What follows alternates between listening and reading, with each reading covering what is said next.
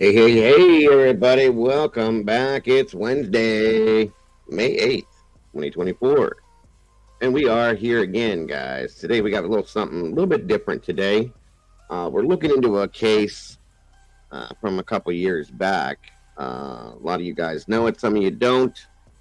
The name is Timmy Dees. It's out of Missouri. Um, Pretty sad story in a really strange situation. As the title states, what really happened.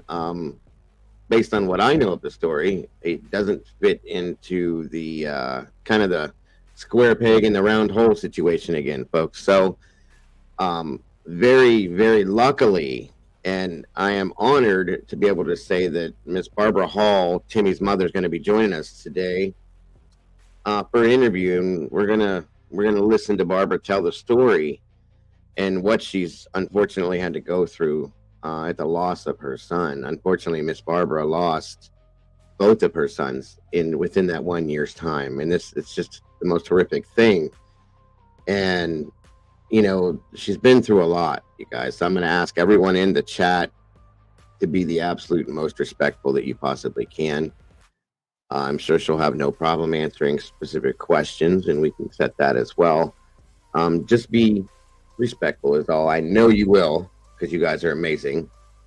But that being said, guys, let's go ahead and get this show on a road, as I always say, and get things rolling if we can. Thank you all for joining me.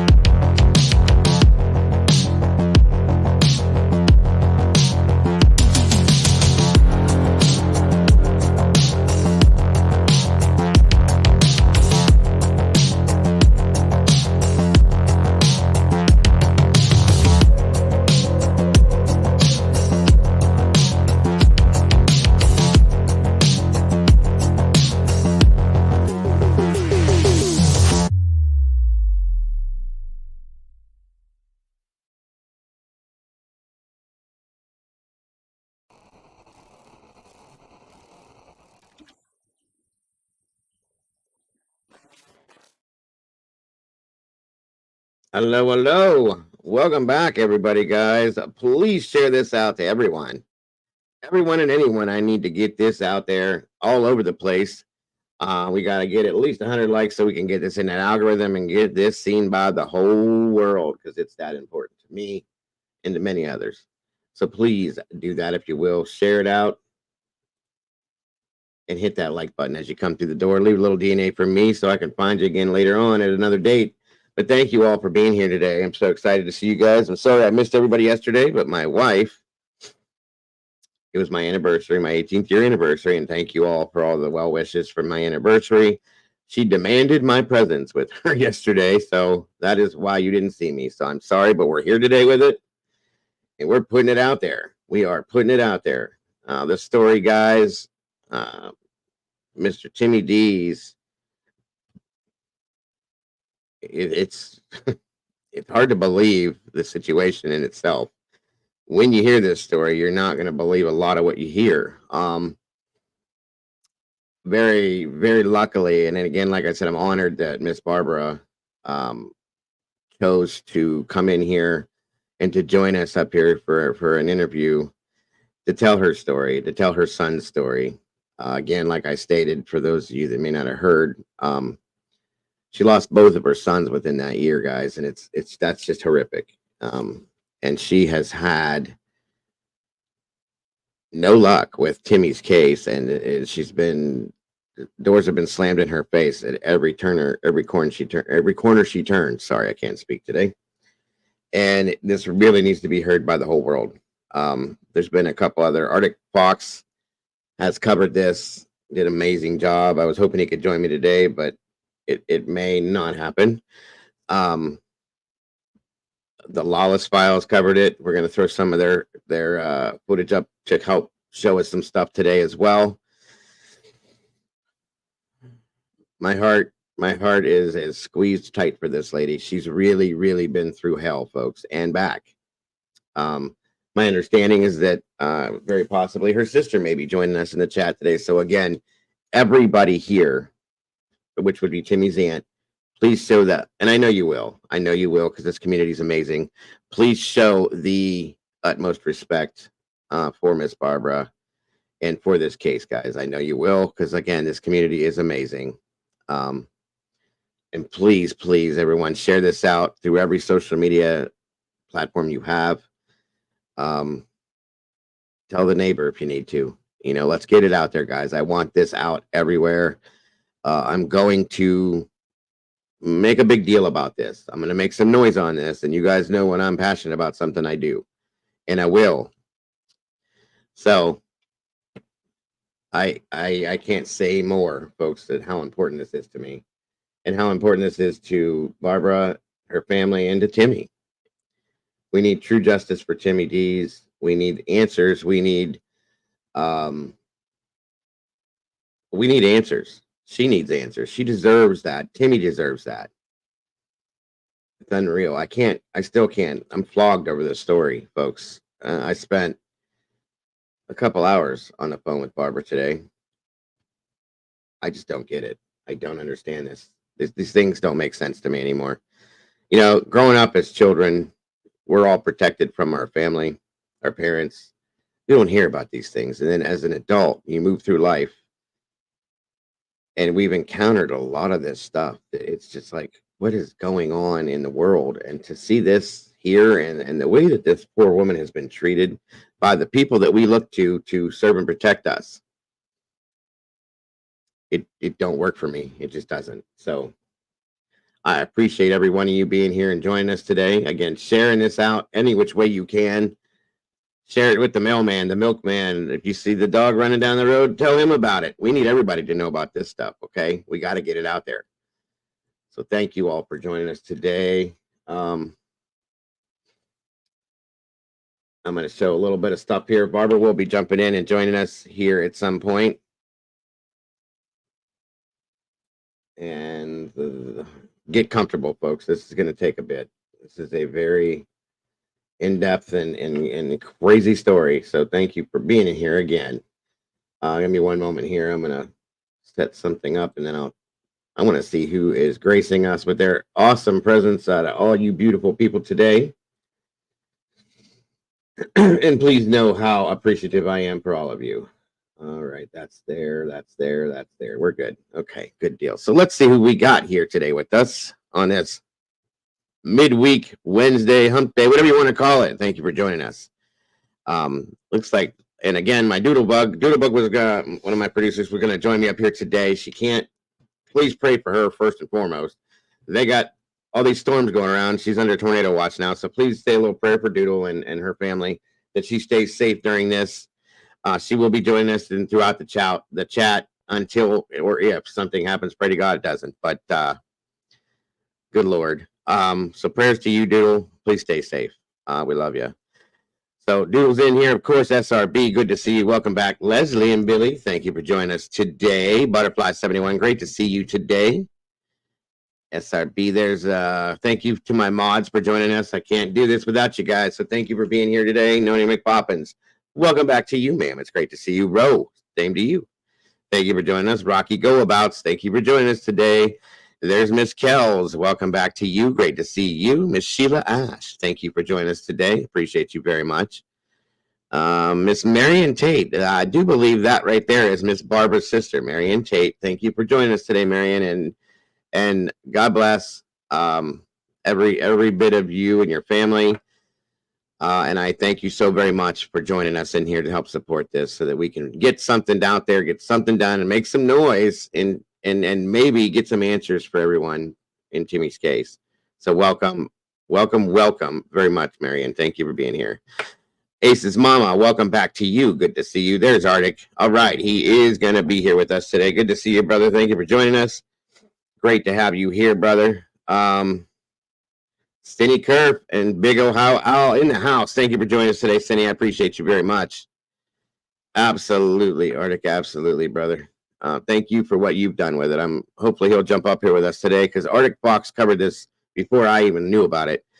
And he did an amazing job. He's been an amazing friend to Barbara and an amazing shoulder for her to lean on throughout this. Wonderful, wonderful man this guy is. Wonderful creator, as you all know. Again, if we can drop Arctic's link in here, please. Mods, I really want that out there. Because he does some amazing work right along with Mind of Monsters, Dutchy, Cluminati, of course. All these other channels that we are out here trying to make a difference, folks. And I can't even say it enough at how amazing these people are. My anniversary was awesome. I got to spend the entire day with my wife, which I don't ever get to do. And we just laid around and watched movies and just spent the day together. And it was amazing. And it was one of the best days I've had in a long time. And I thank you all for understanding me not being here so I could do that. And she said the same thing to all of you. Awesome. Awesome. Thank you, Brandy, for that. There is a link for the amazing Arctic Fox True Crime. Thank you so much. Again, brother, for everything you do and for joining us here today. Miss Victoria is in the house. Welcome, Victoria. Good to see you. Victoria Burgess as well. Thank you for joining us today. The golf inspector's here. Thank you for joining us, Golf. Great to have you back. Of course, the awesome and amazing Miss Wisdom Speaks. Miss Sherry, thank you for being here. I always appreciate you. You know that. Miss Brandy B, the OG. Thank you for joining us today, Brandy. Appreciate you. Miss Cassie, SRB. All of my amazing mods are here. Once again, Miss Molly, my other producer, thank you for being here today, Molly. All of you, I could not, would not, nor should not do this without you, as you all know, because you do such a great job for me, and I appreciate you so very much. Let's see here. Who else? Miss Helen's in the house. Always happy to see you, Miss Helen. Thank you for joining us today. Hope you're having a wonderful day, ma'am. I think it's Ace's mama. Thank you for being here. If I didn't already say it, I appreciate you very much. Rocky Go-Abouts. Miss Kim Marin, great to see you today, dear. Hope you're having a wonderful day. Noni McPoppins, I'm covering some of you guys again. I'm sorry about that. Here we go. Sorry, guys. Good golly, Miss Molly's in the house. Yes, yes, yes. Thank you so much, Molly, for being here.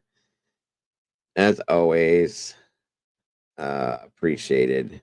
Very much appreciated. I'm going to make sure I didn't miss anybody up top here.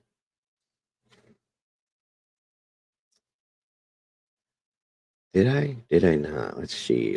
Show. NCTC's in the house. Welcome, my friend. Good to see you, Steve. Good to have you here, brother.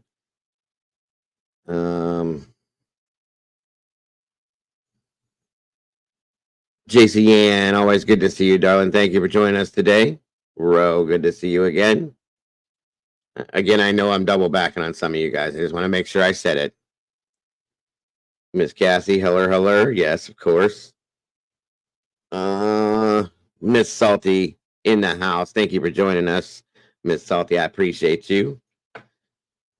Another one of the amazing people that helps me to produce so much stuff in here, guys. I couldn't do it without these people. There's Mama Bear working today, but she's still here to support this. Thank you so much, Mama Bear. We love you and we miss you. Miss Carolyn Miller, welcome back to you, dear. It's great to see you today. Show. I even got you guys doing it now. Show. Making sure I'm not missing nobody. Do. Phenomenon. Do. We got 57 beautiful people in here, guys. Please make sure you're hitting that like button. We're at 46 likes right now. Hopefully we get more peeps in here. Straight Talker 76. Great to see you this afternoon. Thank you for joining us. Terry Martin, always a blessing to see you, dear, and thank you for that. I gotta get this up in this algorithm, folks. This can float around everybody. The whole world needs to see this kind of stuff, guys. I'm telling you, we need true justice for Timmy Dees. There is no two ways to look at that. Absolute. There you go, guys. Again, another awesome soul. His favorite color is green, and you're floating the green hearts. I love you guys. You guys are amazing. Thank you so much. Harsh One, Shelly, True Crimes in the house. Thank you for joining us today. Appreciate you very much. Again, guys, share this out so far out there, guys. We got to get this out. Rocky, gotcha. I got you, Rocky. That's right. Thank you, Doodle. One injustice can compromise all justice. Amen to that one. Miss Andy Rose in the house. Welcome back, Andy. We waited for you, dear. No worries. Show. Thank you so much, Miss Wisdom. Again, there's the link for Arctic Fox. Please sub to him. And every one of you guys, if you can, please share this out to every social media platform you have, again, to get this rolling. It's very important that this is heard, folks, and seen. We need to make some noise on this. Just waiting for Miss Barbara to come in here. I'm going to show some other stuff beforehand. Again, another amazing channel, Mind of Monsters. I think she's probably working right now.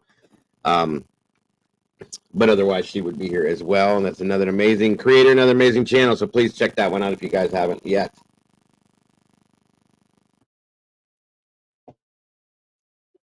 Well, that's the whole point right there, Arctic. Facts are facts, my friend. Unfortunately, it's far more than one injustice when it comes to this town. That's a fact. Fredericktown, Missouri. Good Lord. It took 2 hours and a little under 2 hours, folks. My mind is blown. I'm not kidding. And so will yours. Yes. Mom is an awesome channel. She really is. She's got a beautiful heart. Does amazing things. Amen to that. We need to hold law enforcement to the oath that they took.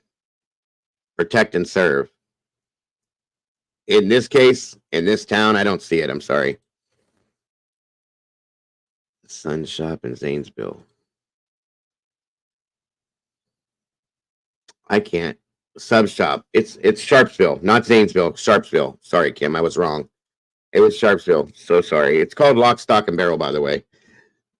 I swore it was Zanesville, but it's not. It's Sharpsville, so I'm sorry about that. I know you're probably looking forward to trying it out. My apologies, Kim. My apologies. I'm so sorry. Those two are close, and I forget S's get me mixed up sometimes. Yes, by the way, thank you, Cassie, as well. This folks, I want to forewarn you up front. This may contain some very sensitive and possible violent content that may not be suitable for all of you. I just want you to know up front, it may be a little stomach turning at some point. Some of the stuff we're going to talk about and a couple things you may see. I just want to warn you up front, just so you know. So thank you for that, Cassie, very much. And thank you, Miss Sherry, for that one, for our awesome Doodles channel. Please check her out if you will. Yeah, she absolutely was, but she finally got some sleep, Arctic. Thank you for being there for her. She said she hadn't slept in 3 days, and you helped her out. Doodle helped her out in some ways, too, with some stuff she's put out. You guys are amazing, and she finally got some sleep. She sounded pretty good on the phone today, so it's awesome. And again, I appreciate you for who you are, Arctic, alone, my friend. Not even just, you do amazing things out here, but just for being who you are, brother, makes That means everything to me because you're an amazing person. You got a beautiful heart, and I appreciate you very much. Salty. Tiffany Daniels been missing for 11 years. Her mom cannot get the police reports and investigation material unless she declares. See, these are the things I'm talking about, guys. These make no sense to me. Miss Barbara had to leave the area, in a sense, to have things done. Okay, I'm not going to go into detail on it. I'm just telling you, this is what I'm talking about. It doesn't make any sense. None at all. Things are horrible. Miss Sherry, again, thank you. Our lovely Miss Molly Drake. And thank you guys for going over. Show some support. Sub to that channel as well. She's very talented, folks. Very, very talented. 11 years, Carolyn. It's amazing, isn't it? Thank you, Arctic. I appreciate that, brother, very much. So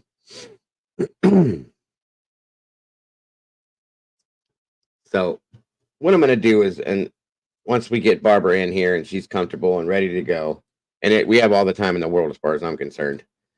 I can take all day to do this, whatever it works for her. I'm going to show you guys a little something to get some of you that aren't familiar with this kicked off. Give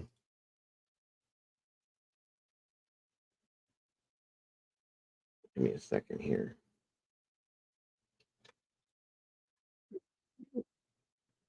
Sorry, guys. 1 sec.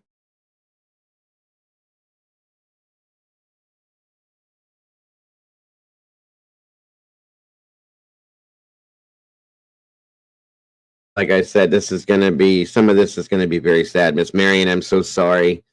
Please know that our hearts are all with you, as well as Barbara, to have to see and hear some of these things. Okay. So please know that. Unfortunately, we do have to talk about some of this stuff and rehash some of these things to get the story out there. So please know our hearts are with you and Miss Barbara throughout all of this, Miss Marion. Please understand that. All right, guys, let's check this out first and get that going. Just to give you guys an update and a heads up as to what's going on with this case to start with, okay? And let me know how the audio is and everything else, please. Come as a St. Louis area family hopes to find their family member alive. He disappeared in that same region almost 2 months ago. Police say none of the bodies are that of Timmy Dees. Throughout the day, police, family, and friends have been searching Timmy's last known location, Fredericktown. It's about 90 miles south of the city. Only News 4's Jenna Ray takes us there tonight. He was very sweet and funny, and he liked to joke around and dance, and he loved music. And he had a wonderful smile. Timmy Dees' mom holds to memories of her son, who just turned 26 Sunday. His disappearance is so perplexing to his parents. He would always call one of us, for sure. You know, nothing else, just say, hey, Dad, I'm all right. He'd text me and say, I'm okay, Mom. Barbara says Timmy was last at her home in Jefferson County on Friday, February 25th. She says Timmy's friend Caleb picked him up to go to Fredericktown for the weekend. Caleb was a childhood friend. So for Timmy to come with Caleb to Fredericktown is not a surprise because Caleb lived here. Sunday, February 27th is the last time Timmy was heard from. And investigators tell News 4 Timmy was seen on video at a Fredericktown gas station around 1:30 a.m. on the 28th. He loved his job, Local 6. You know, he had checks at the Union Hall. 6 weeks later, his parents have so many questions. And he's vanished. And they're not giving up on finding him. I started coming down. We made flyers. And then I just would sit at the courthouse and hand out flyers. Law enforcement officials believe Timothy Dees was last seen here near County Road 277. That's why volunteers are out here searching the field nearby. Law enforcement officials saying a 911 call was made from Timmy's phone on February 28th. The direction's going to be this way. Those volunteers searched for hours Tuesday. It's unclear who made the 911 call from Timmy's phone. As for the people he was with on February 28th, I've gotten 10 different stories from him, so I don't know. Madison and Jefferson County Sheriff's offices, along with Missouri Highway Patrol, are now assisting in the search for Timmy Dees.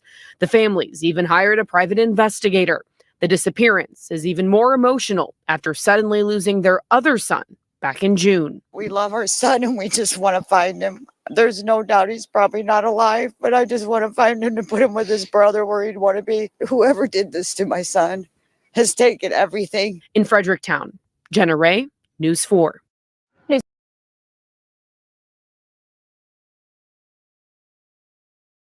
Sorry, folks. That clipped at the end. I'm sorry about that here. Hold on. My apologies. Parents and investigators both say he was with Timmy the night he disappeared. He hasn't gotten back to us yet, but if you have seen Timmy or have any information, call police. The site. I want you guys to remember that name. That name is very important throughout this. The name Caleb. Very important. I'll just put it that way. It's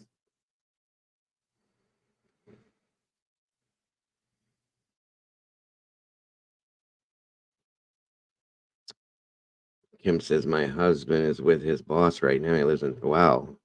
Interesting, Kim. Very interesting. It is very heartbreaking again. And this, folks, I gotta tell you, I have to tell you all. We've all looked at multiple cases over the past, since I've been out here, a couple years now, okay? We've talked about corruption in different areas of law enforcement and the legal system and stuff like this.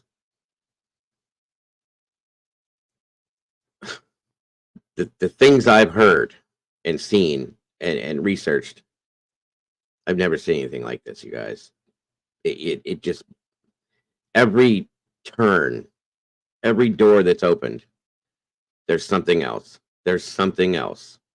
Oh, there she is. Welcome, Barbara. And again, thank you for joining us today, Barbara. I appreciate you so very much.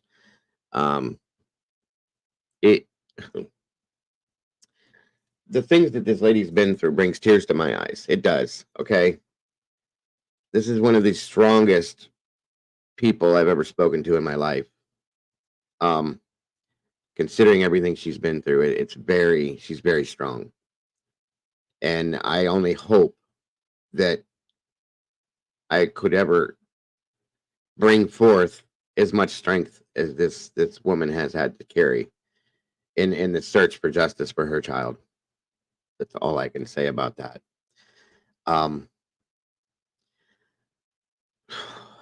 This is rough, guys. This one is really rough. I feel so bad. And so my heart goes out to this entire family over this. It really does. So thank you again for everybody for joining me on this today. We need as much coverage on this as we can and need to make as much noise as we very possibly can. I'm going to show you guys a little bit more, and then we're going to bring Barbara and maybe even Arctic up here, and we're going to have a talk, okay? Because this needs to be heard in every aspect. So, Barbara, just get comfortable, hang out here in the chat with everybody just for a few more minutes. I got a couple things here that I want. And again, Marion, thank you for joining us as well in support of this. God bless. I mean, I can't even imagine what you've had to go through. Guys, 1 second here. I'm going to show you a little bit of the fight that Miss Barbara's gone through. And there's another channel, mods, if we can drop this link as well right out of the gate. There's another channel out there that's called The Lawless Files that has done 2 very, very good stories on this.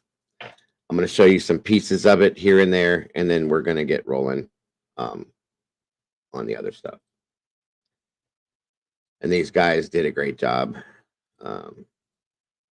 There's a gentleman in here that runs this, works with this by the name of Bob, that has been very helpful in a lot of ways to Barbara.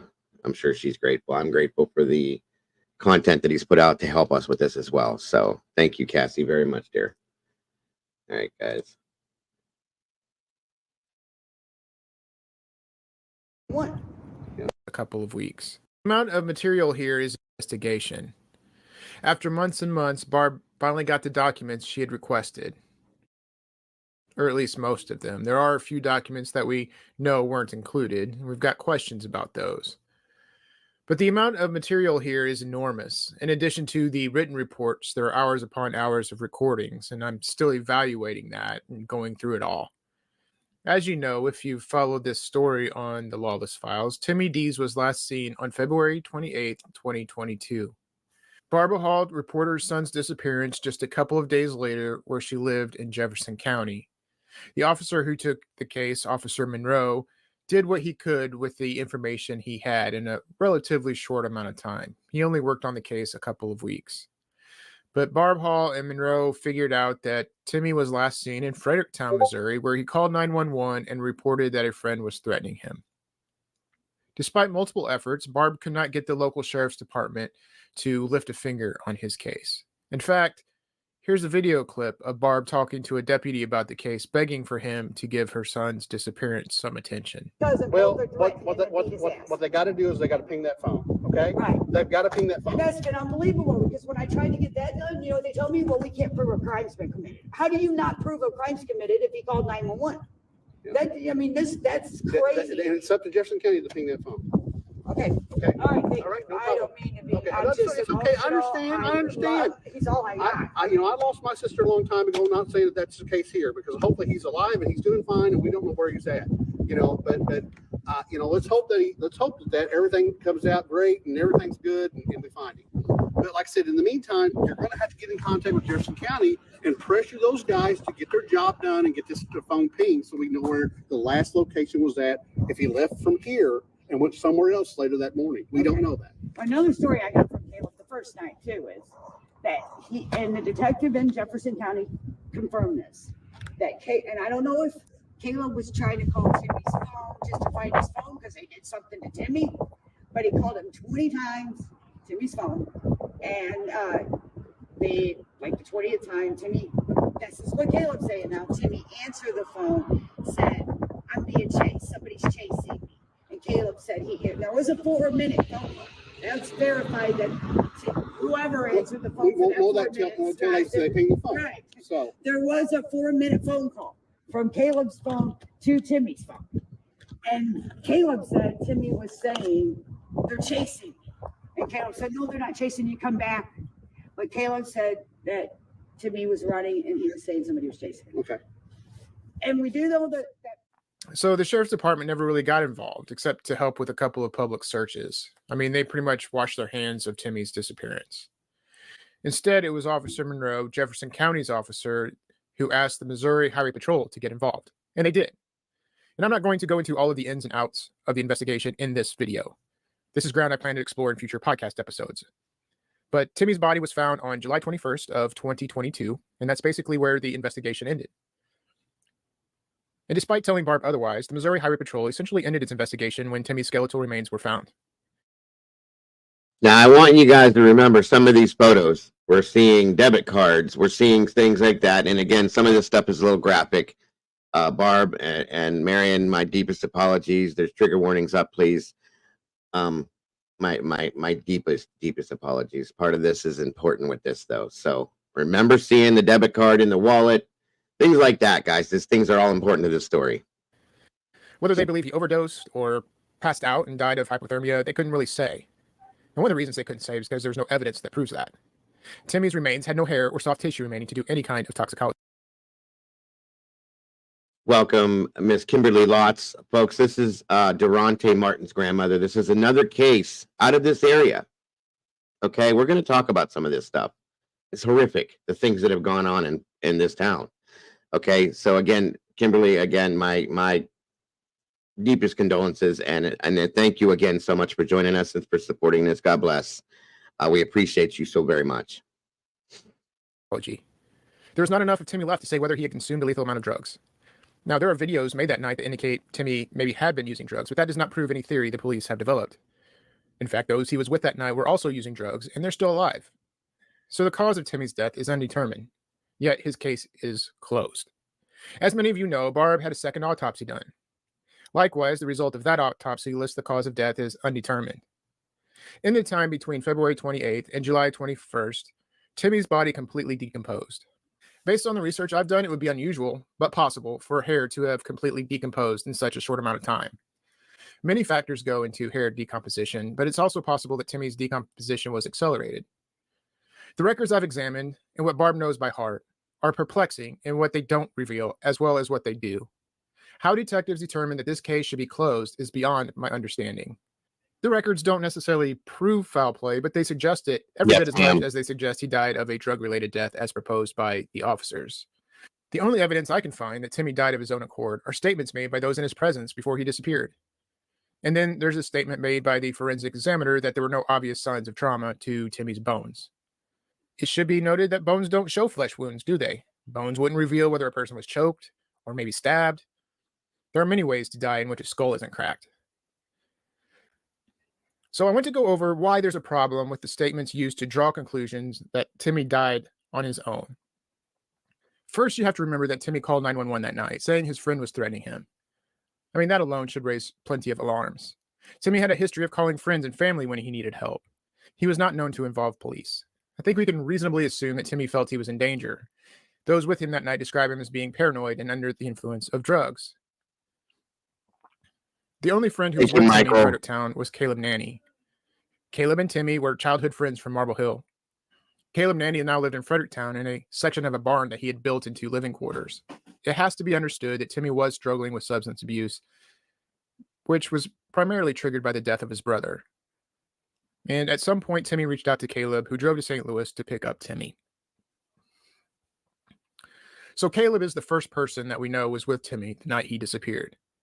The second person we know who was with Timmy is Trevor Holland. When a deputy responded to the 911 call that night, he arrested Holland.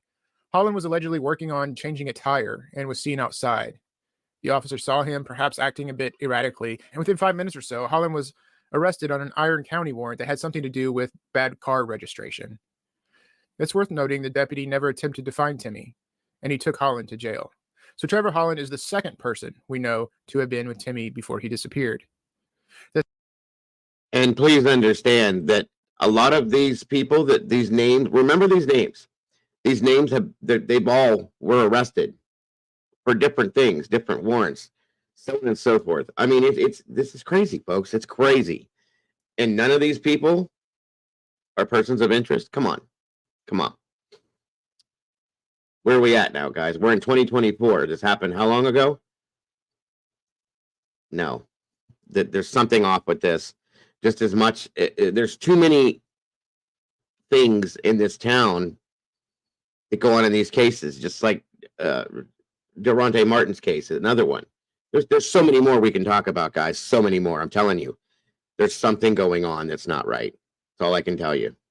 I'm sorry for interrupting. Once we get through this part of this here, I'm going to show you some more of this, and we're going to bring Miss Barbara up, and we're going to get things rolling. The third person we know to have been with Timmy the night he disappeared is a man by the name of Mike Busking. That's spelled Busking. And Busking has a long criminal record. There were perhaps others beyond these three, but for now we're just focused on these guys, Nanny, Holland, and Busking.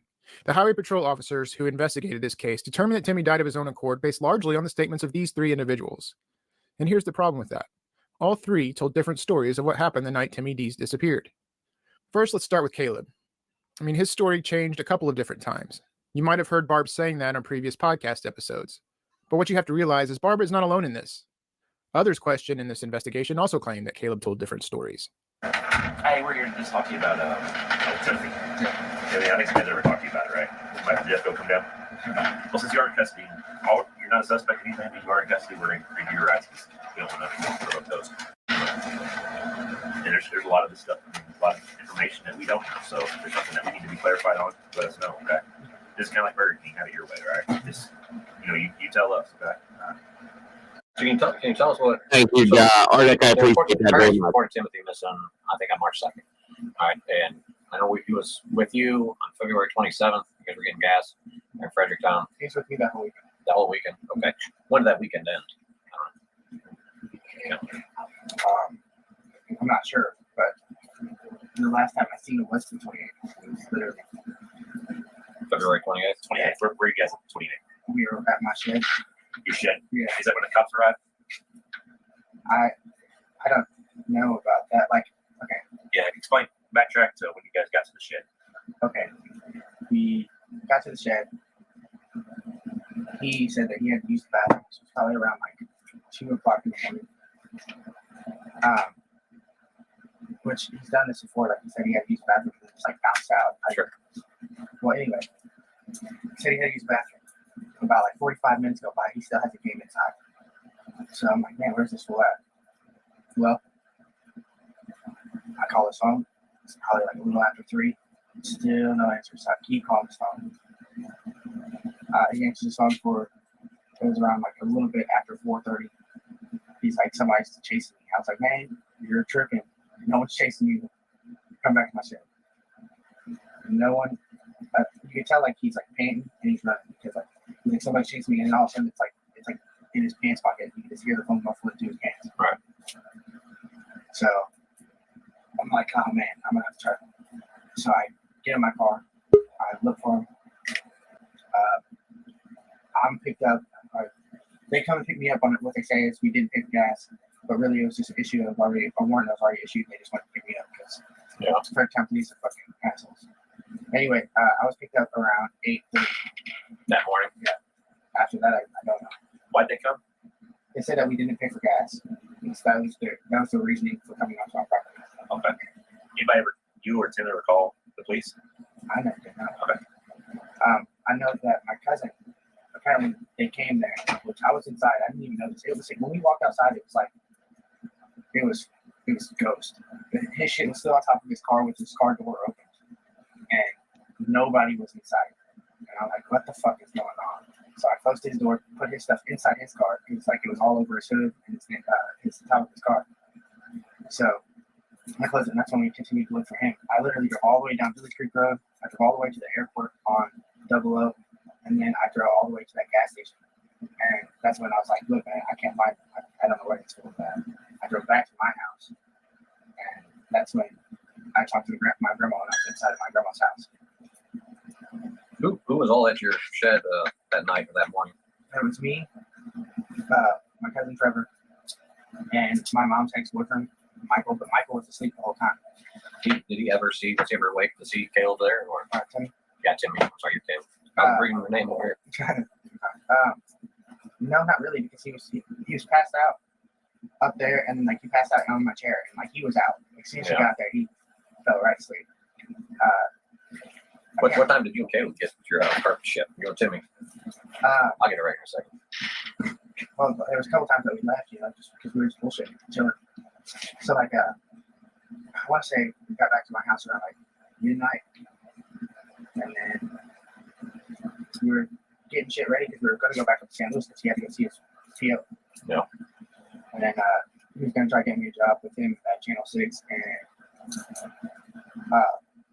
he was going to help me with my unemployment. But as soon as it got close for us to leave, he was like, "Oh, I'm going to bounce out."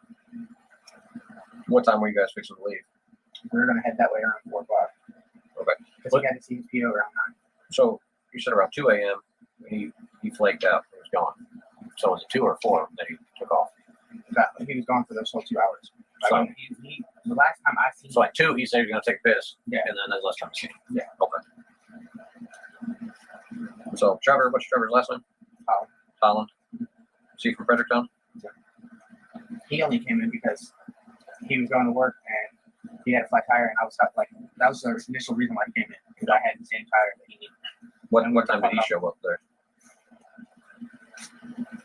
A little bit before he walked, so it had to be a little bit after 2, because he got it, and then it's like, I think that like scared Timmy or something. Like it's, I don't know. Timmy's attitude and whole demeanor changed when Trevor got there, and then he just like started like packing all this shit into this bag. What type of drugs was he? We're not the drug cops. We're not good He had up to 100 Xanax bars, and then we had a little bit of speed. I don't take Xanax. So. What did he take? I'm not for sure. I can't really say what he took. I know he took a couple Xanaxes. And with this little bit of speed, how much speed? Not really a lot. Was he smoking, snorting treatments? He was snorting. Yeah. What Xanax bars? Did he take it orally, or just he snorted? That I can't really say. But I won't say he just popped him. Yeah. Was that about the same time as speed? Okay. Now, did you take the same speed that he did? Yeah. Okay. So out of the same group. Okay. Did you notice anything different? Wasn't like a hotline or anything?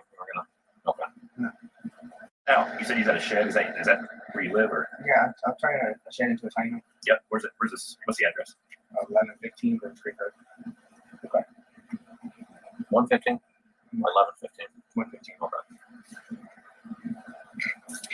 Is that your grandma's property? Yes, sir. So between midnight and 2, the people that were there were you, Timothy, and Sure, and Michael. Yeah, That's the only 4, right? Yeah, Michael's passed that the whole time. What's Okay. Michael's last name? Let's see.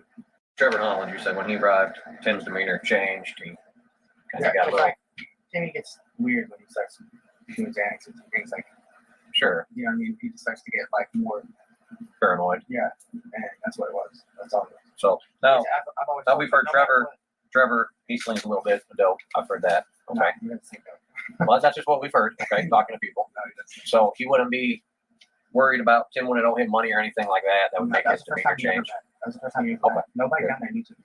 The whole reason why I brought Timmy down there was because he wanted to get away from everything. Okay. Like I What's he had, want to get away from? just everybody was putting too much pressure on him.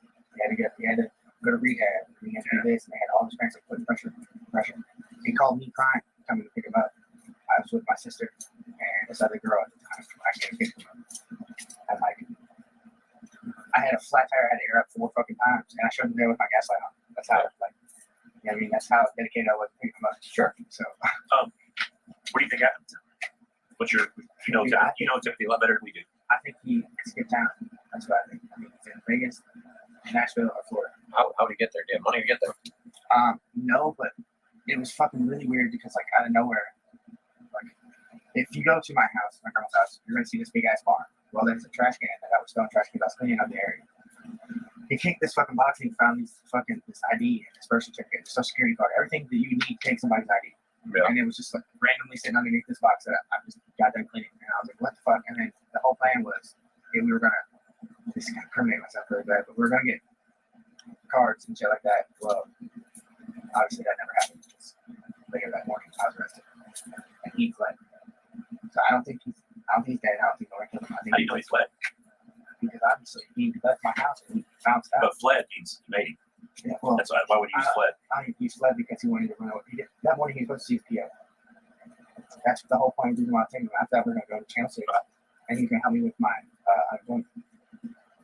So I use fled because it's just I guess. But Was he suicidal or anything? You think? I mean, 100 Xanax in your pocket. I don't think he. I mean, he's talked about that. I don't think he can do it. I don't think you know what I mean. Well, if you're not in the right state of mind, you may. Like I said, we're trying to, every possibility out there. Okay. I mean, obviously we want to find him. We'd rather find him alive than dead. But So I don't think he would. No. do you know any of the names on that birth certificate or social security card? Yeah, so this was funny. You were just going to try getting a card or something there. Kind of like his buddy knew how to do all that shit. I didn't know none of his friends up there. I was just an old childhood friend. I known him since the 2nd grade. Well, Okay, no problem, Arctic. I understand. I know Doodlebug's going through that too. Would be safe, brother, either way. That's all I'm worried about. So just let me know. We'll be here for a while. So if you need to jump out and jump in or jump in and jump, whatever you got to do, bro, just stay safe. That's all. We need 15 more likes and understanding to get us in that algorithm, folks. Let's make that happen, please. I haven't talked to him. All I talked to you was Timmy's dad, Timmy's mom, but his mom was trying to tell me that every time I talked, I changed the story. So I was like, dude, I'm not gonna. Oh, small town shit. Yeah. You said that you think he's in another city. What's the possibility of him still being near your property? Very high. Very high. No, like it's like he didn't know anybody. Everybody he met. You know what I mean? That's meeting somebody, but just running away. I've seen it numerous times. You take a shot of meth, you mix it with other bullshit, you get paranoid, you fucking around, you take the clothes off.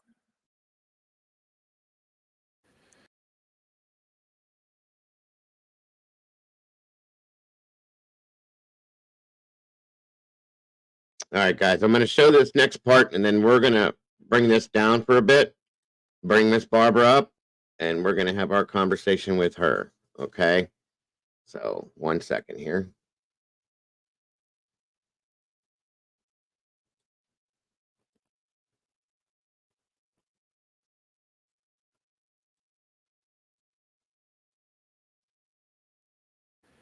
Here's what the report from the investigation says. Nanny states he was at his house and Dees, Holland, and Busking were there. He states Dees' demeanor changed when Holland arrived. He describes Dees as being more paranoid as he began packing belongings into a bag. Nanny states around 2 a.m., Dees told them he had to use the bathroom and went outside. After 45 minutes passed and Dees had not come back inside, he began making calls. Nanny claims Timmy started saying, "Somebody's chasing me." Nanny said he told Timmy he was tripping on drugs and no one was chasing him. Nanny goes on to state that the phone call ended, so he got back in his car to go look for Dees. Nanny states he drove all the way to the airport on 00 and to the gas station. Nanny goes on to state that he observed Timmy consume multiple Xanax bars and snort meth, and that he had just bought liquor at the gas station. Caleb says Timmy talked about suicide, but he didn't think he would do it. Caleb says he believes Timmy is alive and went out of state to Las Vegas, Nashville, or Florida. He said he talked to Timmy about doing this kind of thing. Caleb states Timmy has taken documents and talked about making fake credit cards. So Caleb is making all sorts of accusations about Timmy. Many of these things are not true. But again, I'm not going to get into all that stuff here. In a different statement to police, Caleb explained that he got gas at the C-Bar that night and that he thought Timmy was going to pay for it, but he didn't. He again states that Timmy left around 2. Caleb states Trevor had already been arrested. This time, he says he feels Timmy may have gone to the Cape Girardeau area or may have contacted a few people from the Patton, Missouri area. He states that Timmy didn't know anyone from Fredericktown except him. Caleb suggests that the investigators should look around a crypt area at the cemetery. He said if Timmy felt like someone was chasing him, he may have run toward the graveyard. In statements he made to Timmy's family, Caleb drove around in his van looking for Timmy, driving to the graveyard and the airport. The family member asked Caleb if Mike Busking was there, and Caleb says yes, but he was passed out. Caleb also told police that he thought the cops were called because Timmy was screaming. In another interview, Caleb stated that Busking never saw Dees and that he was asleep the entire time. Okay, so that's a key thing here. Caleb said Busking was sleeping, he was passed out, and one statement he specifically said he never saw Timmy's face. Okay, so that's the gist of Caleb's story. Okay. All right, Miss Barbara. All right, we have the link here because this is the easiest way to do this for you. The link is here in the chat, at the very bottom of the chat right now. If you want to go ahead and click on that link and jump up here and join me and Arctic, we would definitely and greatly very much appreciate it. If you have any struggles or problems, let me know. We'll make it work.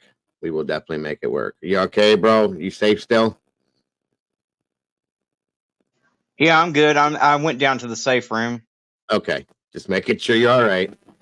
These storms have been crazy, crazy.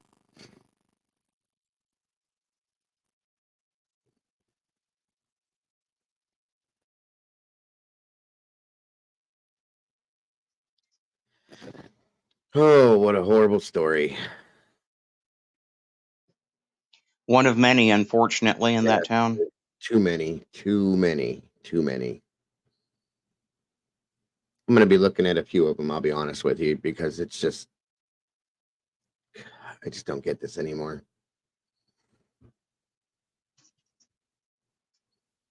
Can you hear me, Barbara?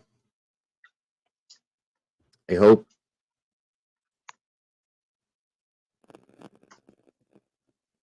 There she is. All right. Hello, Miss Barbara. Can you hear us okay? Yes. Wonderful. You have a great connection. That sounds wonderful. Welcome. Thank you. Yes, ma'am. And again, thank you so much for joining us. Of course, you know Arctic Fox up here with us. Yeah, I love Arctic. Very well.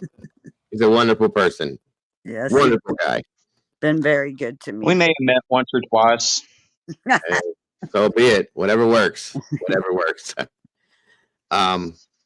Victoria's asking what state you're out of, Arctic. I don't know why, but I don't know what that means. Fort Smith, Arkansas. That's where the tornado sirens just went off. Brandy, if you got storms down there, be careful, hon. Okay. So again, Miss Barbara Hall, folks, is Timmy Dees' mother. And Miss Marion in here would be Timmy's aunt. And I'm grateful to both of you for joining us today. Is your day a little bit better today, Barbara, than it was yesterday? Yes, I got some sleep. Wonderful. I'm so happy to hear that. And again, thank you for the conversation earlier.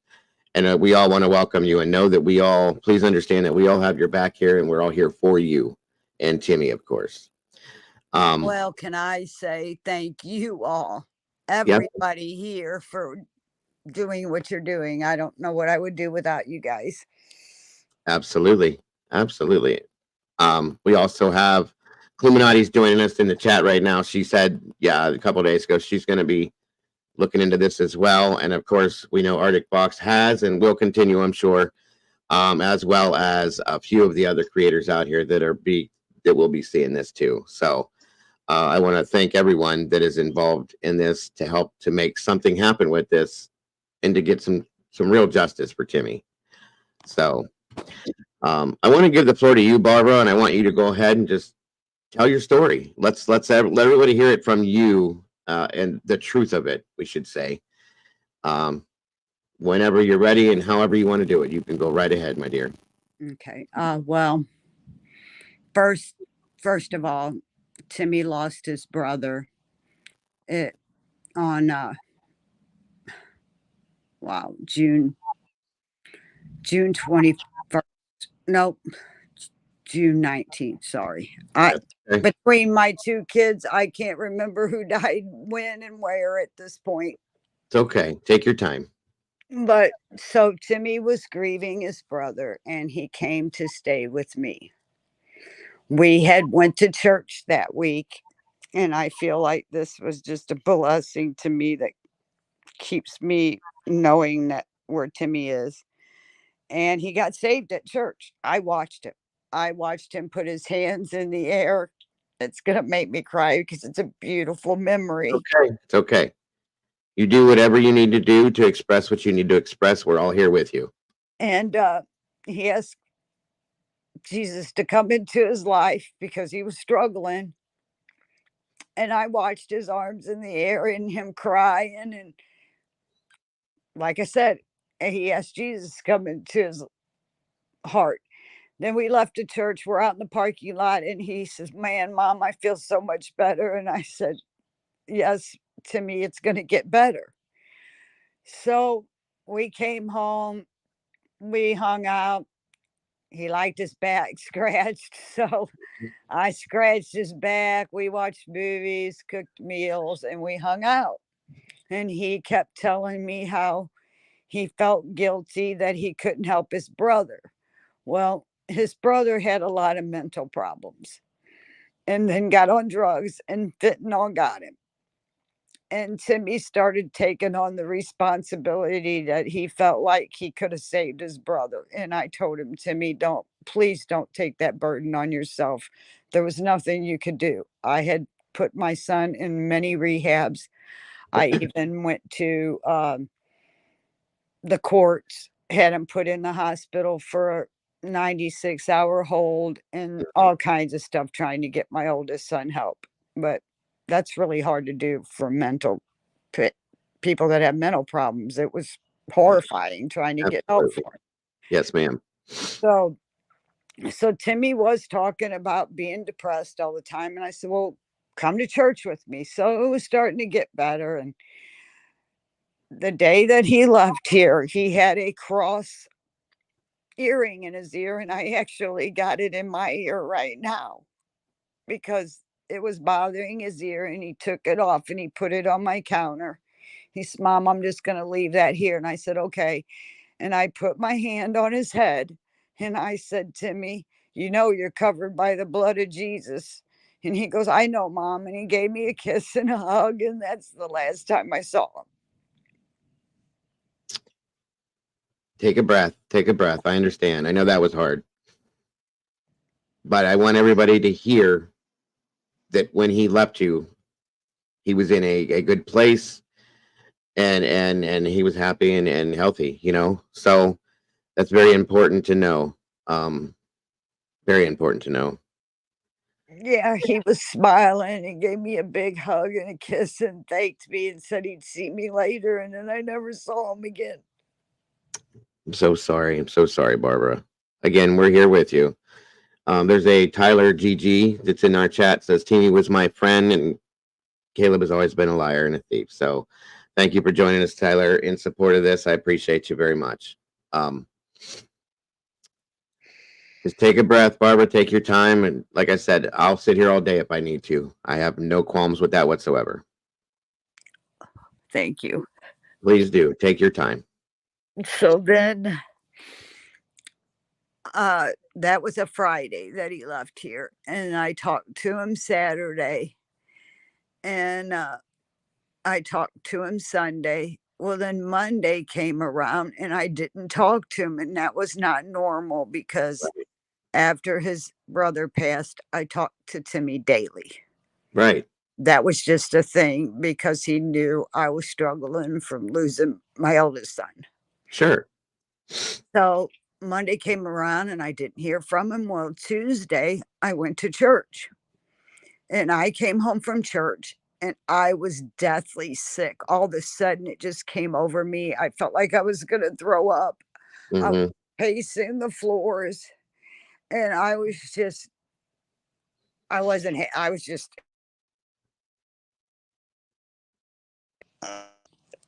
can you still hear me?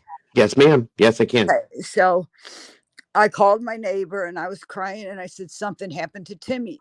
I go, I'm telling you, something's going on. And she was like, well, Barb, maybe you need to call the police. And so that's what I did. And I made it. Well, I had a little problem at first, but that doesn't matter. I got the missing persons report done. I understand. So then the following day, I found out that Timmy was in Fredericktown with Caleb. That Caleb had came up to St. Louis and picked Timmy up from his friend's house that Timmy had went to on that Friday. So then I found out he was in Fredericktown, so I called Fredericktown Police Department, the Sheriff's Department. And I said, I found out my son was there. He's with Caleb Kelly, or, well, he goes by Kelly. I don't know why his legal name is Nanny, but he goes by Caleb Nanny or Caleb Kelly. And so I found out that Caleb was in jail. So I called the jail and I put on money on Caleb's books, because in the beginning, I loved Caleb. Right. I mean, I've known him since he was a little boy. He stayed in my house, so I would have never dreamed that Caleb would do anything to Timmy. You pretty much helped to raise him. I mean, as a good friend of Timmy, right? Yeah. Right, because he's had a pretty rough childhood, and I felt for the kid. Absolutely. I mean, we bought him school clothes. We bought him new shoes to start school. I mean, that's what we did. So then Caleb calls me finally from the police station. And the first thing he says is he's mad. He goes, Timmy took everything from me. I've lost everything I've ever had because he didn't pay for this gas, and he's going on and on. And I go, well, Caleb, I go, where is Timmy? I go, and why did the police come there?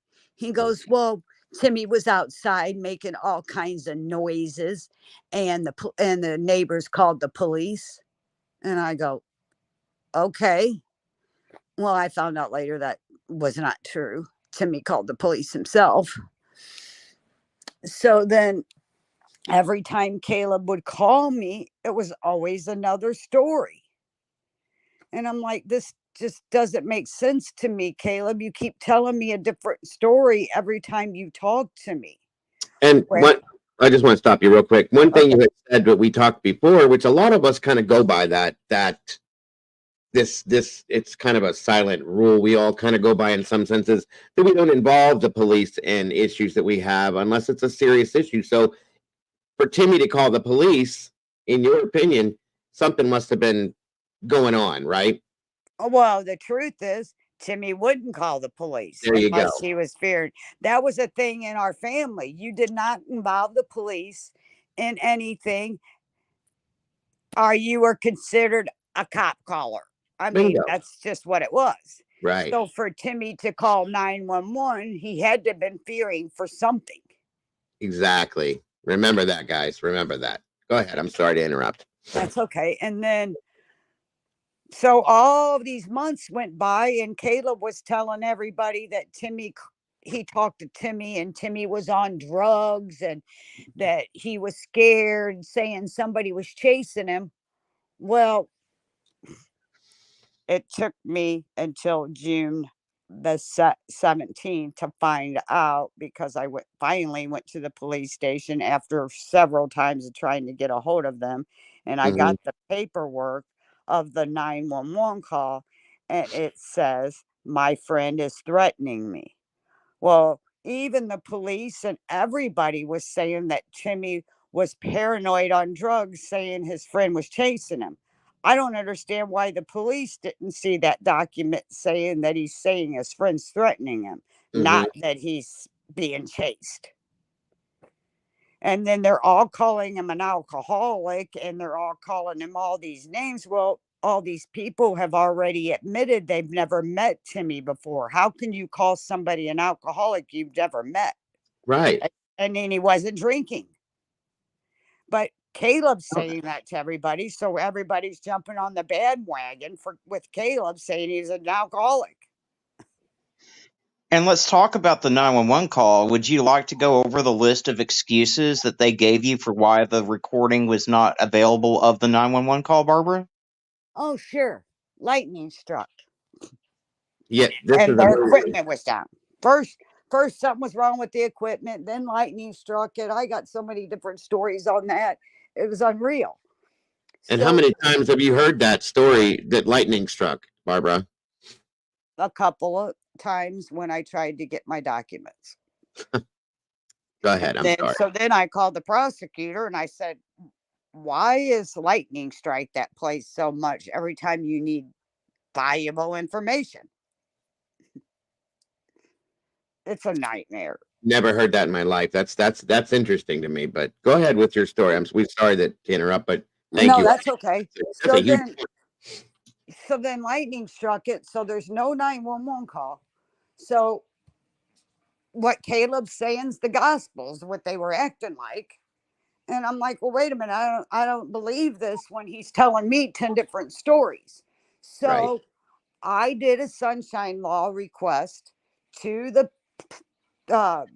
Iron County Police Department where Caleb was in jail.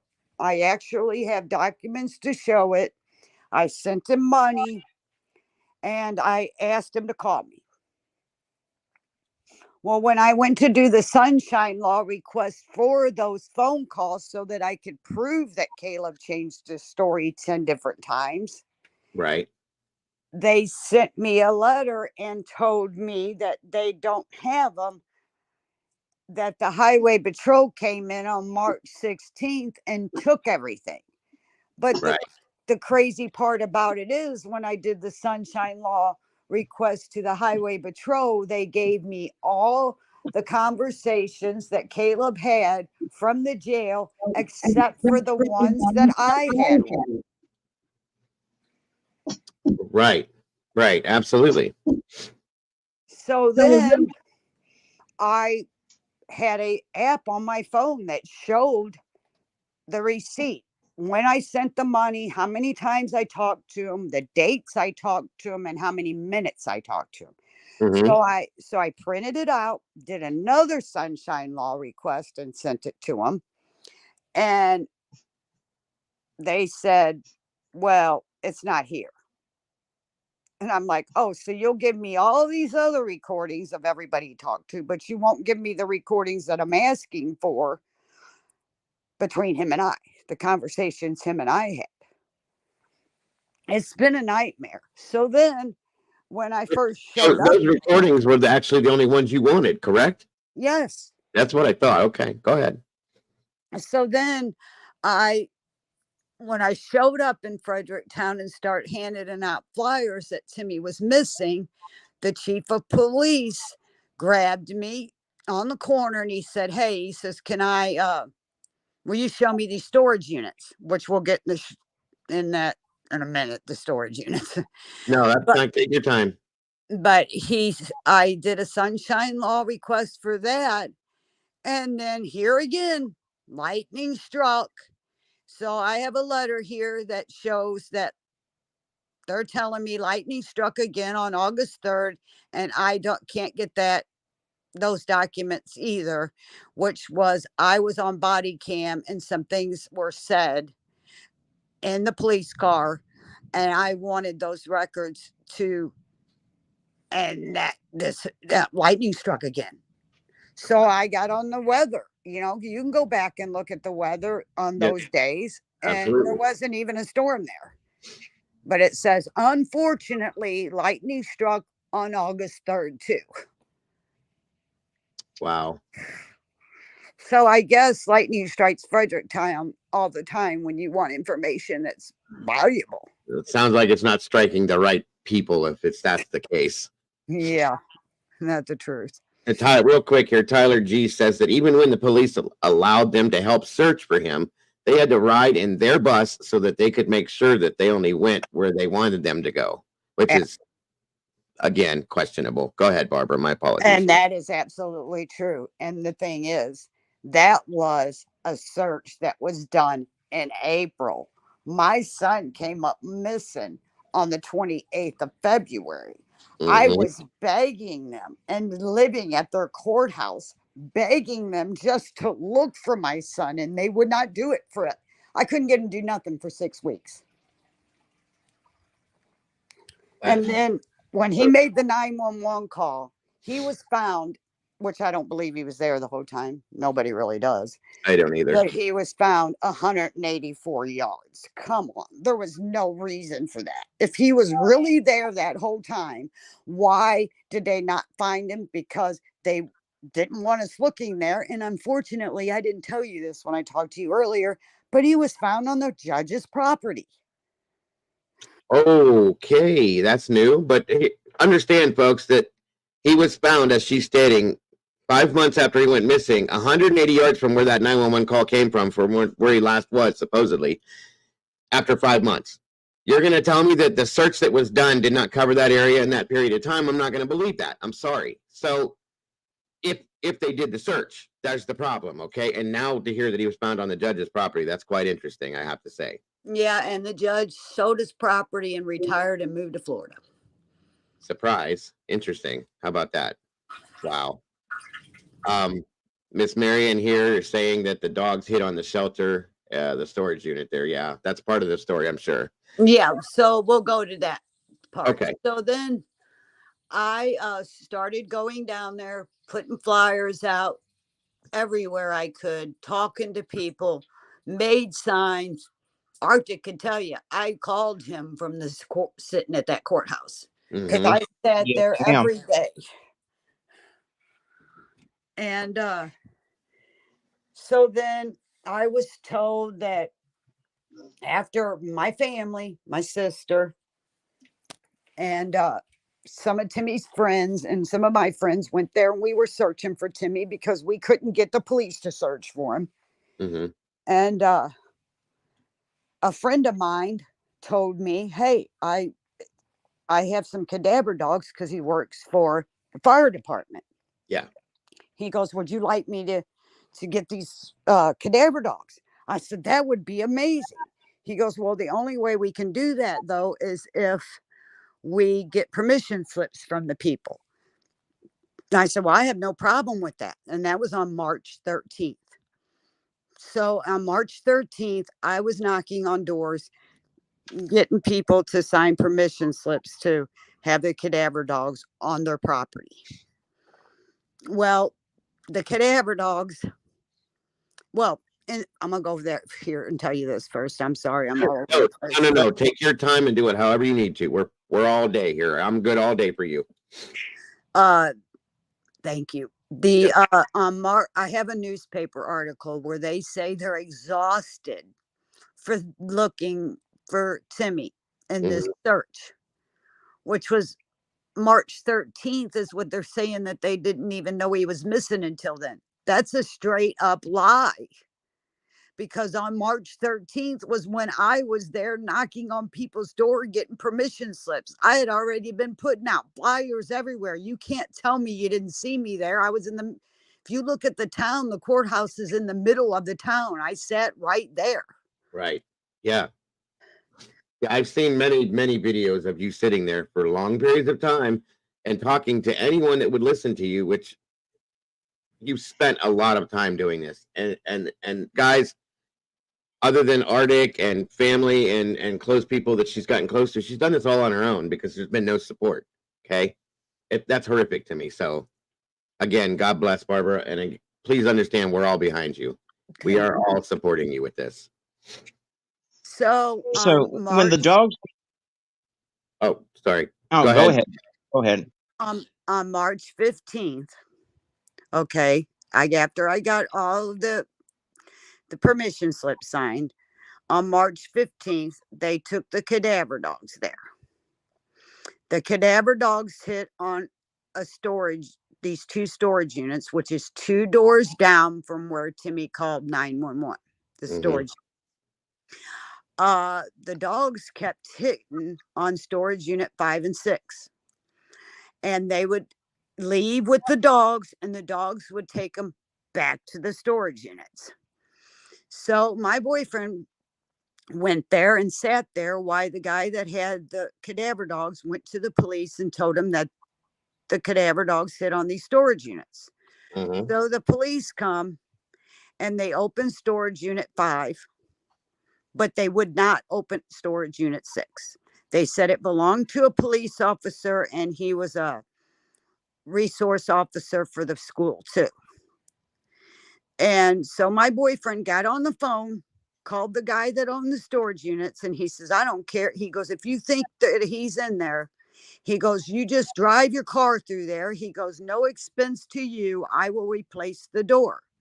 But the problem with that is that the sheriff pulled her truck in front of the door, so you couldn't do that. And then they put, and then when my boyfriend said something, she got mad. She goes, oh, it could be a dead mouse. And it's like, no, ma'am, cadaver dogs don't hit on dead animals. Cadaver dogs hit on human remains. Right. They're trained just for that, folks. Right. So they put their hands on their guns and told him that if he didn't leave, that they were going to arrest him. Wow. That's insane. Were you going to say something, Arctic? I was just going to talk about the storage unit, and I want to address Caroline's question. Yeah, we do believe he was at one point in the storage unit, and we believe, and I'm sure Barbara will go into this later, but I believe that Timmy was dipped in acid to get rid of his flesh, because he was only gone, guys, for not even 5 full months. And his skeletal remains had no hair, no nails, nothing. And there's people that have been buried for hundreds of years and then, exhumed, and they still have their hair. And this makes no sense. Yes. Absolutely. Absolutely. I agree. I've spoken on this the other day. I don't want to get too deep into some stuff that I don't want to upset anybody, but I looked into decomposition. I've dealt with decomposition in my career when I was an EMS and firefighter. Okay. I've seen it, rapid decomposition. And if he's in the elements, yes, it can go a little faster. But the way that things were done, I saw photos, you saw some photos that were put up of bones and stuff like that, guys. The hair is a big deal. For that to be completely gone, there's something not right with that. So I have to say that I'm very close in line with what Arctic just said, because nothing else makes much sense to me. So go ahead on with what you were going to say, Barbara. I'm sorry again to interrupt. That's okay. And then the police told me after he was found that that's all normal. And I said, well, that doesn't make sense to me. So Arctic and I was talking, and he's, Barb, I know this can be hard, but maybe you need to go down to the funeral home, look at your son. So that's what I did.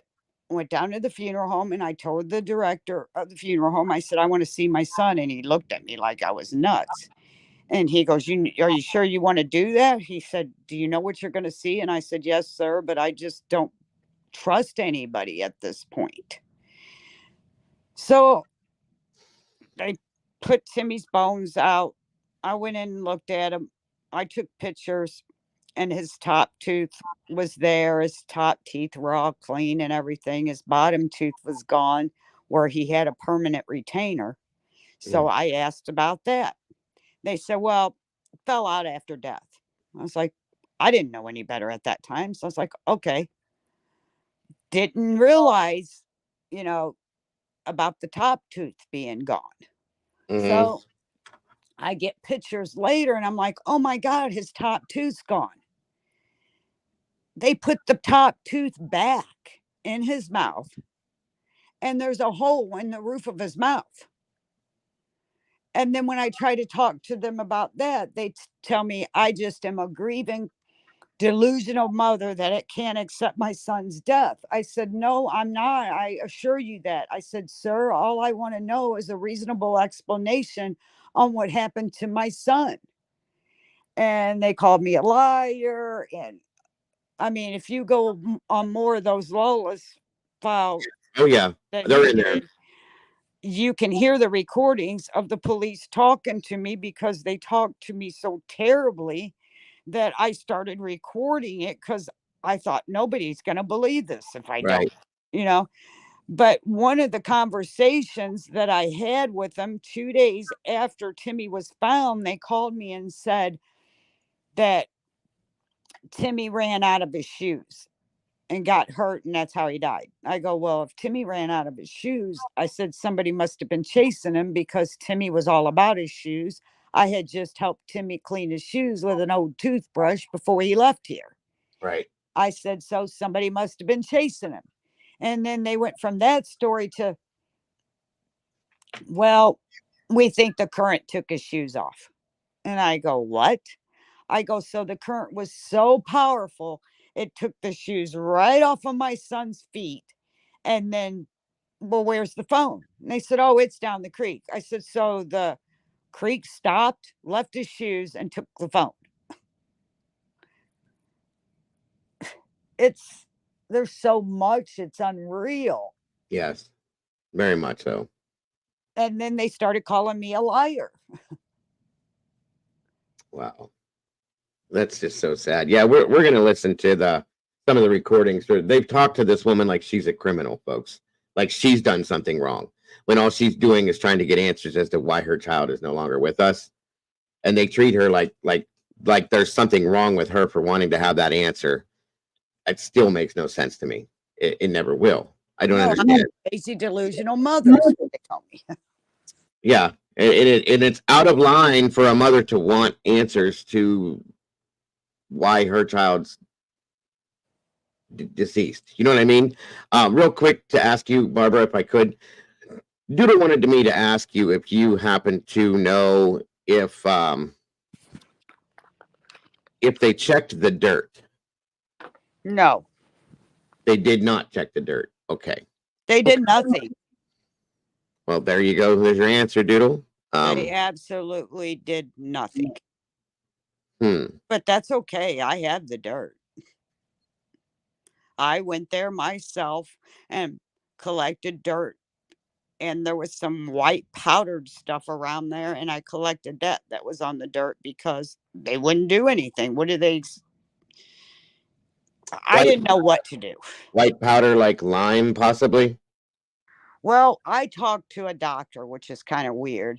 My boyfriend was getting a procedure done on he had a spot of cancer above his eyebrow. Mm-hmm. I became pretty good friends with the secretary or his nurse there. And she's been following Timmy's story. And we were talking why the doctor was doing this procedure on my boyfriend. Right. And I was telling her what kind of condition that Timmy was in. And that doctor stopped in the middle of that procedure and he looked up at me. He goes, no way your son was in that kind of condition in 5 months. He said somebody had to put a chemical on him and he named it, but I can't pronounce the name. And the chemical. There's a few of them. Lime will be used. It keeps the smell down. There's an acid that can be, there's a few acids that can be used. As soon as I heard that the hair was gone, that was my automatic instinct to think that. So we're going to look into that too, And especially. I have a picture of him where his head is in his hoodie, turned around the wrong way. It's not like the back of his head's in his hoodie. His face is in the hoodie. So his head was turned completely around the other way. Yes, in the hoodie. Okay. And I called the coroner and I asked the coroner. Well, first I called the coroner and he goes, "Oh, I personally took your son up to St. Louis. I personally drove him there." And I go, "Okay." I go, "Well, can I ask you a question?" And he said, "Sure." I go, "Did he have clothes on?" And he goes, he's rummaging through paper. And he said, "Well, I don't know." And I'm like, "Well, how do you not know if you took him personally took him to St. Louis?"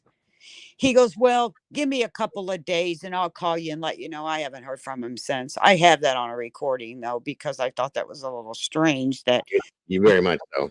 you Yes. you collected my son, but you don't know if he has clothes on. How many dead bodies do you find in that town? Yes. And I'm going to tell you guys right now, I looked at the bones from the autopsy myself. There's this, they look like, and I hate to say it like this, I'm sorry, Barbara. That's The photos I saw, the bones look like they're 100 years old, okay, or almost. I'm not just saying that's how clean these bones are. There's something wrong with that to me. There's no way that this man was laying in that spot where they found him for 5 months, and that is the decomp from it. It makes no sense, folks, and I'm not going to show them because it's too much for YouTube, and I want to be respectful. But again, there's no way. The teeth are way too clean. There's just something about this that's way off. And I know that this is done. We've seen it done. But Well, And speaking of the teeth, speaking of the teeth, I know Barbara said that the one tooth had been put back in his mouth, but if you look at those pictures I sent you, Dago, he's also got a bottom tooth missing, Yes. and he had a permanent retainer. His permanent retainer was also missing. and it's the tooth at the bottom that's missing, that the retainer was there. I don't know how the tooth and the retainer came out of his mouth. And they told me that happened after death. And so the top tooth that was missing, I mean, guys, these teeth look perfect. The top row of teeth are perfect. It makes no sense to me. Okay. And another thing, I have to tell you this, this is driving me nuts. Looking at the head, okay, there should be, even if it was very, very, very advanced decomp, there should still be singular hairs here and there and in certain tissue. There's nothing, you guys. This is clean. It does not make, and that's everything on this body, folks. It makes no sense to me at all. There was something that pushed this along, and I don't care what anybody tells me. I'm not going to believe that there wasn't. So, why was there a tracker in his pocket? That's another question. There's a picture here, and I don't know if I can separate it, of the things that were found in his pockets. Actually, I think I can. I don't think that tracker's in that picture, though. Okay. It's yellow. Yeah, I saw it on the video, but it's not in this picture. Okay. There was an ID, a couple credit cards, some money, and there was a yellow tracker. Okay, what looks like a tracker, a tag to me, that could have been like, it's a little yellow, it's about this big, and it's a round, like oval object, and it's got a hole through it that looks like it could be hooked to a keychain or something, okay? I don't know typically if it's like did he have a key finder that you know of, Barbara? I know he didn't. That's why I'm saying something about it, because my son, when he would come here, he'd take everything out of his pockets, throw it on my coffee table, and kids flop on my couch. Yep. And he didn't have that when he was here. And I even called his friend that Caleb picked him up at his house and asked him if he saw it. And he said no. Well, he wouldn't have had it for his keys because I had his car keys because his car broke down in my driveway that Friday and he broke down crying. And I said, Timmy, don't worry about it. You got $1,500 at your union hall. I said, we'll just have it towed Monday and have it fixed. Don't Bingo. stress on it. Absolutely. Because Timmy, you know, after COVID, he had just got back to work and Timmy made very good money at his job. Absolutely. Absolutely. I'm going to show you guys something real quick. I'm very curious about this, by the way. I can't find the exact one. Okay. But it kind of resembles something like this, but it's solid. It's one big piece all the way up through here. Okay. And it's all yellow. And then right here at the top, there's a hole, like a loop. Yep. Okay. And then down here, there's like what looks like a button, just like this. It's just solid yellow. And somebody that one of the people within the Lawless Files told Miss Barbara they looked into it, and it's some form of a tracker. Why did he have? Maybe it was an AirTag, something like that. Why was that in his pocket when he was found, folks? I'm curious. I'm really curious to that. My opinion on that is I've always heard that when a crime is committed, there's at least 3 mistakes. Did they put that tracker in his pocket so they could track his body? Mm-hmm. Because I do not believe he was there the whole time. And I believe the only reason why I got my son back was because I would not leave their courthouse. Right. Absolutely. So they gave me his body thinking I would go away and shut up. But then they treated me so badly about all these unreasonable explanations on what happened to him. And Right. then they said, well, he had a drug overdose. I said, well, prove it. And they hung up on me. But I had a bone taken out of his thigh, and that was hardest thing. One of the hardest things besides going and looking at his bones at the funeral home was I had to go have a DNA test done on a baby that I had. Yeah, I know. That's horrible. So That then is I had the bone sent to Texas, and they told me it was going to cost a certain amount of money, and I had to pay, I don't know, $300-400 to see if there was any bone marrow to check and see if it was him, to make sure it was him. And if there was bone marrow, I had to pay him another $900. So I had to pay $1,500 God. to have a DNA test done to make sure that he was my baby. That's horrible. Real quick, not to interrupt you, but I do want to make a quick statement. I covered the Michael Politi case as well, and yes, Clue, that's 100% how that happened. It's unbelievable too, and it's out of that area. Once again, another situation that makes no sense. Go ahead. I'm so sorry to interrupt you again, Miss Barbara. That's all right. So then I've been watching. I didn't even know what a YouTube was until after Timmy come up missing. Right. Donna, or I'm sorry, Doc, Draw Latina. This is up on screen. She's a medical doctor as well as a psychiatrist. I'm sorry, Doc. And she's asking, did the ME do the bone marrow testing in the toxicology screen that you know of? No, they didn't do a toxic. They just told me that it was him by the DNA. Okay. I don't understand if they had bone marrow, why they couldn't test it for drugs like they're telling me he OD'd. Thank you. But they didn't do that. I think that's why she's asking that. Again, she's both a medical doctor as well as a psychiatrist. So thank you, Doc, for being here with this today. It's very helpful. Thank you. Again, take your time, Barbara. If you need to take a break, we can do that. Whatever you need to do, we're here. I'm here all day for you. So thank you.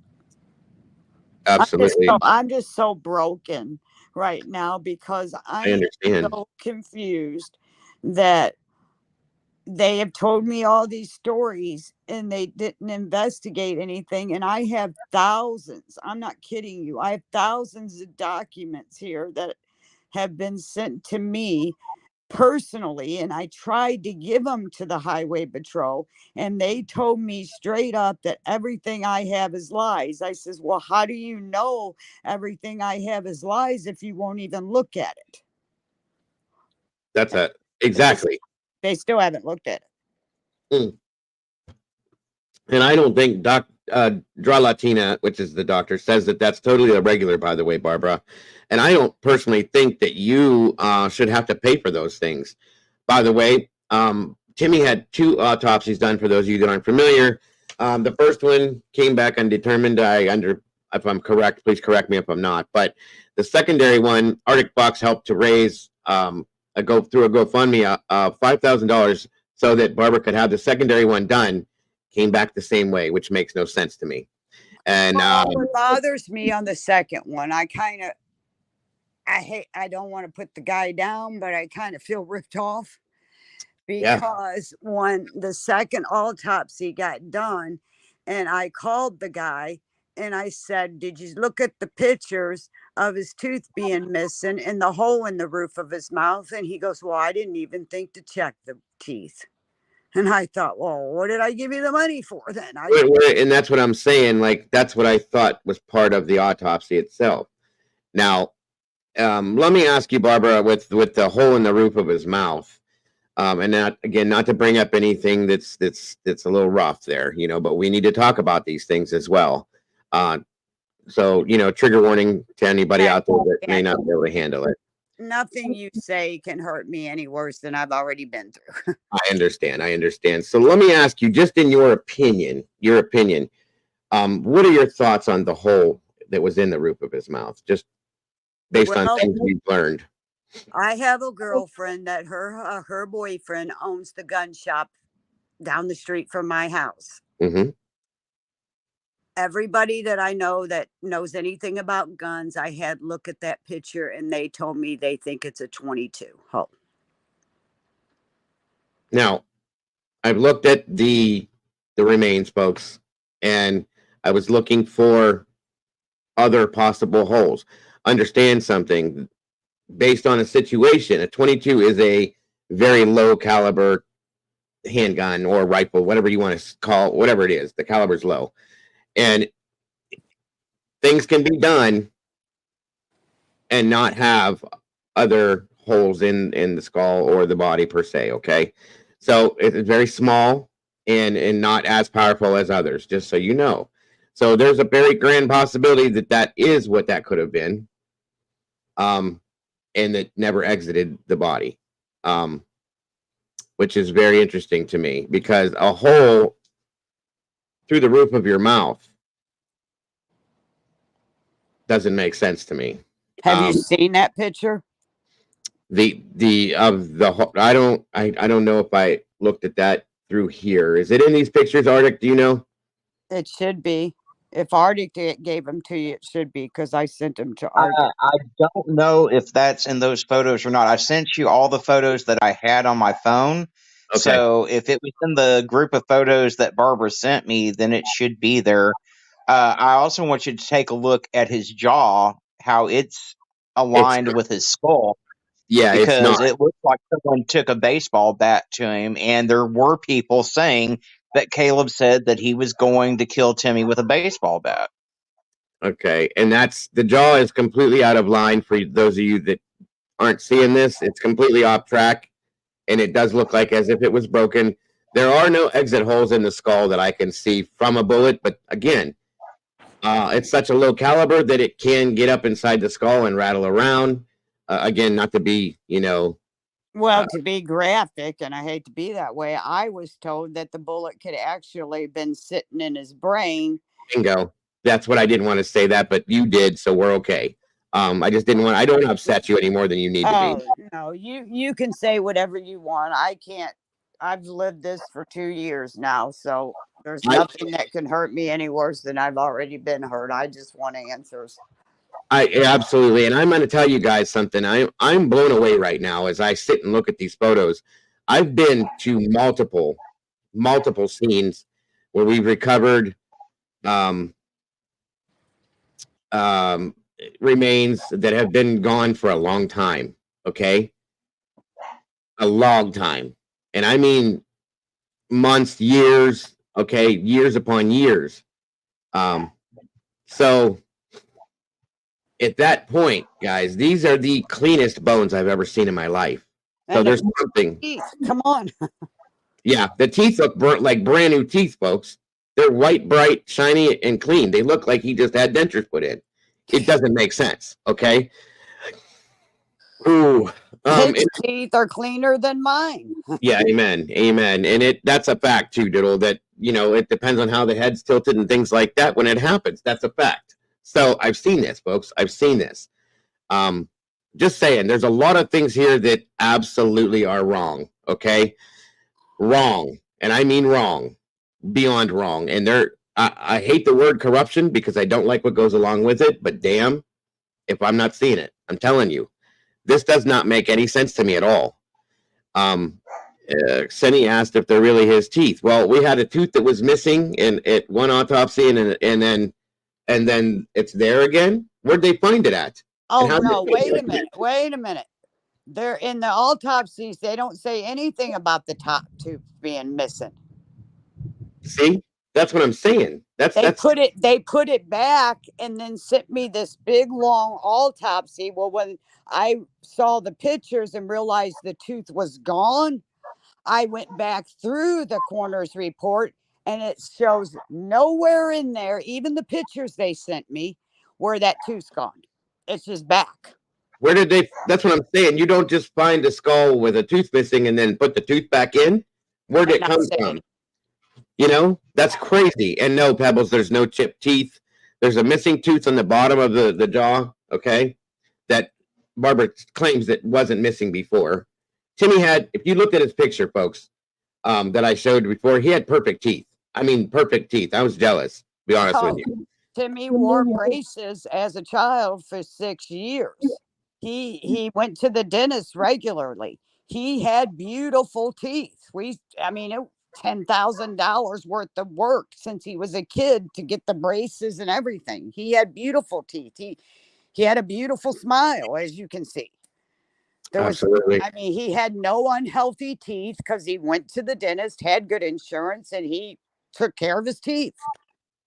Yeah, he had a beautiful smile, you guys. Very, very handsome young man with a beautiful smile. And here we are. And there's no reason for the teeth to be in that kind of condition. And I know that for a fact now. No. Because there's a kid that had been missing for 3 years. And it was his name was his last name was Chapman. I'd have to go look at my paperwork, but okay. I've been keeping in contact with the family. He was missing for 3 years. He was found he wasn't in Fredericktown, but it was a little town close to Fredericktown. They found him after 3 years, and I've been keeping in contact with the family, and they called me and told me after 3 years he had all of his teeth. So how does that happen? That's very odd. Very, very, very odd to me. And just to clarify, again, not to get too graphic, but the hole in the roof of the mouth was this like the size of a pencil per se? Or was it bigger than that? It was about the size of a pencil. Okay. There it is, folks. Pretty wild. Pretty wild. And when I asked them about it, they said it was normal for when people are, I can't even say the word right now, decomposition. Yeah, no, I understand. And I've never seen that before. Never. I'm sorry, but I've never seen that. And I've seen decomp stages in different aspects multiple times. And that I've never seen anything like that. I'm sorry. That sounds to me like somebody told you that just to suffice you. Bingo. I had a question for you, Barbara. Do you think it's possible that the Good Old Boys Network there in Madison County could have got to the person performing the second autopsy so that it came back inconclusive? I don't know, but I'll tell you, Thomas, I question it over and over. I feel like I totally just got ripped off for it because when he told me he didn't even check Timmy's teeth, I thought, wow, I thought that's what an autopsy does. Yeah. I agree. I mean, everyone I took classes when I was taking my EMS classes, cadaver classes, where we stood in on autopsies and did this and did that. Those are one of the main things they look at. They look inside the mouth, they look in the throat area, they look at the teeth, they look at the jaw, they look at the eye sockets, all of that. Okay. So I don't understand how that's not one of the main things that were looked at. Well, one of the first stories I got that Caleb and Timmy got into it over some gas not being paid for, and Caleb took a baseball bat and beat Timmy with it, and Timmy was on the ground flopping, and he couldn't finish him off, so the other people there did. Unbelievable.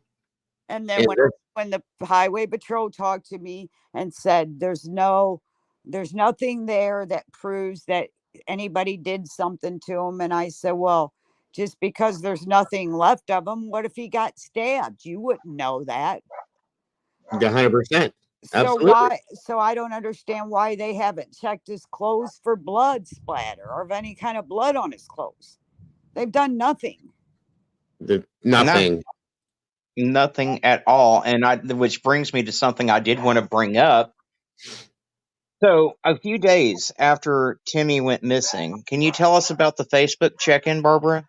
Oh yeah, on Please. March the 27th, there was a check-in. Well, Arctic, you found it. A check-in on Timmy's Facebook account, and he was already missing. And then I brought that to the highway patrol and showed it to him.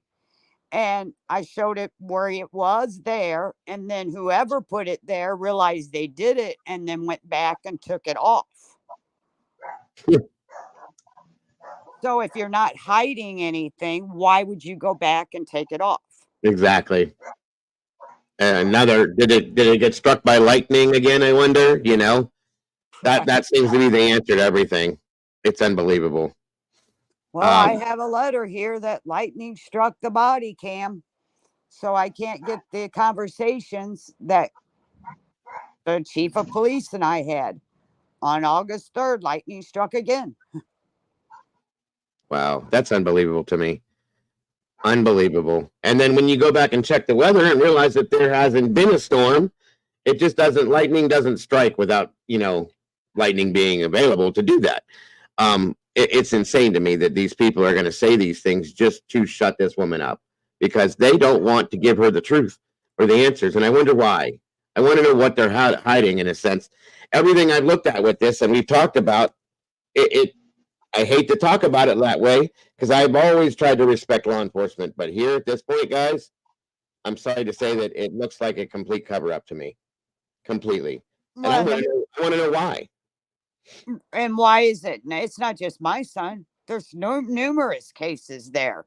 Yes. Why are they being protected there? I don't understand. Well, I was told, I don't know for a fact, but I was told that Kayla was an informer. So if you're an informer, you can kill people. So what probably happened if that's the case was that he got himself into trouble multiple times and agreed to be an informant and roll over on people. Well, again, let's talk about that situation. If this is something that Timmy found out about that knew something he shouldn't have known, possibly, that could be very dangerous to somebody. I don't know. Arctic, what do you think on that aspect?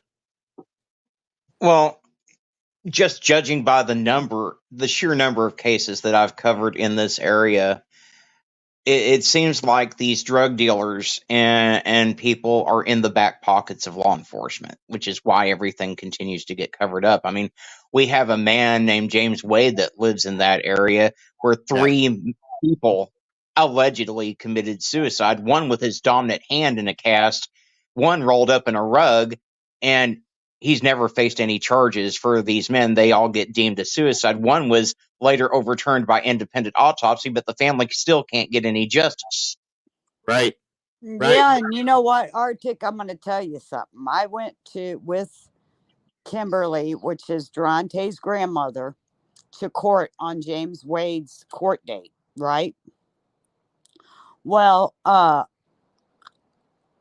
James Wade got on probation. and moved to Tennessee. And the prosecutor said, "Well, aren't you happy? He doesn't live here anymore. We're changing things around here." And I'm like, "Well, oh, so you're just going to let the criminals leave the state and go to another state so they can commit crimes there and hurt other people?" And while I was in the courtroom, James Wade's W, and they start alphabetical order. So I sat there through every court hearing. Everybody got probation, and the people that were on probation got extended probation. It was Well, I've been to a lot of courts, and I've never seen anything like that. and how can you even trust the autopsies in Madison County or in Fredericktown specifically when the sheriff is also the deputy medical examiner? Yeah, she's the assistant coroner. In my Yeah. opinion, that's a bit of a conflict of interest. Yeah, everybody says that, but it's happening. It is insane to me. I mean, it's the most messed up situation that I've ever come across in all the time I've been on this platform. I mean, and I've covered a lot of corruption, but I've never come across one town with so many skeletons in its closet like this. And when you go to researching the history of Fredericktown, it goes back for hundreds of years, the corruption does. Yes. Yes, sir. I Yes, sir. know that there's old money there. Yes, that too. There's all you got to do is Google Fredericktown. And I've been told that it's called the good old boy system. There you go. There you go. There's been so many cases. I covered another case we talked about not too long ago, and it's not just Fredericktown, but it's all around. The Donna I case, the Martin case, all these cases that there's so many more, guys. I could sit here for days, and they're all coming out of the same area. And in my opinion, there's a lot of what I would call drug issue going on. Okay. And you got to wonder. And like about the back pockets of things, go ahead. I'm sorry. Well, I'm sorry for interrupting you, but no, not at all. I sat there one day at the courthouse and I thought, I'm going to go in the courthouse and I'm going to talk to the commissioners and get on the agenda. Right. So that's what I did. I went in there and I asked the lady, "Hey, how do I get into the commissioners meeting and get on the agenda?" And she said, "Well, just give me your name and what are you going to talk about?" Well, I wasn't going to talk about my son. I wanted to talk about the drug problem there because so many people had pulled up to me at that courthouse telling me that they live next door to drug houses and they cannot let their kids play in the yard because of a drug house next door. And they call the police and nothing gets done. So when I went to the commissioners, I told them, I said, "Hey, I can give you the addresses of these drug trap houses," they call them, "so that something gets done here." And you know what they told me? It's the catch and release program. There's nothing that they can do. Yep. That's sad. And I'll say it's not just Fredericktown; it's the entire state of Missouri. There's cases all over that state. I encourage you guys, go check it out for yourself. Look at Mark Fullerton. Look up J.P. Parton. There, and a lot of these cases in the Fredericktown area are connected to each other in different ways. But it's corrupt. Like when these families reached out to the attorney general for help because they couldn't get it from their local jurisdiction, the attorney general had the balls and audacity to refer them back to their local jurisdiction. Oh, you want to know what they did to me? And I have the paperwork to prove it. I was trying to get my sunshine law request. It took me 6 months to get it. And I was told when I did it that they have 72 hours to let you know that they received it. They did do that. And then they got 30 days to get the information to you. And if they don't get it to you in 30 days, they have to contact you and tell you why you didn't get it and what reasoning. Well, the lady did do that, but it took me 6 months to get it. Well, so I made a complaint to the attorney general and I got a letter back from him. And I'm sorry, it's not funny, but it's so stupid. It's humorous. The letter says this exactly what the letter says, that he can't do anything for me, that he's associated with the highway patrol, and that if I wanted my paperwork, I had to hire my own attorney. Wow. Wow. It makes no sense to me. I And can't grasp it. I thought that's what the attorney, I mean, if I read up on what the attorney general's job is, and the attorney general's job is to, how do you say it? I can't even talk right now. Take your time. You're okay. That their job is to honor the sunshine law request. But I did what I was supposed to do legally. I even went to the post office and had them all sent out. That cost me $250 to certify a letter them. You shouldn't have to pay for any of this, in my opinion. I'm sorry. It doesn't make. And here, you know, something else that bothers me from a lot of the cases I've looked at, stories I've been told, a lot of these cases, when they turn out, the answer to this is always one of two things. It's an overdose or it's suicide. End of story. And it's almost every case, guys. It makes no sense. Well, first they told me he froze to death too. So how do you freeze to death? When I looked at the weather at that, when he made the phone call at 4:40 in the morning, it was 47 degrees. It got up to 65 degrees that day. Nope. But then I've done more homework because I do a lot of studying and I listen to a lot of you guys' podcasts to learn things. And if he was freezing, I was told that a person that's freezing to death will take their clothes off. Yeah, if you're going into hypothermia, a lot of times people will take their clothes off because it burns. You feel very hot when your skin starts to. So yes, that does happen. So why did he have clothes on and they're telling me he froze to death? I don't believe that's the case at all. I don't believe any of their story. They changed that, correct? Well, they told me 3 different stories. The very first one was he froze to death. Then when I questioned that, then he ran out of his shoes. Then when I questioned that, the current took his shoes off. But the current took his phone. I questioned that, and then this is exactly what he said to me. There is no point of reasoning with you because you're not going to believe anything we have to tell you anyway. I said, because nothing you're telling me makes any sense, sir.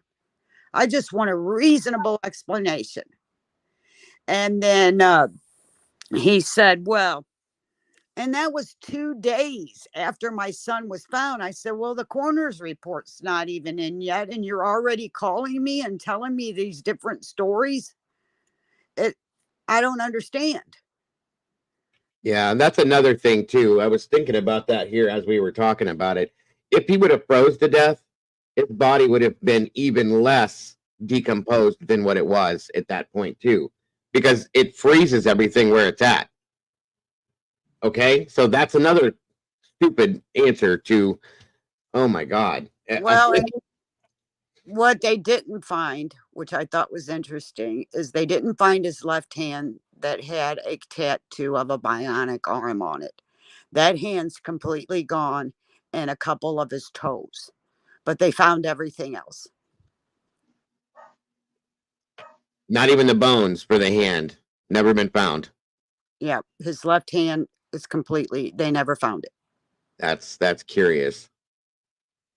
Yeah, I always thought, what, is it a trophy? Well, yeah, there's that too, but it makes me wonder something else as well about the possibility of where he could have been possibly kept beforehand and how. Well, my boyfriend went to nursing school. Mm-hmm. He went to those places that, they put bodies to see how they decompose and how animals. The cadaver farms. Yes, he went to a cadaver farm as getting his education to be a nurse. Sure. And he told me, no way.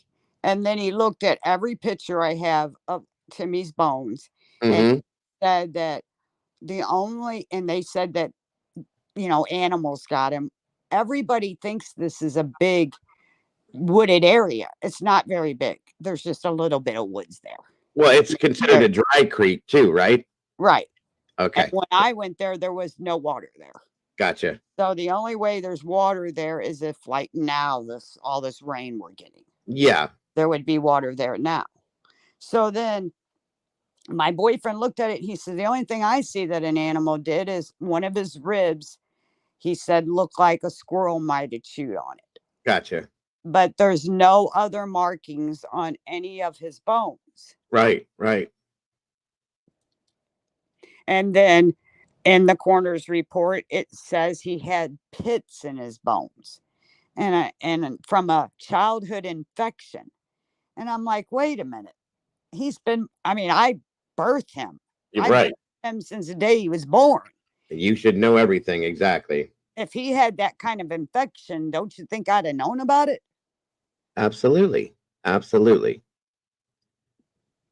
You said it was pitting? They said there was little pits in his bones. All through his bones? Yes, because he had a childhood infection when he was young. Mm. Well, Because pitting, from my understanding, pitting can also be done with acid can cause that as well. That's exactly what I thought. Yeah. Exactly. So that's exactly, as soon as you said that, it does that, because what it does is it eats, excuse me, I'm sorry. It's all right. It will eat the soft parts. Okay. And again, not to be gross, guys, I'm sorry, but these are facts. And wow, I didn't even know that. This is even more insane the more we talk about it. Yes, Molly. I have a general question for the chat. So if a mother came to you, if you were a law enforcement officer and a mother came to you and presented you with this mysterious Facebook check-in that got deleted shortly after it was discovered, and the phone was never found, wouldn't you be trying to ping that phone? Wouldn't you be trying to locate the phone to see if there was any activity up to this man's disappearance? Absolutely. Because there's been no effort at all, despite countless people begging, to ping Timmy's phone, to locate Timmy's phone, anything. Right. Now, yeah, and that's a huge thing to me. That's a huge thing to me. That's one of the first things they should be looking for, because if there's anything done on anything related to that phone, there you go. You go right after that.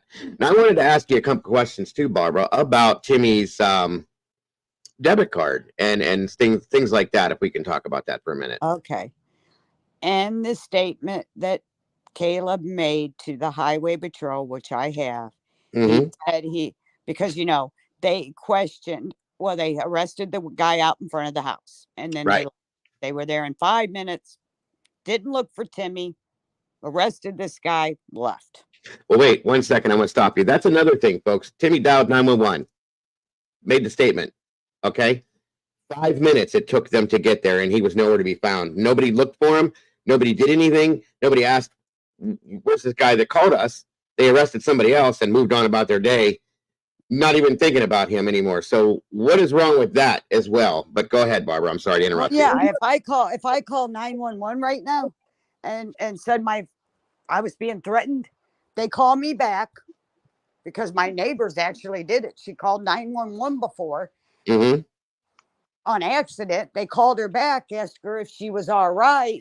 And then I was at her house. I said, well, they'll be here in a minute. She goes, no. I go, yeah, they will. A few minutes later, the cops were knocking on the door. They wanted to see her. Why did they not do that for Timmy? Why did they not? I don't know if they called the phone back, because we don't know the phone. Right. The phone's gone. Right. And why would you just leave?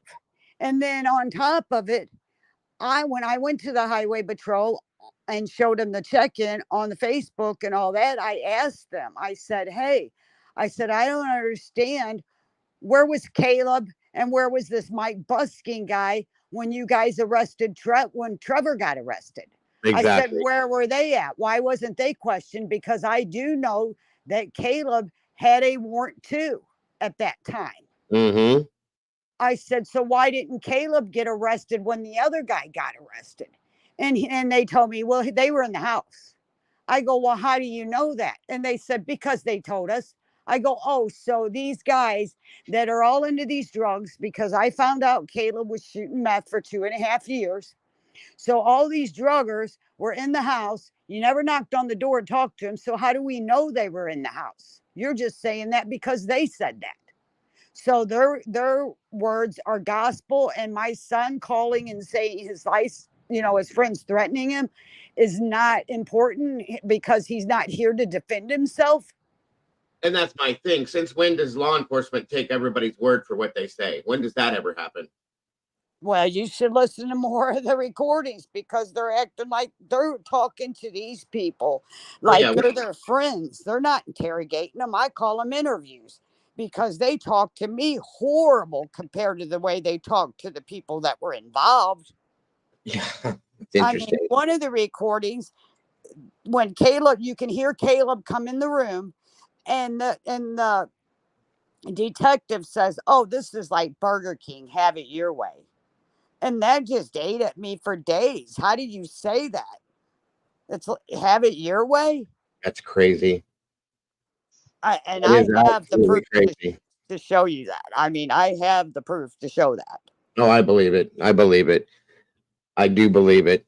So what I'm going to do now while you're here with us is I'm going to go back to the video we watched the beginning of while you're here, and we're going to go through this and watch and listen to some of this stuff too, to put you guys into the mindset that poor Barbara has had to deal with along with this. And again, if you're not comfortable with this, Barbara, you let me know right away and I will shut it down, okay? You can play anything. There ain't nothing that can hurt me any worse. I've already been hurt. I want the truth out. Absolutely. Absolutely. I wholeheartedly agree with you on that. I'm trying to get a second here, guys.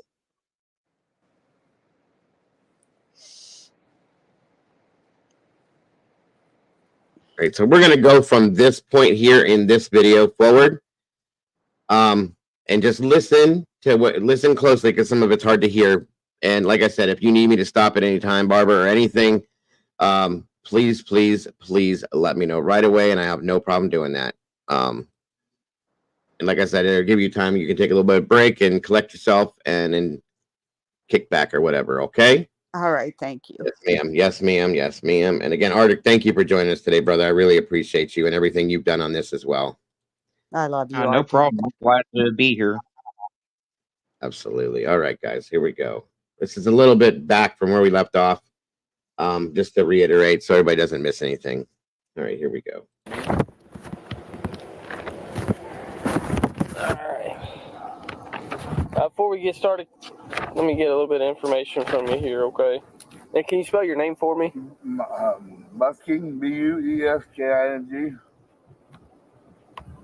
And your first name? Michael. Michael. Yep. So, I understand you were sleeping there, Caleb. Yeah. Did you ever? I've never met the kid. Did you know him beforehand or anything? No, sir, I did not. All That's right. the first time I've ever seen the kid. Yeah. So that night, can you tell us what kind of happened? I was there for about a half hour, 45 minutes, and I went to sleep. They left a little after that and went running around, and they come back and was bugging me to get me up, and I kept telling them, leave me alone. And I was sleeping, and probably around 3 o'clock or something, somewhere the kids said we go outside, get some air, and never come back. So that morning, you don't know. That was what happened, man. And later on after that, he called Caleb's phone, or Caleb called his phone. I don't remember how it went, but you hear him run. He said somebody was chasing him. Caleb said, "Oh, you're full of shit, man. Ain't nobody chasing you. Come back." Yeah. And that was it. Okay. And me and Caleb got up around, I guess, a little after 4, and went and rode out of town looking for him, see if we could see him, but we didn't see him. We went back, and I went back to sleep. And that was it.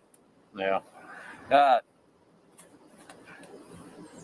There's all kinds of crazy stories going on. If you look within a mile of that place, you'll find that kid.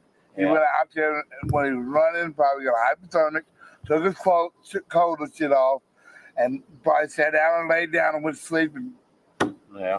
Yeah, but see, I'm not. Are you familiar with that area? Jago, can you pause that for a second? as far as being out from, I mean, it's pretty woolly and rugged if you go straight back behind there. Yeah. And then if you get back across the road, it can get pretty woolly and rugged down towards the city lake. But I almost bet money that kid's within a mile there. Yeah. I almost bet money he got hypothermic and just laid down and went to sleep. And honestly, that's what I think. I think he got scared. I guess there's probably some drug use going on, and he probably a little strung out, got nervous, paranoid, and he took off running. And like you said, I mean, there's a lot of creeks he would have to cross. He got wet too. I think that night was supposed to be like 28 degrees. That was when that sleepy snow started out. When he was on Caleb's boat, you could hear him running, crunch, crunch, crunch, crunch. Yeah. Caleb had that phone on speakerphone or something. Yeah. Yeah. And so, and we got that. I mean, and then I know he called the police or whatever and say he was being threatened or being chased or something. Right. And then, but I didn't know if you were familiar with that area. I mean, we did a little search party behind the house there. We walked through that big thicket area by the cemetery. I ain't never been back there. Now, there's something I want to point out real quick, folks, right away with this that makes me very, very uncomfortable. Whoever this officer is that's giving this interview with this gentleman is telling him the story. Yes. As nobody else caught that. He's telling him the story and basically saying this, and this. Makes no sense to me. Well, on top of it, he's saying that it's going to get to that. It's saying that he doesn't know that area, but when the police say the name of the street, he corrects the guy. Absolutely. He's 100% leading this man. Okay. No, I mean the guy that he's talking to corrects the police officer on the street, but then he says he don't know the area. He doesn't know the area. Yeah, how can you? And exactly. Notice you just played Caleb, what Caleb said, and Caleb never says anything about Mike with him when he went to look for Timmy. But Mike's saying he was with Caleb. And if you guys heard, he also said that if you look within a mile of this place, you'll find that kid. How do you know that? Oh, and then at the end of that recording, I have the paperwork to it. Says case closed. This is crazy. This is absolutely crazy. We're gonna keep going, but this is leading. Okay, if this is a witness, he's leading the witness. He's telling him the story that this man is going to tell. If he speaks to anybody else about this is insane to me. It's on every recording too. Barbara, where's Caleb Nanny now? Yeah, he's still living in Fredericktown, from what I'm understanding.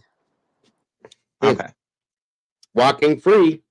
Never once sat a minute in jail for this. Anything like that or anything else, guys. And this is insane to me. It really is. They only questioned him 3 times. And then he got a lawyer and they questioning him. And I told the prosecutor, I said, well, that's strange. Well, he lawyered up. I said, well, I guess I watched too much Dateline, because when somebody gets caught in lies, you question him anyway, whether they have a lawyer or not. He's been caught in numerous lies. Yes, ma'am. But they have only questioned him 3 times. I only have 3 interviews of Caleb, and one of the interviews is 3 different stories. The first interview.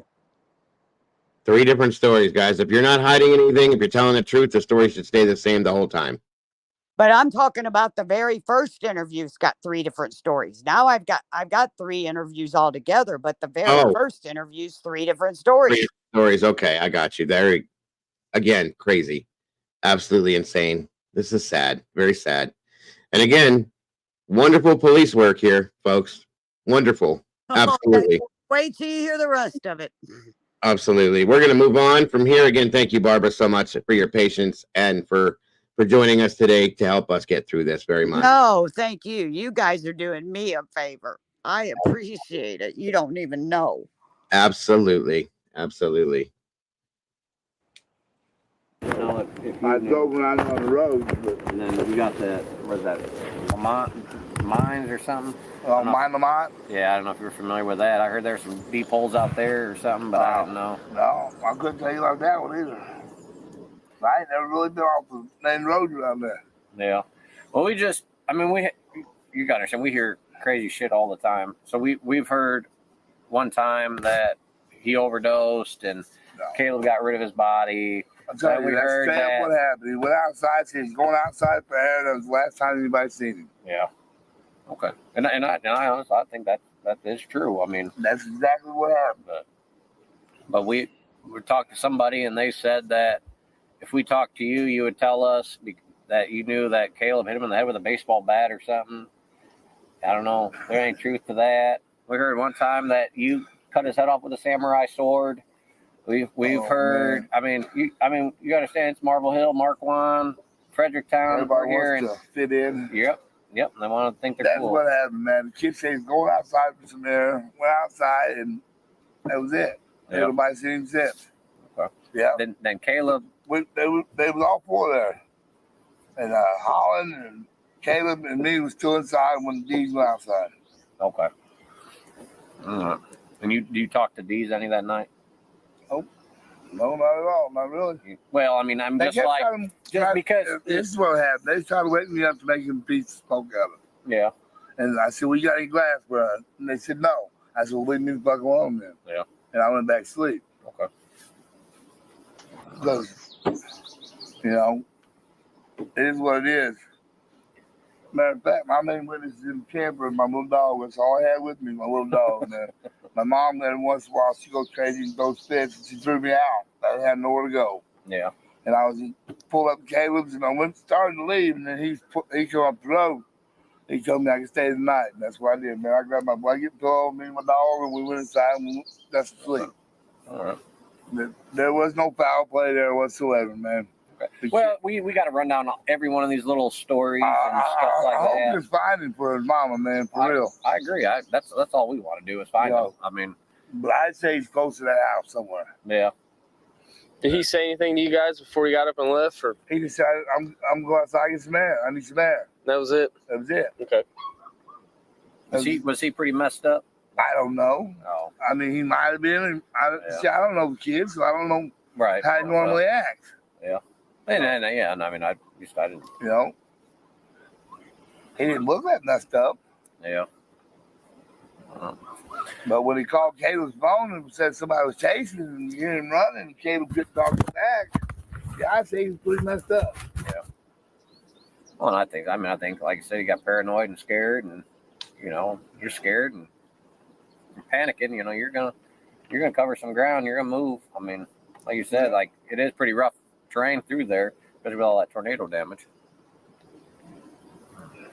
All right, man. Well, I appreciate it, and sorry to bother you this morning. That's all right. We just want to. I'm glad you probably came to the beach and running around everywhere else. Well, everyone else tells us some goofy stuff, and then we gotta go. We gotta go talk to Come them. to me, I'll tell you straight up how it is, man. I ain't gonna lie to you about shit. Well, I appreciate it. Come on, Kiki, get out there. Kiki, now. Busking told the highway patrol investigators that he had not met Timmy until that night. Busking stated he was at Caleb's for about half an hour. He said everyone else left except for him because he fell asleep. He said they tried to wake him up so he could make them something to smoke out of. He then said around 3 a.m. Timmy got up, went outside for fresh air, and never came back. He said he and Caleb drove around looking for him, but never saw any sign of him. He told the investigators he didn't know Dees was missing until about 2 months later. All right. Let's talk about the timing. Caleb said the last time he saw Timmy was around 2. Trevor said the last time he saw Timmy was around 4:50, around the time he was arrested. Busking said he last saw Timmy around 3. 3 witnesses, 3 different accounts. Now let's talk about circumstances. Busking said he had not met Timmy until that night, inferring he did meet Timmy that night. Busking said he was there for 30 minutes, but he also fell asleep. Trevor said he saw Busking talking to Timmy. Trevor said they were all doing drugs. But Caleb says Busking never saw Timmy's face because he was sleeping the entire time. 3 witnesses, at least 2 different accounts. Now let's talk about the search. Busking said around 4 a.m. he and Caleb drove around looking for Timmy. But Caleb said Timmy left at 2 a.m. and went driving around looking for him around 3. Holland was arrested at 4:56, but never mentions Caleb and Busking leaving to search for Timmy. 3 witnesses, 3 different accounts. The files are much richer and deeper than what I'm going to get into today, but I want to put this information out there to keep heat on this case. The Highway Patrol reached the conclusion that Timmy died of his own accord, based partially, if not primarily, on the statements these people gave. Apparently, the Highway Patrol was convinced that their stories made sense. But it's never made sense to Barb Hall. And as she began to hear more and more about her son's case, she became more and more confused by all the different statements and stories. There is much, much more in the files. But these 3 people, Caleb Nanny, Trevor Holland, and Mike Busking, were the last people to see Timmy alive. And their stories do not match. Barb kept pushing. She kept asking questions. She kept bothering the investigators with the Highway Patrol. And they told her the case was open when it was not. And then they finally told her the case was closed. They told her she just needed to accept her son's death. She called the lead detective, Jeff Johnson, to try one last time to get clarity about a Facebook check-in. He brushed her aside and told her to contact his supervisor, Master Sergeant Scott Stolting. And so she did.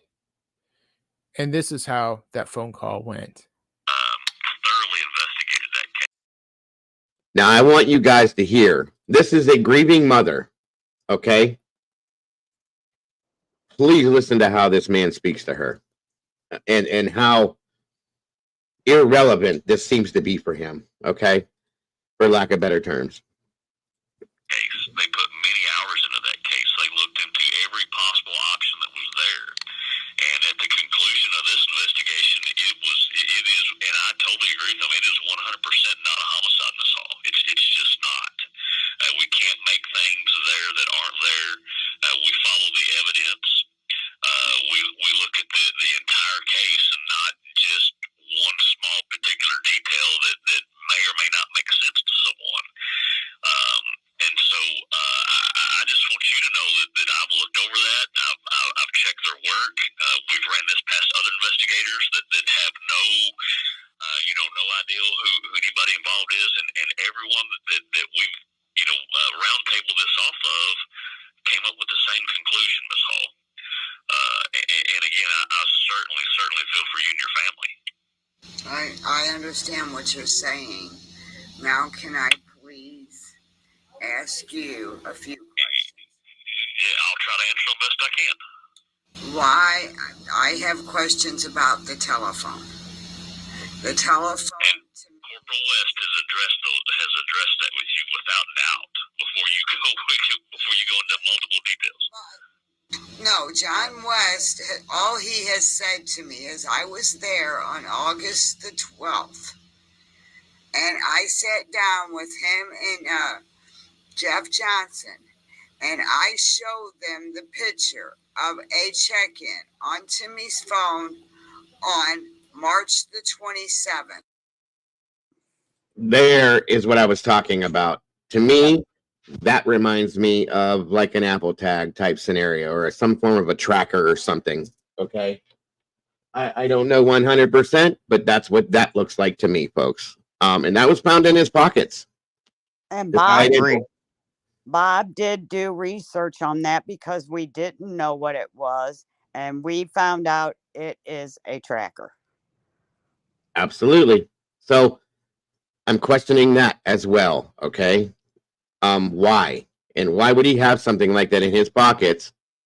I just want to know. He didn't work in a factory. He worked setting up like concert stages and stuff, right? Isn't that right, Barb? Yes, he was a rigger. He put up concerts, like put up their lighting, he was a rigger. He was up in the air. He loved his job because he Okay. loved music, and I had his keys at my house. So, and he didn't have that in his pocket at my house. So I Right. don't know where that came from. I gotcha. I gotcha. Just wanted to let you guys know what we were looking at here. I knew it was going to pop up in here, but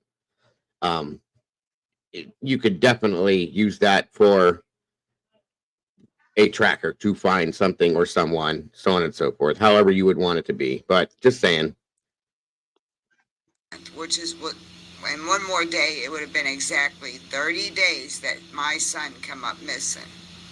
Ask them to please find, I mean, that's just strange to me. It's like me taking your phone and going to my phone and checking you in Fredericktown.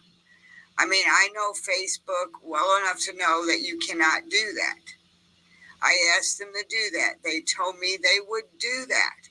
I waited 3 weeks and I called them back, and I'm not going to lie, it made me furious. I called them back. John West says to me, "We're not going to do that." I said, "Well, I don't understand why." He said, "Anybody can do that." I said, "No, they can't." And then I said, "Okay." Yeah. He goes, "Well, the case is closed." I don't understand why the FBI told me that they had warrants for Timmy's phone. They were going to do all these things for Timmy's phone. 4 days after Timmy was found, I called them and they said Jeff Johnson had called them and called those warrants off for that phone because we found the body. Miss Hall, I 100% do not believe that. I do not believe that at all. That is absolutely either someone has misled you or you're misleading me, but that's absolutely not accurate. So you are saying that has been done, and I'm lying about talking to the FBI? Is that what you're saying? You or someone else has misled you is 100% what I'm saying, because we do not send phones to the FBI. I didn't say you sent the phone to the FBI. And we don't get warrants to send to the FBI, and we can't recall those warrants. All right, so I'm telling you that is absolutely not true. I'm not lying, sir. The FBI told me they were working with Jeff Johnson because they have more technology to do things for that telephone. And I got the PI. He told the PI that too, sir. So I am not lying. Yeah, so I'm not going to discuss this private investigator with you. He was just after your ex-husband's money. So oh no, this is a whole different private investigator, sir. It wasn't the private investigator that And he hung up on her. I'm telling you that conversation. So I wanted to that conversation, that's not even the end of it.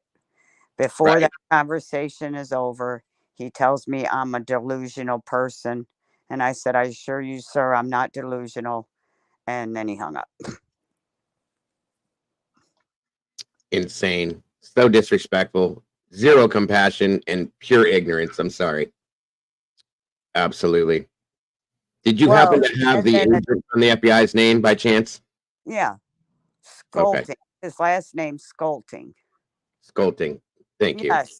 And another thing I'm going to tell you about him is he was the lead detective on Dronte Martin's case. Oh, the FBI agent was? No, the guy. Oh, the gentleman we just heard? Okay. Yeah. Wow. Okay. And what was his name again, Barb? Stolting. Got you. Sergeant Stolting. And he was on Dronte's case. And then he got a promotion, and Jeff Johnson was on Timmy's case with John West. Mm-hmm. And then another thing I tried to talk to him about, which is not on here, but I have another recording I tried to talk to him about. And I said, "Well, what about the $1,000 that this guy," he called himself Tom, told us some information and wanted $1,000 to give us the information. We paid him the money. Then the Highway Patrol went out to Mark 1, Missouri, looked for him, but without warrants. And when my boyfriend was there, when they knocked on the door, people were coming out of the house, going down the street, going to the grocery store. I mean, they were running out of that house like crazy, and the police were just letting them do that, which was I mean, shocking. It absolutely is. And Absolutely. then when I talked to that guy you just listened to, Stolting, and I said, or Sculpting, or I don't know, Kimberly just put it up there. It's Stotling. There we go. No, it's Stolting. Or Stotling, sorry. Anyway, so then when I talked to him about the $1,000 that we got ripped off of, he goes, well, that doesn't have anything to do with the case. And I go, well, sir, I know the guy's real name now. I have pictures of him. I know his name. I have his license plate. Wow. And real quick, just so everybody knows, Andy just found this and sent this to me, guys. This is a dib tag, hidden GPS tracker, typically for kids. Bluetooth tracker, works with Apple Find. My iOS only lost mode, suitable for children, elderly, pets, backpack, phone, and more water resistant. It looks the same basically as the other thing. So just saying, another heads up on that, just so you guys know. I just, wow. That's all I can say to that. Wow. I mean, no, David, they're saying there's no foul play whatsoever. Why was this thing? It only cost $14. Andy says. Hello. Yes, ma'am. You're still here, or did you Hello? come down? Yeah. Can you hear us? Oh, where'd she go?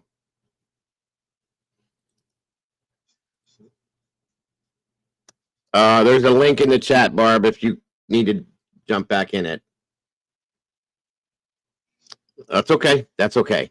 And this is absolutely unbelievable, folks. She knows for a fact, she had his keys. She knows for a fact that he didn't have that in his pockets because he would come home. He came home and emptied his pockets and then put, back in his pockets, whatever, and his stuff back in his pockets and left. And then they find this. Like, why was he wearing this? Why did he have this?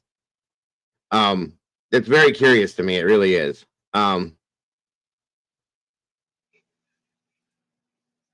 Mike Williams' case out of Florida for years. People called his mom nuts for believing. Yo, absolutely. There's a lot of these cases, guys. A lot of these cases. Are you okay? SRB, no problem, man.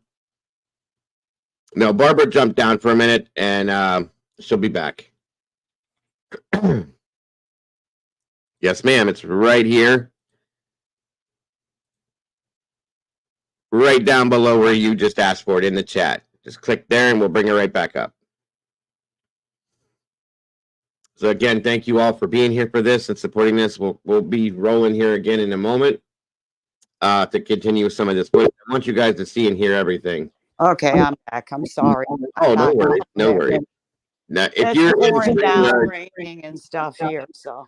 okay, yeah, and I know sometimes it's rough when you're on a phone, and if you move and touch the wrong things, it'll knock you right out. So no worries. Well, somebody's trying to call me. Wasn't important, but it knocks me off when somebody tries to call me. It happens, yes. Thank you, Kimmy, for those 5 memberships. I can't see who got them right now, but God bless and thank you very much for that, dear. Much appreciated. Much appreciated. All right, so let's go ahead on and get through some more of this, because this stuff is the real deal, folks, and it's very sad that these things have happened this way. Specifically ask you about the conversation you had with, I believe it was John West. Right. What did John West tell you about the FBI and the searching of the phone? Well, he was concentrating. We were talking about the Facebook warrant, because somebody logged into Timmy's Facebook like a month after he was reported missing. So he said he had a warrant that he had wrote up. It didn't go through, so he wrote it. They wrote another one, and it was good, and they were waiting on it. And that was the last we heard. Me and Barb was talking, and we were waiting for that warrant. The information to come back. Of course, they said they called it off. I guess somebody told Barb they called it off, and then they told her they never even sent for it. So, But just to confirm, you had a conversation with John West about a warrant concerning Timmy's Facebook login. yes, Okay. absolutely. Did not do that. What I'm saying is that I did talk to the FBI before. Maybe you did. Okay. And I'm not lying about it. And they said that Jeff Johnson, they were working with Jeff Johnson, and they had warrants that sent in. They said they weren't worded right. Something about they weren't worded right. You're interrupting me, and you're not even going to listen to what I have to say. Yeah, that's just not accurate, okay? I mean, And you're listening to this. He's talking over her. He doesn't want to hear what she's saying, and he's disagreeing completely with everything she's saying and calling her a liar, basically. This is disgusting. Just saying. Yeah, Yes, ma'am. he wouldn't give me the time of day. Every time I opened my mouth, then he got me so rattled I was stuttering. Absolutely. I was stunned. As you should be. There's absolute nothing but disrespect here, zero compassion, and it just makes me wonder. It really makes me wonder. Did this ever make it to any of this after the fact that he disappeared, make it to any of the local news stations? Do you know? The news covered it, and all they said was his remains were found. Mm-hmm. Okay. That's what I kind of figured. Okay. Moving forward, and again, thank you so much, Barbara, for being here with us. Oh, thank you. Absolutely. Oh, my sister got a membership. Yes. You. I think you got one too. Oh, thank you. Praise God.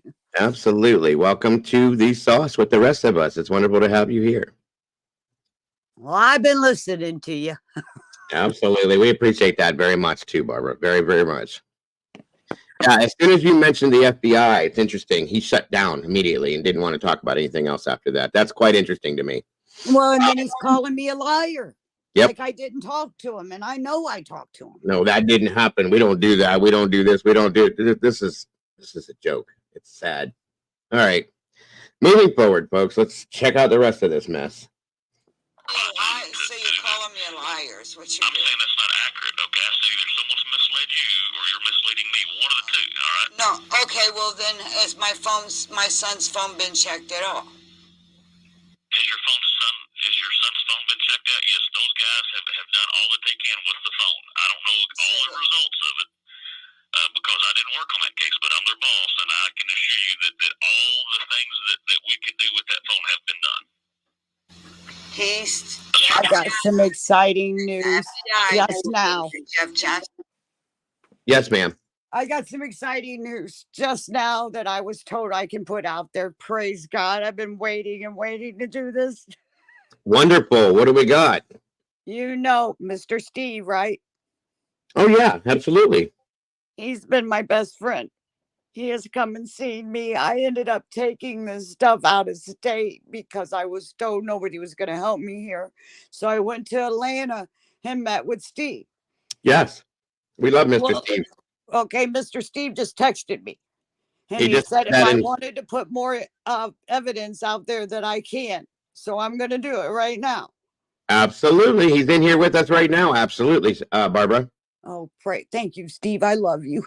Anyway, Timmy's phone, my boyfriend was talking to Timmy on text messages. Okay. Mm-hmm.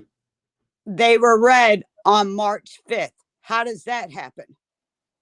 I can prove that too with documents and they won't look at it. So where's the phone? Oh, wow. Oh, wow. I just could not put this out there until Steve told me I could, and he just texted me and told me I could. That's awesome. That's awesome. Thank you, Steve. We love you, sir. You do a great thing over there as well. I'm glad you're here with us today. So let's reiterate this one more time, Barbara. Thank you, Cassie. There's the link for Mr. Steve's True Crime Web, guys. If you haven't checked it out, please do. So let's talk about this one more time. So these re-explain that one more time because some people may not have caught that, Barb. If you can say that one more time, please. Okay. Mr. Steve, my sister found him on a podcast. Yeah. Mr. and Mrs. Steve from True Crime Web. Yes. And he has a foundation that he helps people that have, cold cases and that people that don't have any money for help. Absolutely. And he called me and I went up and met him in Atlanta, showed him everything I had. And he did amazing work. Right. And he is amazing. It was hard to keep my mouth shut because I was so excited that he was helping me. But Absolutely. I was told, I had to be quiet until we got the information. But yeah, Timmy's phone, somebody read the text message on March 5th that my boyfriend sent to me. So somebody had his phone on March 5th, which was more than a week after the time he went missing. Correct. And then you got the check-in. Right. And all this stuff with that phone. And then I had another friend of mine, it was a friend of Timmy's, messaged me on Messenger and told me that somebody had read her messages that she sent to me on Snapchat. And she was freaked out. So she got a hold of me and told me about that too. Did she give you the dates on that? Yes, I got the screenshots. Okay. So now we know that there was activity on that phone a week or more after Timmy went missing. Okay. So I have to beg to wonder if Timmy was alive, and I'm not saying it was him that did it, that read those messages, and if he wasn't, who had his phone and why? Well, the thing is that the messages that were read were ignored. So if it was Timmy, he would have talked to He would have spoke back to you, right? But I'm just saying, I wonder if somebody possibly held him for a while. You know what I mean? I'm not sure, and don't quote me on this or ride this out. I'm just saying, because I still feel like something else went on with this, with him and the decomposition and all that kind of stuff. Well, the debit card being used and put back in his pocket. Mm-hmm. And that phone was brand new. He just bought that phone on Thanksgiving. I was with them. It was an i13 when they first came out. Which is not a cheap phone. And in turn, I'm sure somebody held on to that phone and very possibly tried to make it their own.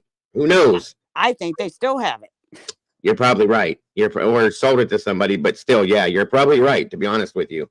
Wow. Timmy paid $1,200 for that phone. I was with him when he bought it.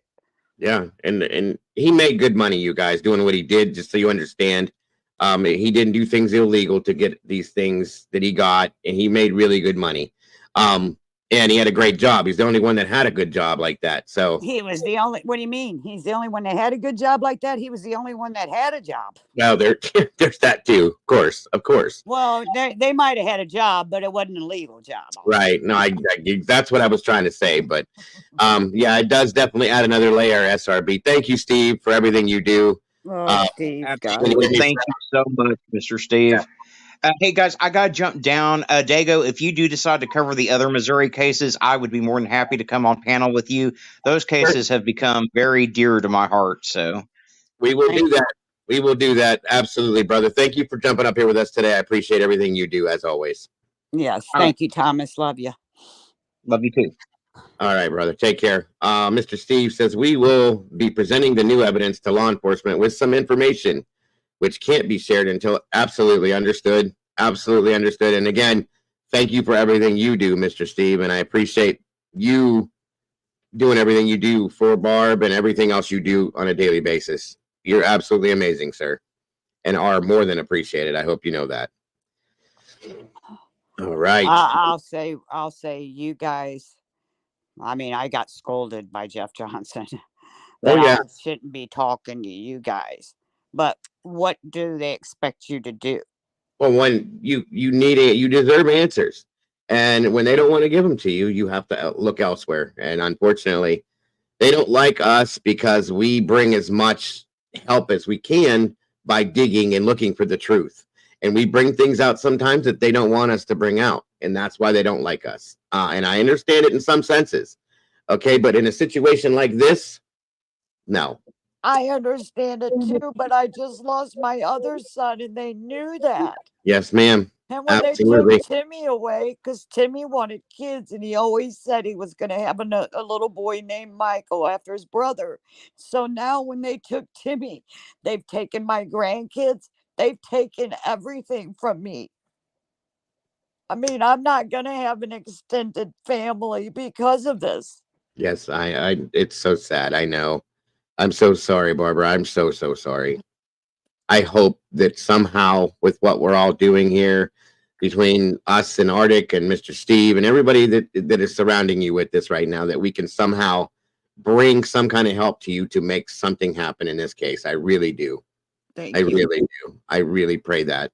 All right, guys. That's Doodle, you're fine, hon. You don't worry about that. You be safe. Those tornadoes are horrible. So just stay safe. That's all I care about. All right, we're gonna move forward on this, guys, and get some more of this here, and then we'll move on to the next one.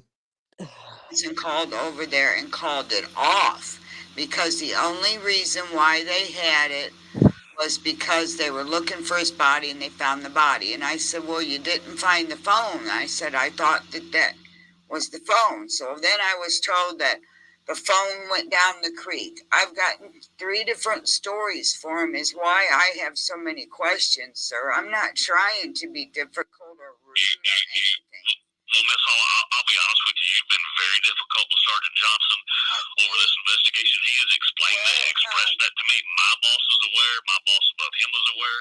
And again, we understand the heartbreak that you have, but that doesn't, that doesn't allow someone just to continue to question every step of the investigation with these guys who did an outstanding job. Now, as in any investigation, we don't have the answer for everything. I mean, there's some things we can't answer. We just don't. Some things may sound weird. Some things may sound shady, and maybe they do to you, but we can't answer every single question that comes about in an investigation because we weren't there to witness it or know. Oh, so Jeff Johnson's told you that I'm rude to him? I guess he hasn't told you about him screaming at me and how rude he has been to me.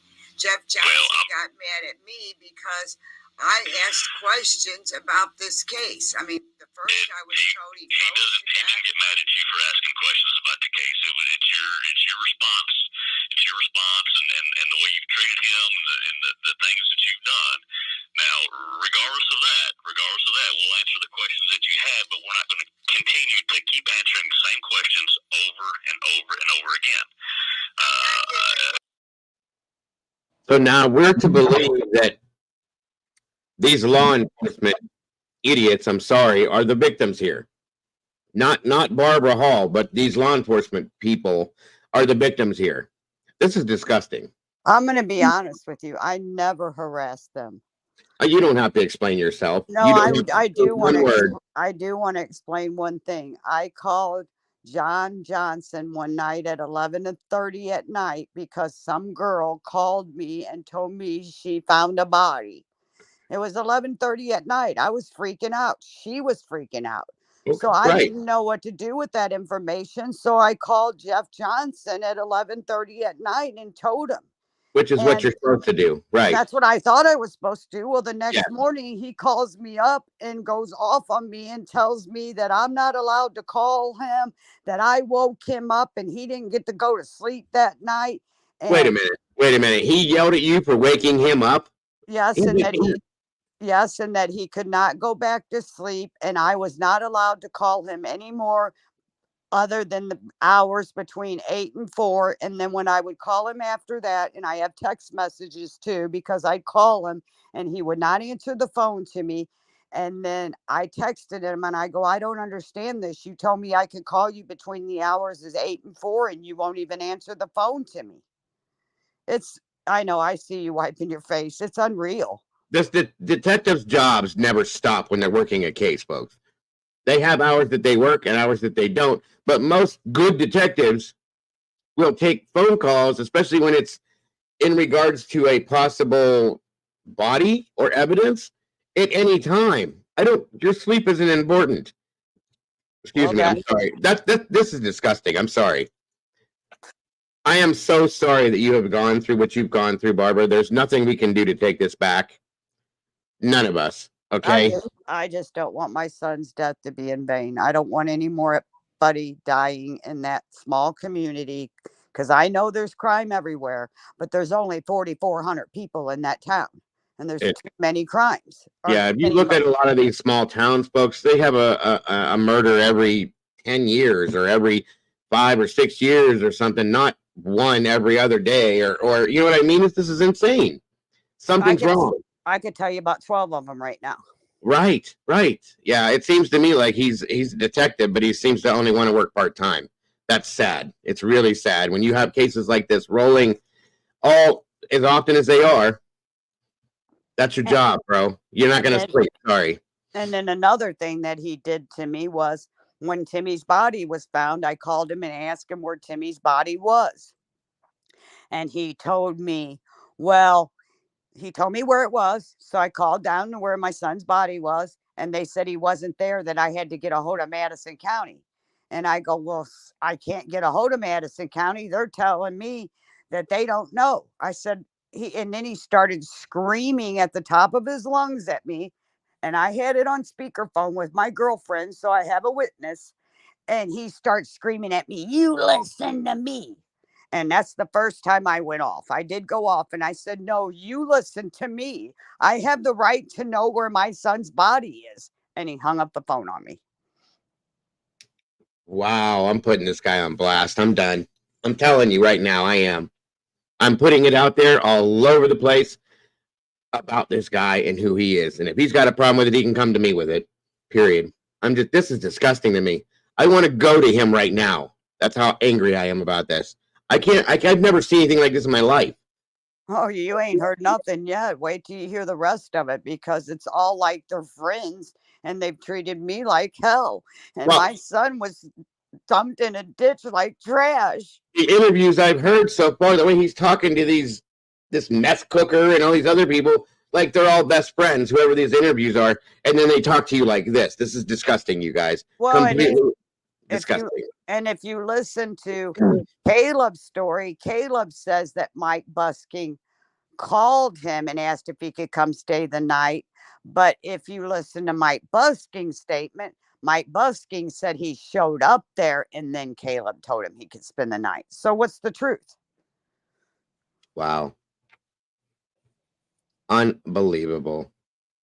And come on, 3 interviews. I've got only 3 interviews they did with Caleb. And then they asked Caleb to do a lie detector test. He said he would do it. They set it up. And then as soon as they set it up, he lawyered up. And then after that, they went and knocked on his girlfriend's door one day. And Caleb answered the door. And they asked him to do a lie detector test again. He said he would. They told him they'd be back at 10 o'clock the next morning to pick him up for the lie detector test. They went there. Caleb was gone, and they've done nothing. They've not done nothing. Didn't we talk something a little bit about it earlier? And if it's not okay, just say we can't talk about it. But Caleb has a sister, right? Yeah, Winter Kelly. And you got some issue with her as well for different reasons, right? Yes, I posted a picture of Timmy and Caleb when they were little. And I said, Caleb, this is little Timmy, your friend. What happened to him? Right. And his sister got on there, and I've got all the screenshots. She took them all down, but I have them. Yeah. I got smart real quick. I missed one thing, and that's all it took. That's all it takes. Yeah. And so she's telling me I need to quit bashing her brother, that he's a family man, and all, and that Timmy, she saw Timmy that night and he had all these Xanax. She knows he did. And I said, oh, so the truth comes out. You were there too. And I mean, she just bashes me. Wow. Wow. See? That's what I'm saying, guys. And then she says, well, I was there one time when the highway patrol come and talked to my brother. And I showed them everything I have. Well, I don't have it. It should be in the documents I paid for. Yep. And then I'll tell you another story. Winter Kelly lives in Cape Girardeau. My nephew, when Timmy was missing, went to Cape Girardeau. She conned him into it, picked up Winter, took Winter to the house. Mm-hmm. And Caleb's girlfriend, Amber Green, was there. Mm-hmm. And they were cleaning the mess up. And apparently there was needles and everything all over the place. The cops never went there. I don't know why the cops did not pull up the driveway when Timmy made the 911 call, because there's a barn back there. They could have had Timmy back there in that barn. Yes, ma'am. Yes, but they ma'am. never did anything. God, this is so insane to me. Insane, completely insane. It's so sad. I can't express how sorry I am, Barbara, for every bit of this that you've had to go through. If there was anything any one of us in here could do right now, besides what we're doing more to help you with this, I promise you, we would all be standing in line to do that, because this is not anything that any human being should ever have to go through, especially in regards to their own children. And these people that we look to protect and serve. It's a joke. I don't get it. I don't get it. When I found out the highway patrol was involved, I did a happy dance. I was so excited, thinking that they were going to find out what happened. That's what I thought they did, but Yeah. I found out wrong. Well, we gotta remember one thing. A lot of these LE agencies work hand in hand, and brothers in arms and all that. They watch each other's backs. So I don't know that every one of them are corrupt, but this whole area seems like something is going on that it's not enough. Well, we got the same coroner, the same sheriff, and the same highway patrol. So you tell me. Exactly. Are there any petitions that have been put out in regards to Timmy's case that you know of, Barbara? No. Okay, we're gonna make that happen. That's one thing we're definitely gonna make happen too. Yeah, and I'm so happy to know that Mr. Steve is working with you on this too. He's one of the best, most amazing people I've That's ever the seen first on time I've been able to say that, because and that's that's been understand. that I've had to keep to myself. Yes, completely understood. But yeah, we're gonna work on getting a petition rolling, and get some things happening with this as well. But let's finish this up here and get there's only a little bit left on this one. And again, as I'm gonna continue to say, thank you so much for being with us, Barbara, and being able to handle all this once again. Thank you. Thank you all. Absolutely. Again, it was a tragic event, and it's not a homicide, and there's some things we just can't answer. We just don't know the answers to them. Well, that's the thing I'm trying to say, is the questions I've asked him, he hasn't answered. All he does is get rude to me. He gets mad and rude to me, and I mean, you're listening. I guess he works for you, so I guess you're just going to listen to what he has to say, and I'm not going to get any answers that I want answered. Yeah, I 100% trust Jeff Johnson. I 100% value his opinion, and you're right. He does work for me. If he's wrong, he's wrong. If he's right, he's right. I mean, that's just how it is.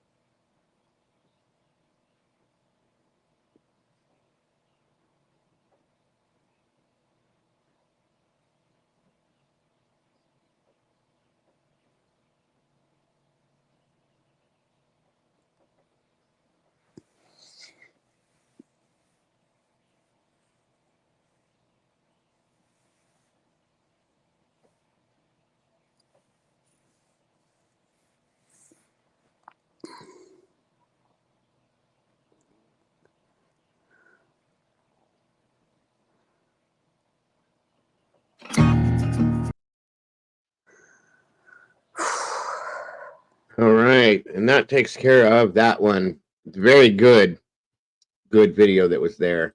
I have another one that I've gotten from them that's on this as well. And these both came out 8 months ago, guys. This is if we weren't watching this, I wouldn't believe this. You know that, okay? If Barb wouldn't have told me these things. If I wasn't living it, I wouldn't believe it. Yeah, I feel was gonna like I'm say- living a Lifetime movie that you never would believe. Wait a second, E.B. Marie. What? Sebastian Rogers' remains found in retention pond in Mississippi. Oh no. You've got to be kidding me. Barb, give me 1 second to check something real quick. Okay. Oh Lord, so sorry. So sorry. You do what you got to do. I understand. Well, today's for you, but I just need to double check something. That's so sad. It is, if it's true. It really is. It was found on what channel? Bedtime Crime Time. I never even heard of that. Is that the actual name, Evie? Bedtime Crime. Okay, hold on. Again, one moment, Barbara. I'm so sorry. Oh, you do what you got to do. I understand. I can't find that channel. Bedtime Crime. I never even heard of that before.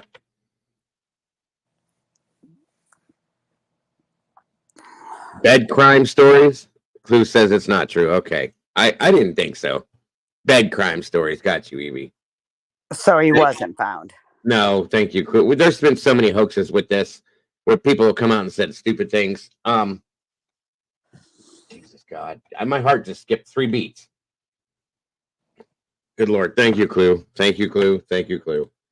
If anybody, she's gonna be on top of it, like right there. Why are you putting something like this up?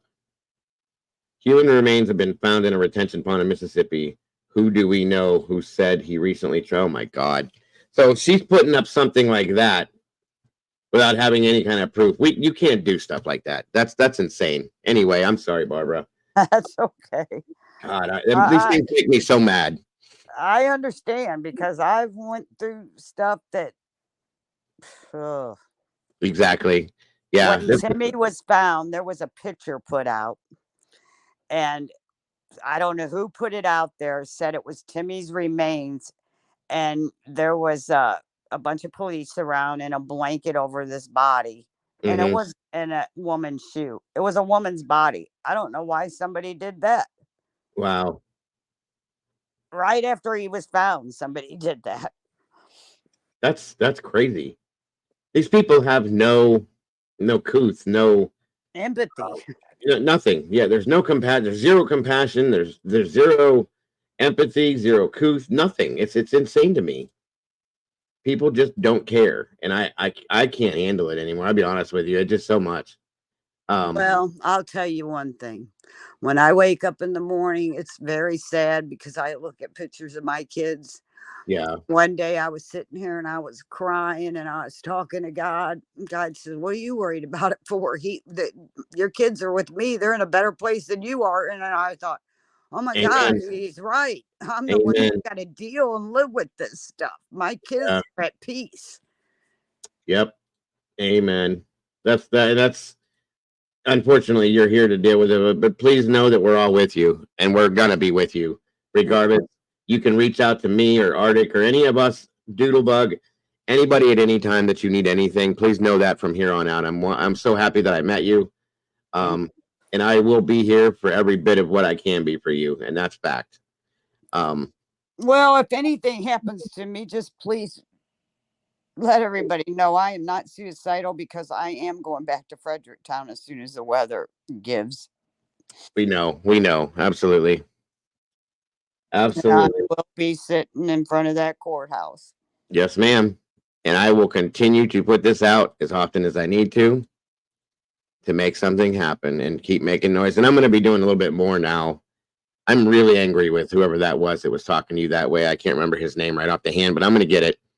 And something's going to be said. So this was the other side of the lawless files that put this video out too. We're gonna run through this. It's a little quicker, I think, and talk about the things we need to in this as well with Barbara, and just go from there. And then we'll give Barbara a break and let her get out of here. And again, once again, I have to thank you so much for taking the time out of your day to do this, and letting us try to help you as much as we can. So, all right, guys, off we go. In both Oregon and Washington for help to find a missing woman that they believe disappeared under suspicion. Hold on, guys. This jumped again. I don't know why this keeps jumping like this. 1 second, folks. I think it's because my downloaded. Here's the one. This is the other video they did. My apologies. I don't know why it keeps jumping like that. I didn't touch any buttons, but anyway, that's okay. All right, here we go.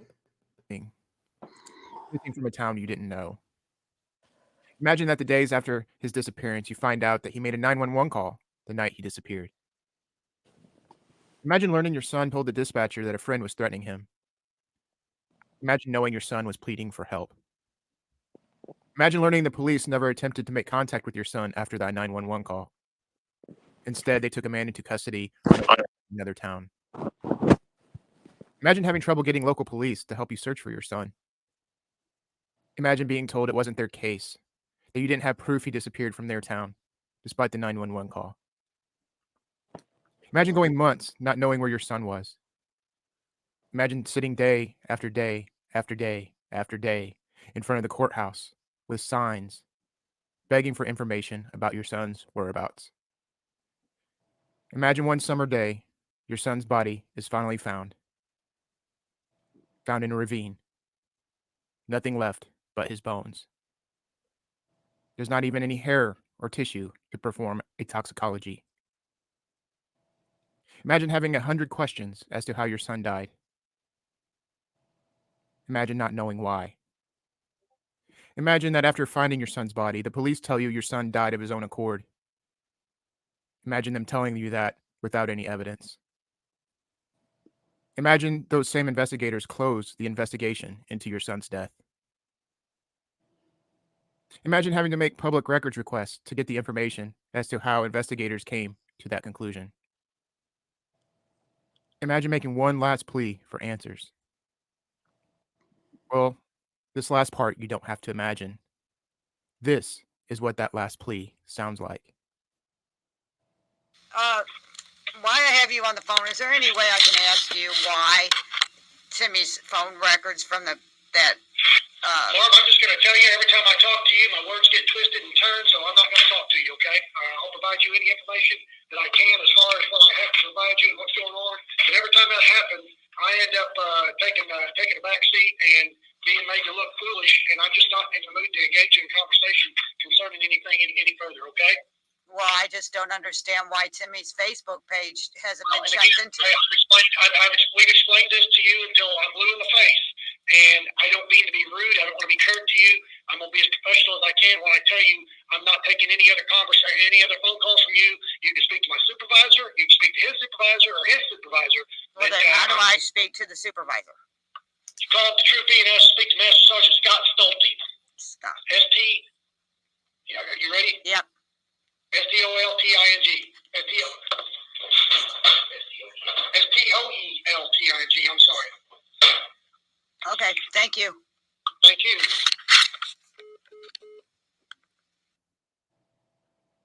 you. Barbara Hall has her phone full of text messages, screenshots, and potential leads. But not once has the Missouri Highway Patrol sat with her to see what she knows. They never interviewed her about the disappearance of her son. They didn't ask who he was around, what he was going through, what his personality was, what might have happened. Barbara Hall is on a mission now. She's gathered more evidence. She wants her son's death investigation reopened. Investigators don't seem willing to listen. But what about you?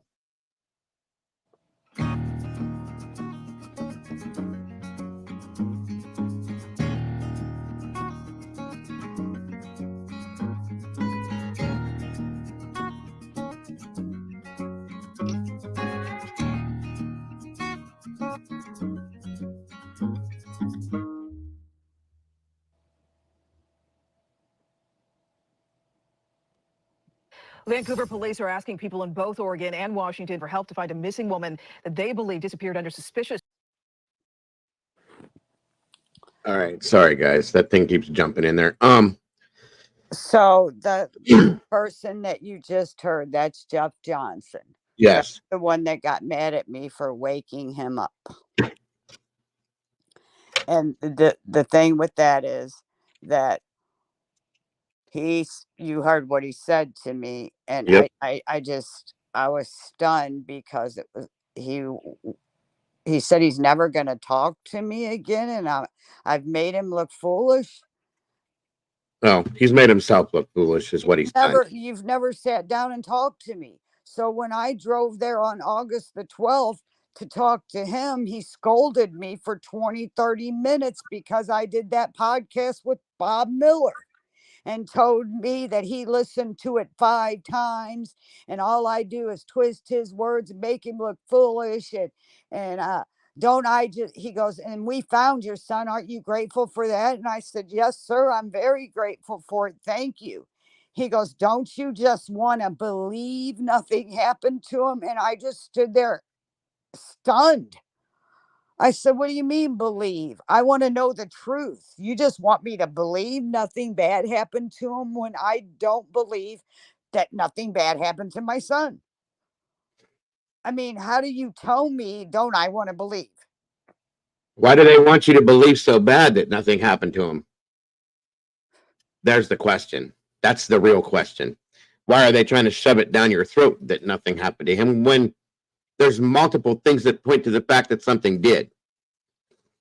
That's insane to me. This is Detective Jeff Johnson, and he is with the what exact agency is he with? Highway Patrol Troop E out of Popper Bluff. Highway Patrol, Missouri Highway Patrol Troop. Go ahead. E. Okay, and out of where? Popper Bluff, Missouri.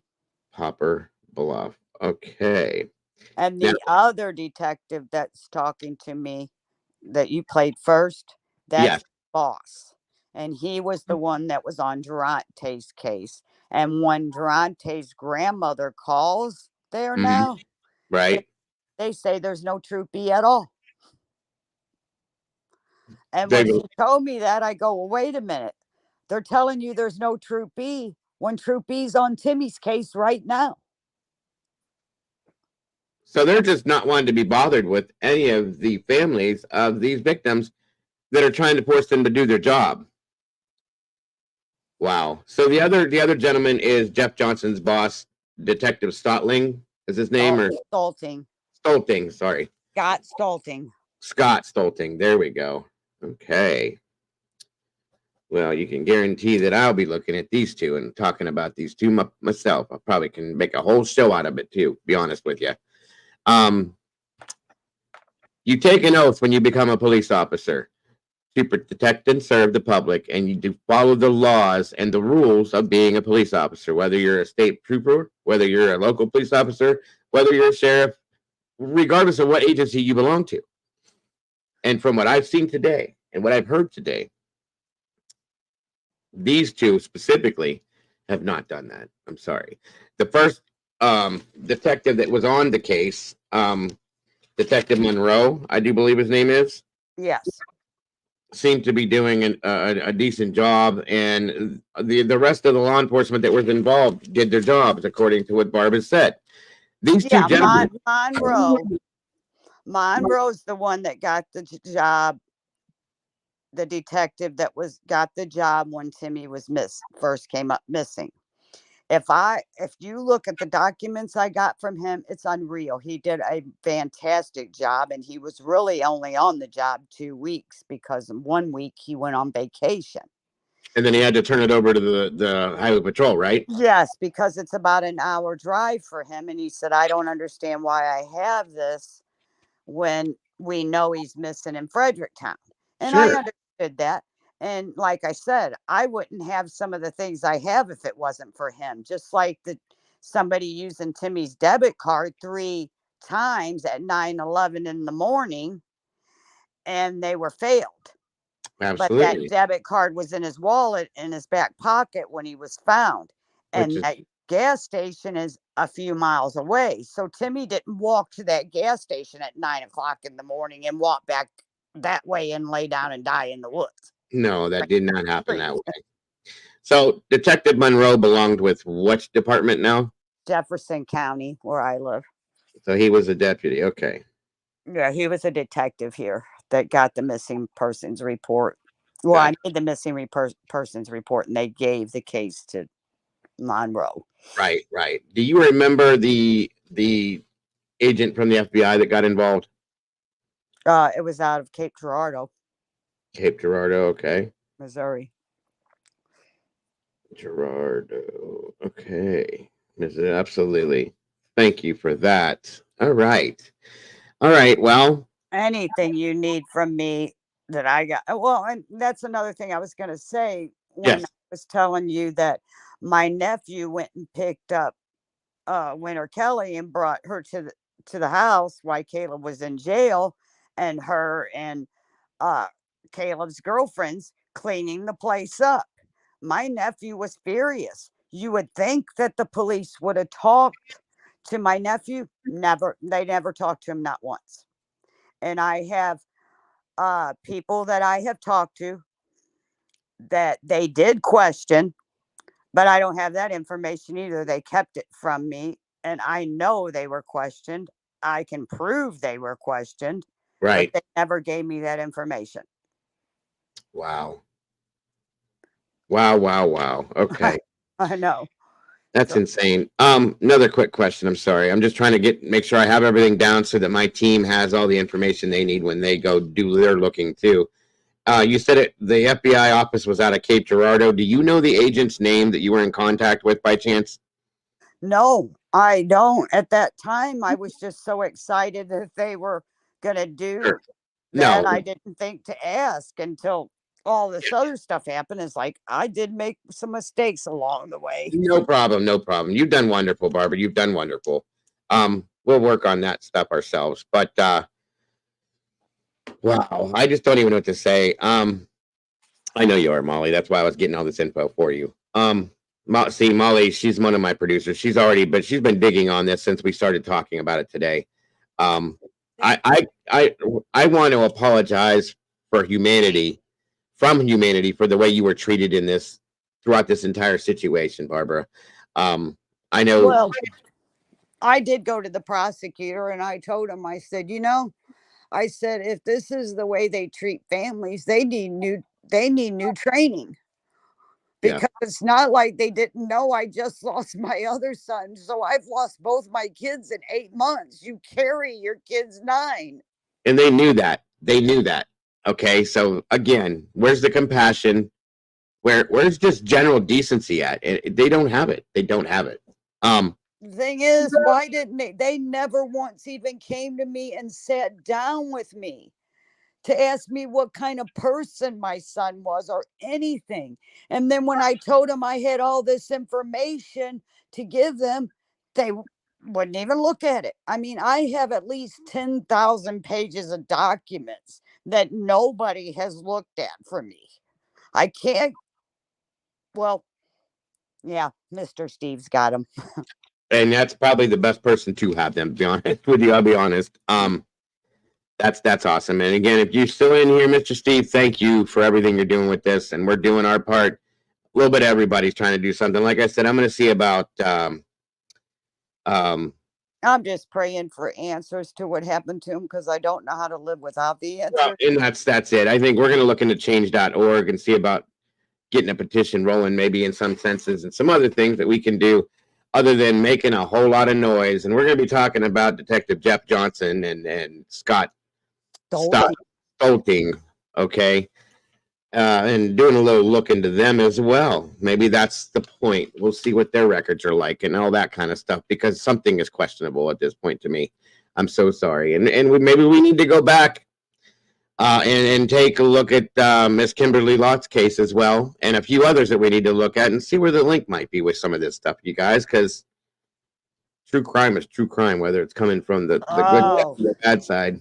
Kimberly has been through hell, her and her daughter, over. Durante Martin's case is something that I don't know specific details in it, but I followed it, and I don't believe this is their answer to everything, folks. Everything. It's either a drug overdose or a suicide, and I'm sick of hearing that. That's insane to me. God forbid you think something else happened, because that's not what it is. It doesn't fit into their. It doesn't fit into their binder for the day. You know what I'm saying? And I'm just over this stuff. I really am. Well, there's been at least 4 deaths since Timmy's there. Right, and then how many There's more? a guy named Andrew Fox. I'm just going to tell you that real quick if you got a minute. Yes, ma'am. Andrew Fox was 33 years old. His mother's from Louisiana. He was in Fredericktown, and they found him right next door. There's a park next to the sheriff's office. They found him on March 16th. It was just a year. They found him. They said he took his belt off and hung himself on a tree limb. Well, the mother got a hold of me and told me that her son was not suicidal. She did a GoFundMe to get her son. And she said when she went to Fredericktown to get her son, that they bombarded her and made her cremate her son. And then she called me and said, what can I do? And I said, I don't know what you can do because he's cremated now. She goes, but I felt pressured and pushed into it. They forced her to cremate his body. What does that tell you guys? We've heard of that stuff before. We know what that usually is. It typically means that they're trying to hide keep people from seeing something or hide something. Yeah, it's a better way to look at it. Wow. But I do know for a fact by listening to all you guys, people are found years later, they have their teeth. I mean, I'm trying to understand the hair thing because I was told that animals take their hair. And I'm trying to, sometimes, yeah, because they make logical and stuff. Yeah, I get it, but still, I'm trying to be logical with all of it, but the teeth doesn't make sense. no, the teeth don't. And to have the hair picked completely clean, Barb, is a little strange. I'm sorry. They will take it from nesting and stuff like that, but not all of it. Okay, he had a good full head of hair. That doesn't make sense to me. So go ahead. I didn't mean to interrupt. Oh, his head is completely. There's nothing. I know. Nothing. Completely clean, guys. Like it was never there. It's crazy. Yeah, you would have thought he was bald. Right. Exactly. Yeah, this is insane to me. So we're going to be making some noise with this. We're going to be looking into some other people. Like I said, I may do a show here coming up soon just about these 2 officers. And whatever else we can do a show on, but we're still with you throughout this, Barb. We're going to continue to go with this, and any new information that comes out, if you want to give us a yell on it and an update, I'll do a show about it to update everybody on the scenario for sure. Absolutely. Okay, and there's another person. Her name's Ashley. Yeah. Oh, yes. That one was interesting too. Ashley Lungsford or something is her last name. I have it written down. I'd have to go look, but I talked to the mother there. Gotcha. And Bobby Boone, that's in a bunch of these cases. Yes. Yeah, that name very, very familiar. Yeah, she was fighting with Ashley, and Ashley's mother started getting text messages saying, hey, Mom, if anything ever happens to me, would you please make sure my kids are all right? Well, as a mother, you're going to go, what's going on? Yes. So the mother did do that. And she goes, well, Mom, something's going on down here tonight. She said, I'm either going to end up in jail or dead. And they're saying that she hung herself in a camper with a shower curtain rod, on a shower curtain rod. And she had a dog leash wrapped around her neck that was tied on the right-hand side, and she's left-handed, and she hung herself. Once again, another suicide or a drug overdose. And something that Barb brought up earlier, we were talking, go look up the statistics about women hanging themselves for suicide. It's very, very slim. How old was Ashley, by the way? I'm not sure, to be honest. She was young, though, right? Yes. She had 3 kids. Yeah, no. And then there's a mother with 3 children that's not going to leave her children That's why she texted her mom, because she was like, if something happens to me, please make sure my kids are okay. Yep. And she knew something was coming, you guys. There's something going on in this area that is, I'm telling you, it's in relation to drugs, in my opinion. Okay. And And and it is drugs. But the problem with it is all these people are intertwined that are in the drugs, that these people are being murdered. Yes, ma'am. Because they're all intertwined, all the people that are involved. I don't know if you've heard about Jessie Wilfon. Yes, Jessie Wilfont. Yes. She was only 20 years old and got chopped up and buried. Yep. They know who did that one, though. Yeah. But still, uncle was involved with all the people that are involved in drugs in that town. That's it. There it is, folks. Was picked up in that town. And her uncle thought she was gonna snitch on him. And it seems to lead back to that in a lot of ways, in my opinion. I'm just saying. And it's so sad because she was a 20-year-old young girl. Yeah, she hadn't even started her life yet. It's sad. Absolutely sad. And there's many more. There's many more. Arctic and I are going to get together on this. Oh, thank you guys so much. Such and try to get some of this stuff out on these other cases as well, Barb. But we're going to do our best to make something happen with yours. Like I said, make some noise, call these people out. You might check into Douglas Teal's case too. That's old. It's not the same sheriff or anything, but he was murdered there too. How long ago? His mother's been fighting for 13 years now. Oh, wow. And he was beat to death to where his head was nothing but mush. Oh my God. So sad. Is it spelled Teal? Teel, if I'm not mistaken, Teal. Okay, we'll find it. We'll find it. No worries. But he's on my Facebook page, and his mom's on here. I saw her make a comment a few minutes ago. Oh, she was in here? Okay. Yeah, her name's Karen Linsford. Oh, okay. Wonderful. That's Doug Teal's mom. Well, thank you for joining us, Karen. And absolutely, we will definitely be looking into those as well. This is sad. This whole thing should not be anywhere near what we're looking at right now. And there's multiple people that have come in here today, to watch this that have their own cases in support of this. It's just sad. There's no words for me for this. Well, and everybody's telling me, well, there's crime everywhere. And I understand there is. There's no doubt about it. But in a town of 4,400 people, there's too much crime. I mean, there's too many killings there. Yeah. There's too many things happening like that. Correct. Yeah, it's Karen Linsford. Yeah. My sister lives in a town that is exactly the same size as Fredericktown. They've had 3 or 4 murders there in the past 20 years, and they've solved all of them. That's typically how it works. Yeah, absolutely. The town I live in is I think our population is like 4,500 or something. It's not big. There she is, Karen Langston.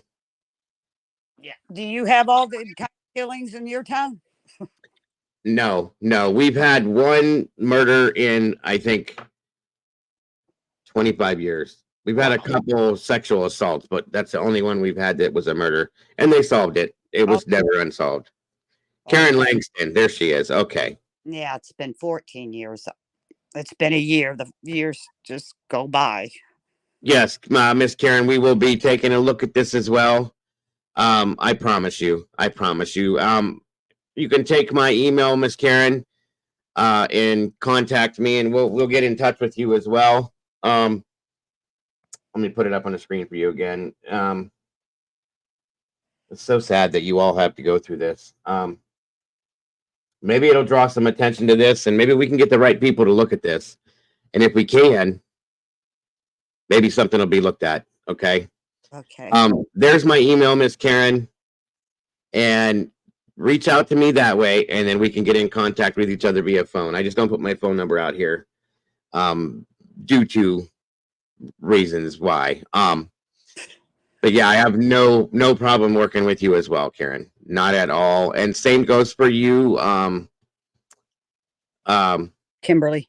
Kimberly. Yeah, I'm sorry. It's so many names, but we can all work together and we can make something happen for sure. And of course, Kluminati's been in here the whole time, in and out watching this, and I'm sure she's on board to help with this as well.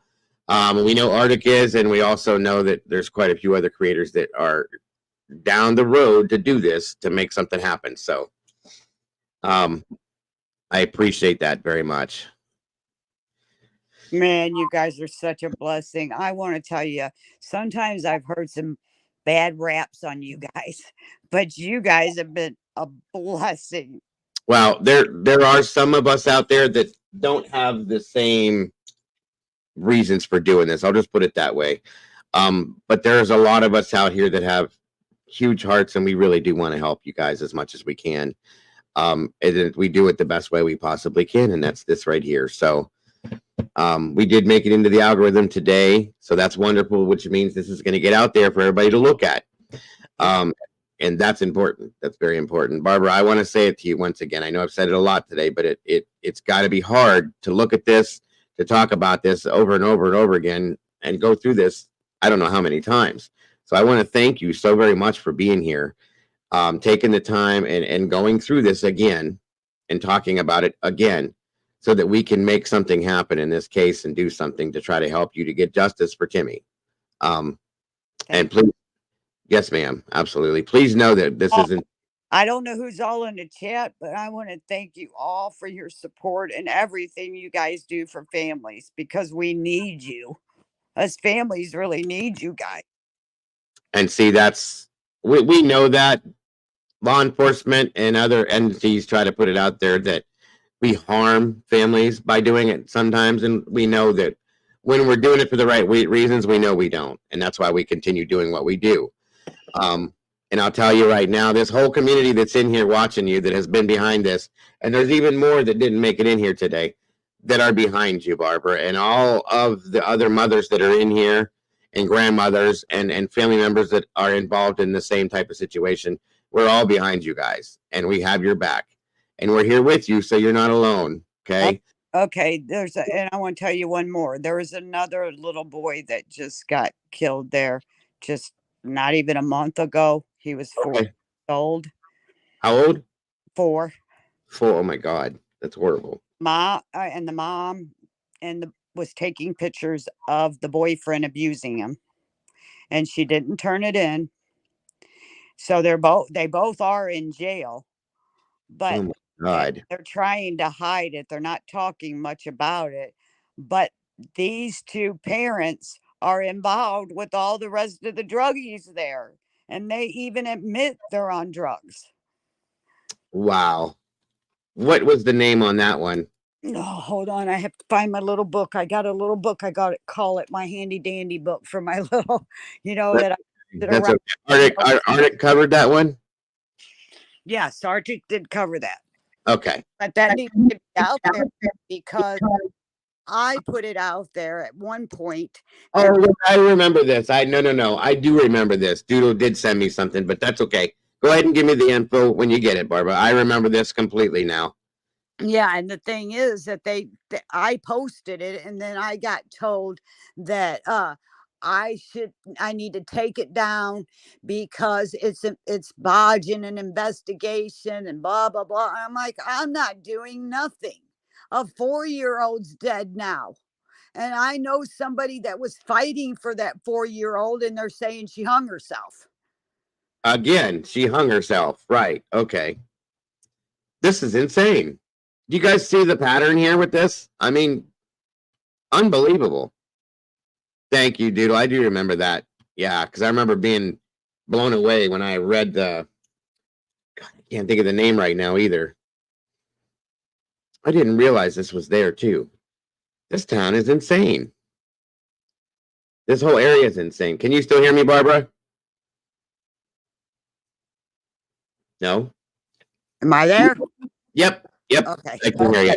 My phone rang again, and every time my phone rings, it knocks me off these. That's okay. That's okay. We're still I here. just wanted to let you know about that 4-year-old Yeah, because something needs to be done. And like I said, I went to court there, and everybody gets on probation or extended probation, and it's wrong.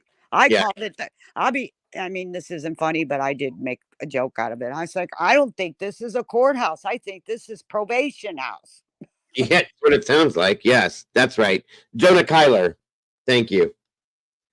Well, thank you for everything. And you, oh man, I just can't even express how thankful I am to all of you.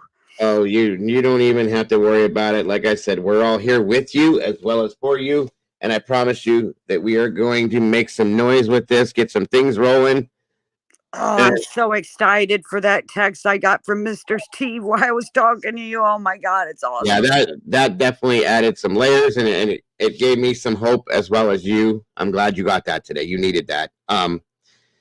That's a wonderful thing. I'm glad to know that Steve is working with this too. I know you couldn't tell me before, but it's wonderful to know that he's on this because he's really good at what he does.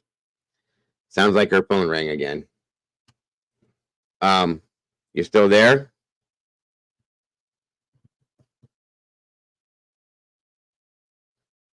I think her phone rang again. That's okay. That's okay. Well, Barbara, if you can hear me, can you hear me? No. Okay. If you can hear me, she's gone. Okay. All right. Well, Barbara, if you can hear me now, thank you very, very much for today. Again, I know that had to be hard to go through that again, and I want to thank Marion, Barbara's sister, for joining us as well. Kimberly Lotz for being here, Miss Karen Langston, and for all of you to jump in here to support Barbara in that way and support each other. That's okay, Barbara. No worries. Thank you for that. I want to thank Arctic Fox for joining me today on the panel with this because of his experience with it as well. Everybody in the chat room, thank you guys so very much for supporting this. This was something that we really needed to get out there, and we did. We made it into the algorithm. You guys are amazing. Guys, I will be here again tonight. I'm going to be doing a couple double days, maybe triple show. Who knows, to catch up on some stuff. Today was an important one, though. I really wanted to get this out for real. No, and that's 100% understood, Mr. Steve, and respected as well. I'm just grateful to know she's working with you.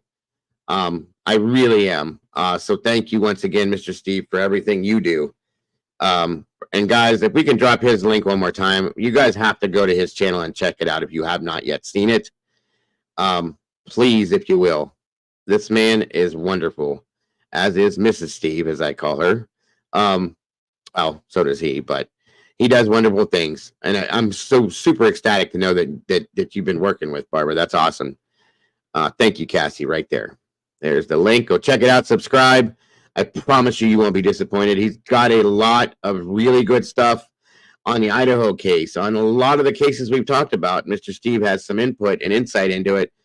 It makes you think. He even went as far as in the Delphi case, he buried bullets, you guys, to try to reenact that scenario where they found the bullet. So, I mean, this man puts the time in.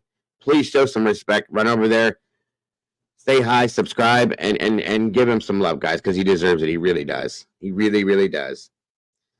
So, again, thank you, Mr. Steve, for joining us today. Does anybody else in here have any questions of thoughts, feelings, anything before we jump out of here?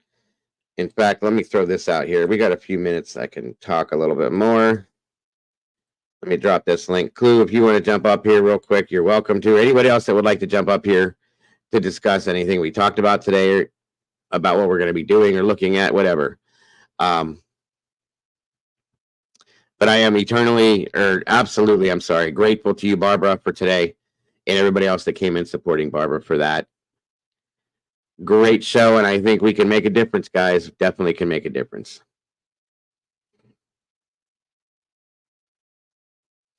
Let's see. Andy asks, has Barbara reached out to Kendall Ray? I'm back. Okay, welcome back. Have you reached out to Kendall Ray that you know of? Arctic did. Arctic did. Okay, I was going But to I say haven't, that is I haven't heard anything. But okay. Arctic did get a hold of her. Good, because this is her type of case for sure. AG is asking, is this case closed right now, Barbara? Yes. It is. Okay. It was closed right after he was found, but they never told me. I didn't find that out until I got the paperwork, and then they told me on the phone way later, but they closed his case pretty much immediately after he was found. Yeah. And I'll talk to another friend of mine. He's in the UK, which will help put the word out as well. He's a very, very honest and awesome guy. His channel is called Dinky, in my opinion. He will definitely cover something like this too. So you got a lot of support coming from this side of things. I'll tell you that much. There she is. There's Miss Klumanat. Hello. Hi. Thank you for joining us, dear. How are you today, Clue? I'm okay. Good. So what do you think? I saw a question asked and I was in and out listening, right? Because fiance was having calls or whatever, but Yeah. what was the cause of death that they undetermined? 2 autopsies were done and it was still undetermined in both. Okay. And they claimed right at the very beginning that without even looking into that stuff, there was no foul play, didn't they? Yes. Mm-hmm. And you don't have his cell phone, correct? No. Okay. They said it went down the creek, and this is exactly what Jeff Johnson told me. I know you ain't expecting me to go in that creek and look for it. I was like, wow, okay. I said, no, I'm not expecting you to do that. I'm just asking you to, there's things you can do for that phone, even though you don't have it, from what I'm understanding. And yeah, but you heard the fact that there were the recent stuff that Mr. Steve dropped. Yeah. I don't know if you heard that, if you were bouncing in and out and missed that, but that there was activity on that phone in March and Snapchats and stuff like that that were looked at. They weren't answered, but they were looked at. On the phone itself? Yeah. Yes. So not just like somebody had his login and went online. Like if I had your Facebook, Dago, and something happened to you, I could get on your Facebook on a computer and check it. Yeah, So if you had my information, right. Right, if you had the information, but the thing is that Timmy's stuff was on his phone, so, and I'm sure like you could get on my phone and go on my Facebook. I keep it opened all the time, so I don't have to put a password in.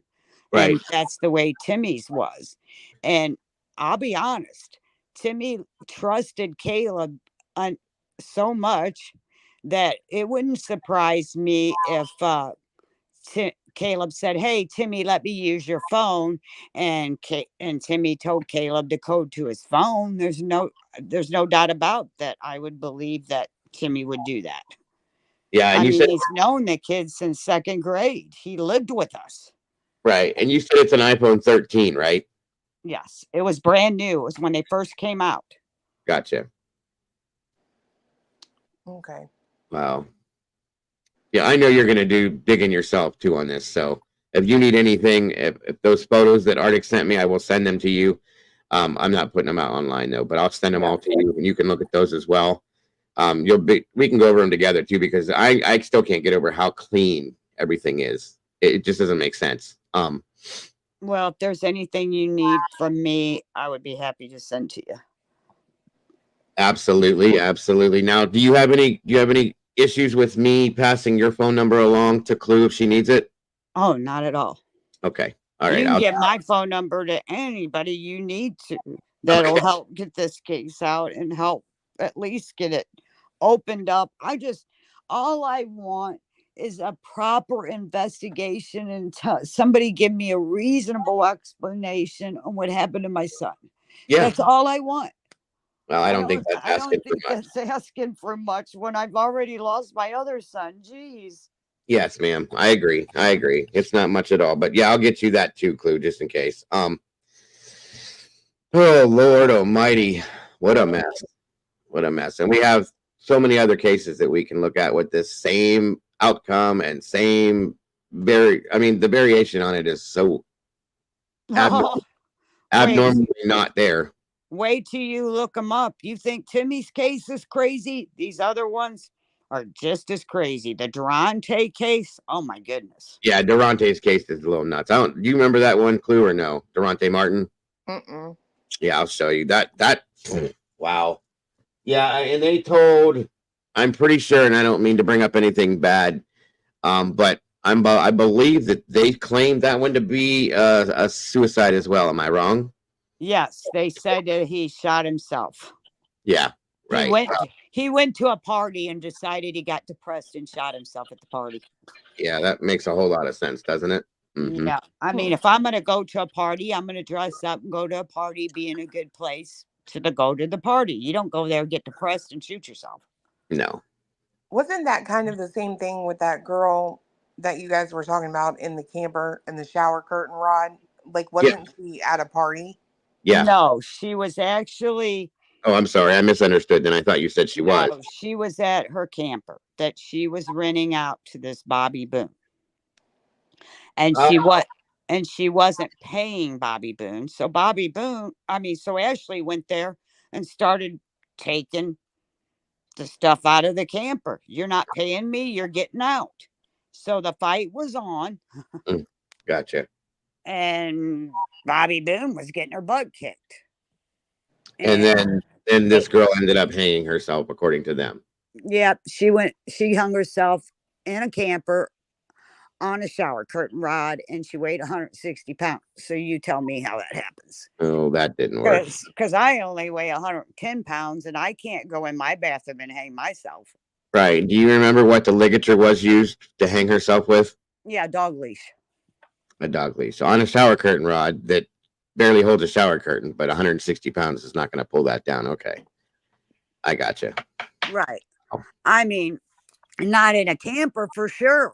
I couldn't do it in my house, and I don't live in a camper, but I know I could. If I went in there and just put my arms on my shower curtain rod and hung there, it's going to fall. Yeah, no, I know what you mean. And it's weird because this Bobby Boone name is popped up in multiple cases too. That's the weird thing. Oh yeah, and she's got charges against her right now too. I went to her court date. In New Madrid, Missouri. She's got a charge, and she's on probation and parole. And she's got charges for burglary, stealing $700, and property damage and trespassing, from what I understand. And nothing's going on. She's still running the streets. You know, round about her age? Oh, I'm going to say she's in her 40s. Wow. Okay. I think 44, if I'm not mistaken. Gotcha. Okay. And then this is another thing that's interesting. Now that we're talking about Bobby Boone, they questioned Bobby Boone, okay? Yeah. But the recording got messed up. Out of all the documents I got, Bobby Boone's recording's messed up. Gee, did it get struck by lightning, maybe? Oh, I should have asked, but right. They won't answer the phone to me anymore. Remember, they're not going to ever speak to me again. Wow, this is insane. Too much, too many. Yep, too many deaths in such a small community. I agree. Wow. Well, once again, thank you very much, Barbara, for your time and your energy that it takes to do this. No, don't thank me. I'm thanking you. Yes, it's stressful, but if it's going to get something changed, I can't bring my son back, but maybe my son's death can keep other people from going through this there. Yeah, no, I can agree. Do you have any questions for me or Kluminati or anybody else at this point? I don't have any questions. I just can't thank you enough. Oh, no problem. No problem at all. I think everybody in here is grateful that you took the time to come up here. This is living in an absolute nightmare. I'm not going to lie. I can guarantee you. I'm at the point where I'm having a hard time sleeping, eating, all of it. Yeah, I understand. I do. I absolutely do. Did you have any other questions, Clue, at all for Barbara that you can think of right now? You can No, ask me anything. not that I can think of. Okay. Well, comes down the road and we need to, we can figure it out. No big deal. Yeah, you can if you need any answers to anything that I can provide to you guys, I would be more than happy to. Absolutely. No worries whatsoever. I appreciate that very much. Oh, I wish you'd quit telling me you appreciate me because it ain't me. It's you guys that are helping me. I understand.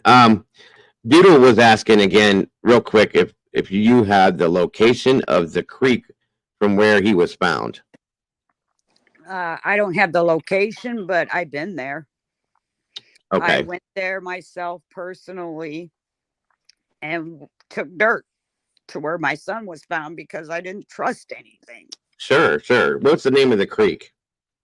It's not really honestly, it's like you go, you know how you go by across a little driveway that like has a little creek. It's not they call it a dry creek. Dry creek, yeah. It's just like a little ditch that if it rains like now, it would fill up. You know what I mean?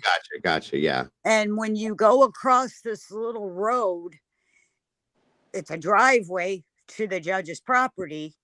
There's a little bit of woods there.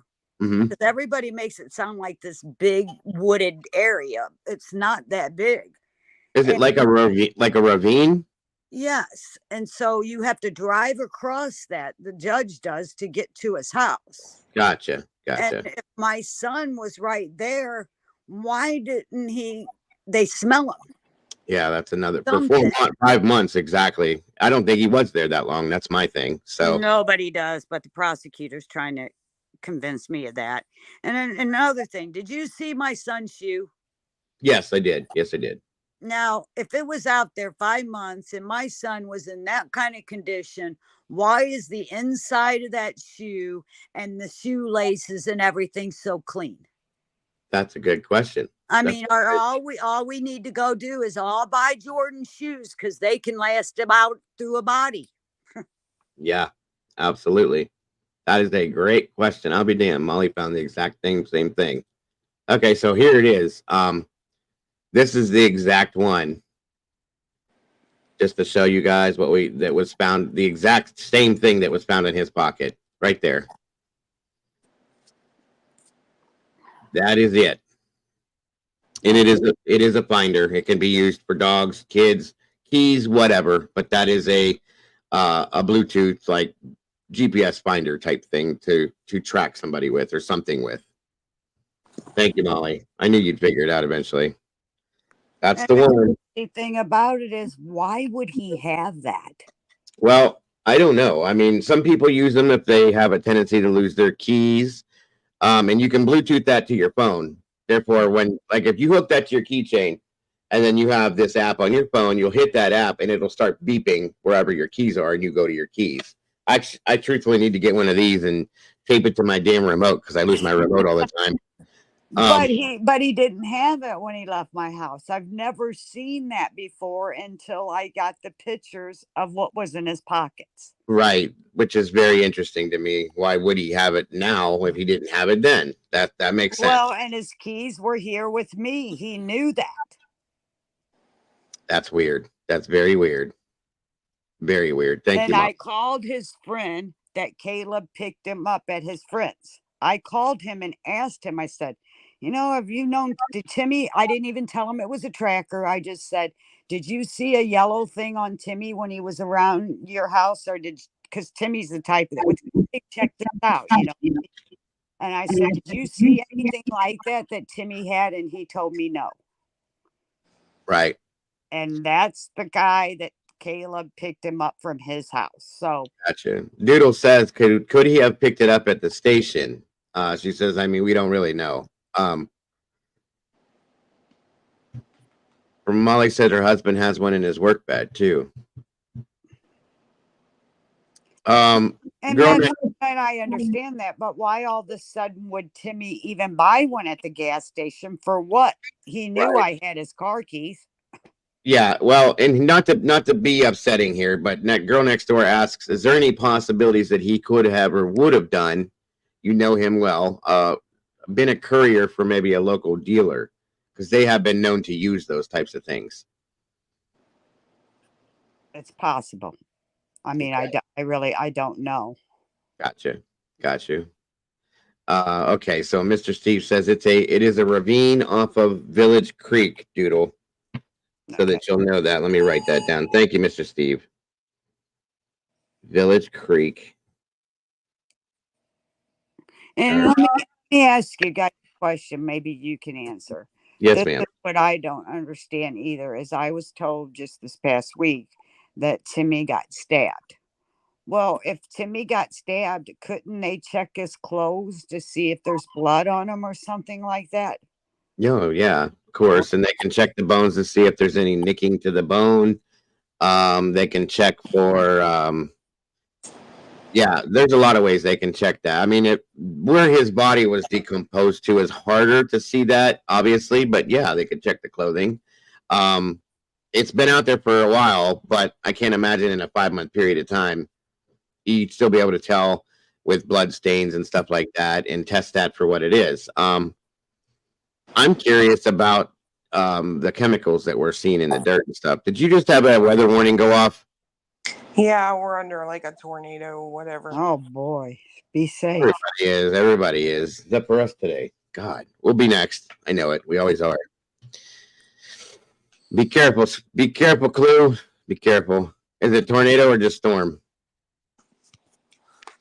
Tornado, flood warning, and severe thunderstorm. Oh, you got the whole whammy. Jesus. Oh. Well, we're under a watch, but there's been warnings going off all around us. I'm just praying little Clue gets home from school, okay? Yeah, right. Exactly. Well, be safe. Yes. I will try. Good Lord. It's 80 degrees and beautiful here, 82. And we're usually the ones with the storms and stuff. So I know. We'll be next. It's just pouring down rain in here. It's already gone through Missouri. It's been through Michigan, was whacked really hard last night. Indiana got hit. So it went around us and hit you guys, which means it's probably going to roll around and come right back up. So, yeah, I was looking at the radar earlier. It's doing a really weird kind of motion too. It's almost like moving like in a circle. Yep. Yeah, right, SRB. We're good today, but it's usually us that's in dire need of hiding. So, oh, Doodle says they have one more round later. Oh, Lord. God. Enough already. We need to get past this season and move on. God. Well, I'm waiting for it to get past so I can go sit at the courthouse. Right. It's up near Cross Plains in Springfield, Tennessee. Okay. Yeah, they got tornadoes. I'm assuming on the ground because I keep seeing warnings pop up. So. Good Lord. That's right. Right. A watch is when it might happen. A warning is when it's happening. Springfield? Yeah. Oh. Yeah. Warning is when the conditions are it's happening, and a watch just means the conditions are right for it. Let me take a little closer look at the radar. Is that close? That might be coming right close to you guys? Well, it's not far in the geography of that, right? Oh my gosh. It's pretty well dead on for it to come at us. What time is it? What time does Baby Clue come home? She just now got out of school. Oh, how far away is it? She's about 15 minutes probably. Okay. Well, hopefully she'll be home quick. Yeah, tornado warning in Stewart County. They just keep piling in. Like I've seen it go off 4 times since I got up here. That's crazy. Be safe. Yes. Marianne says it's bad in Illinois too. Lord. Yeah, see, look, there's 4. Yeah, I'm looking at it. I see it. You just went through this last week, where we had it here, and then it bypassed us. And then where did it hit? Or no, up by where SRB's at, it hit real bad. That's such a weird deal. The way it's. Oh, It's not moving right or normal, right? no, here's Nashville. Show you what Nashville looks like. They don't look real comfortable over there right now either. Good Lord. Look at the sky there. Oh my gosh. What's going on in Nashville? And that, oh no, wait, there was Nashville. Then it went to, oh, there it is. Holy hell. Yeah. Ooh, that looks spooky. Sure does. Well, that's why I kind of had to. Hey, Kaden. Hi. Jesus, I didn't even know you were back there. Wow. Wow. Yeah, that's not good. Anybody in these areas at all, please be careful. Yeah. Oh, wait a minute. You had a touchdown south, that's in the southeast. I didn't even hear anything about that. We're in the same state. Tennessee, Kentucky, Missouri, Illinois, Virginia all have thunderstorm warning, tornado warnings. Jesus. Going around. Life. In Arkansas had something going on too, where Brandy's at.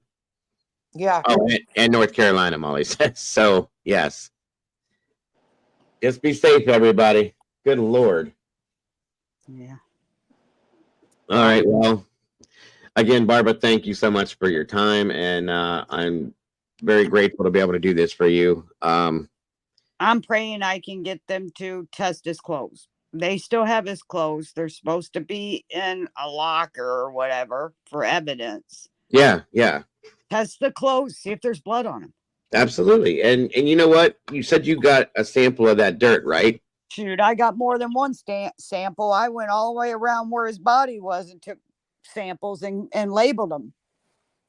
Good. We need to look into maybe finding a place, because you don't need to pay any more money into this stuff at all. You paid enough. I have more to spend, honestly. That's what I mean. We need to look into how we can get this tested for you to see if there's any chemicals in that. Specifically, any acid-like chemicals, lime, anything like that. I'm curious myself, or any kind of bleaching agents or anything. And there was a girl that was there. Her name was Jessie Pinkley. She lived in that house. Wait, what was her name again? Jessie Pinkley. Dessie, like Dessie? No, Jessie. Jessie. I'm sorry. Jessie Pinkley. Okay. Well, it's kind of funny that she took off right after Timmy did and went to rehab in Arkansas at John 3:16. It's a year program, and she hasn't came back. And I think, honestly, the girl got scared straight. I mean, it happened. It definitely happened. And then one of Caleb's cousins, I heard it was a cousin. Don't quote me on that. That's just what I was told. His name's Michael Street. Okay. He is in prison in Iowa. Okay. He left right after Timmy disappeared too, within 2 days. And then he got in trouble there for contempt of murder. He was shooting at somebody. And he's in jail there. And I couldn't get the police to go talk to him because his girlfriend messaged me on Messenger and told me he's talking about all of this on a tablet from the prison to her. And I can't get anybody to go talk to the man to find that. Well, he's only 21. He's a kid to me. And nobody will do it. Okay. Nobody has talked to him either. I have a question real quick, Dago. Yes, ma'am. So you said you asked maybe the coroner or something if he was wearing clothes? I did. I got a recording of it, me talking to him on the phone. And did he ever answer yes or no? Nope, never called me back. Because that's weird that the police have his clothes. Did they take them off before they sent him to the coroner? Well, from what I was told, and I have this recorded because I started recording everything when I talked to these people. Good deal. When I called him, I said, hey, when you found Timmy, well, first when I called him, I said, hey, I was just wondering if the paperwork was in. And he goes, no, it's not in. He goes, but I can tell you, I drove your son personally up to St. Louis. And I go, okay, great. I said, can you tell me if he had any clothes on? And then you could hear him shuffling through papers. And he goes, I don't know. And he said, I'll call you in a day or two. I'll go through this stuff and I'll call you and let you know. He never called me. But I just thought that was strange. I almost said to him, well, how many bodies do you find there? Because come on, he was found on July 21st. You said you were there and you collected Timmy's bones and brought him up to St. Louis. So how would you not know if he had clothes on? Because at that time, I didn't have my pictures yet to know if there was clothes there or not. I just wanted to know.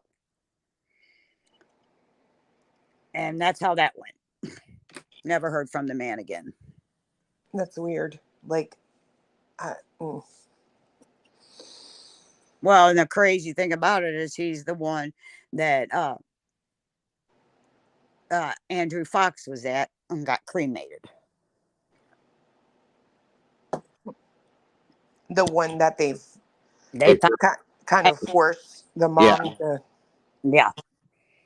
That's it. That one's interesting to me too, Clue, because it sounds like that's a definite, like, we need to hide something, so hurry up and cremate his body. You know what I mean? Yeah. Yeah. And then the thing is, he's just walking through the park and decides to take his belt off, hang himself on a tree limb, and they said he had a pocket full of drugs. Right next door to the sheriff's department. Right next door. You can see the park. That's you can see crazy. the sheriff's office sitting in the park. That is crazy. I don't know if you can see the screen, Barbara, but Mr. Steve just said that his foundation will be conducting testing of the soil samples should LE fail to follow through with new evidence. So there you go. Oh, praise God. Thank you, Mr. Steve. Thank you. Yes. I told you, there's so many good people out here that want to help in a lot of these situations, and he's one of the best. So I'm grateful for that too. Yeah, I know Mr. Steve for quite a while, but sometimes you got to keep stuff to yourself to get anything done. Right. Absolutely. And that's the thing, is you had to take this out of the area to get something done to it, which is really sad to me. Yeah, I was told that if I didn't take it out of state, I was not going to get any help. That's really sad. It should not be that way, but good Lord. Well, I'm grateful to Mr. Steve again that he's there, and that anybody else that's helping with this is available to do this. It's awesome. Mr. Steve, awesome. All you guys are, but Mr. Steve, oh my gosh, him and Bob Miller from the Lawless Files have been. Oh yeah. Yeah. Another Bob Miller as well. Oh my goodness. If it wasn't for Arctic Fox, I don't even know how he found me. I think it's prayers answered, because he got a hold of me and he was putting it out there that Timmy was missing. He helped so much. Yeah, Arctic is good for that stuff. He's very passionate about these cases. And he doesn't, just like a lot of us, will not give up until he gets some kind of an answer that he likes. So Connecticut, Massachusetts, Rhode Island too.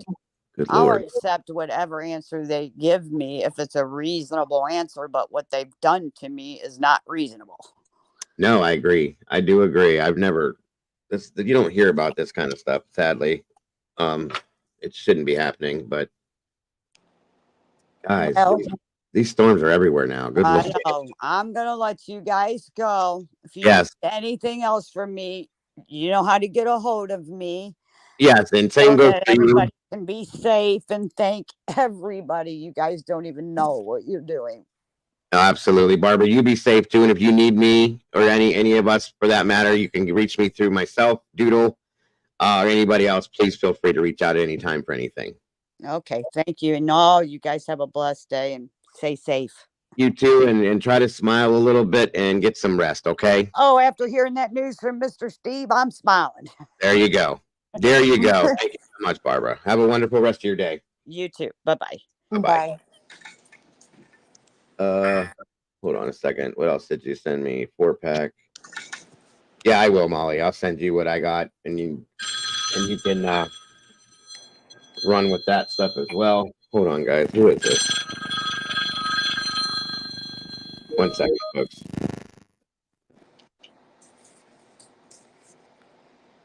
Every time. Every time. He ain't had to put nobody on hold all day. It's just so that everybody can Man, sit I here can and start hear. cussing. No, it was a telemarketer. No worries. Put me on hold for a telemarketer. Did you hear that? Oh. No, because now they're putting in local phone numbers and dialing local phone numbers. Do you not have an iPhone?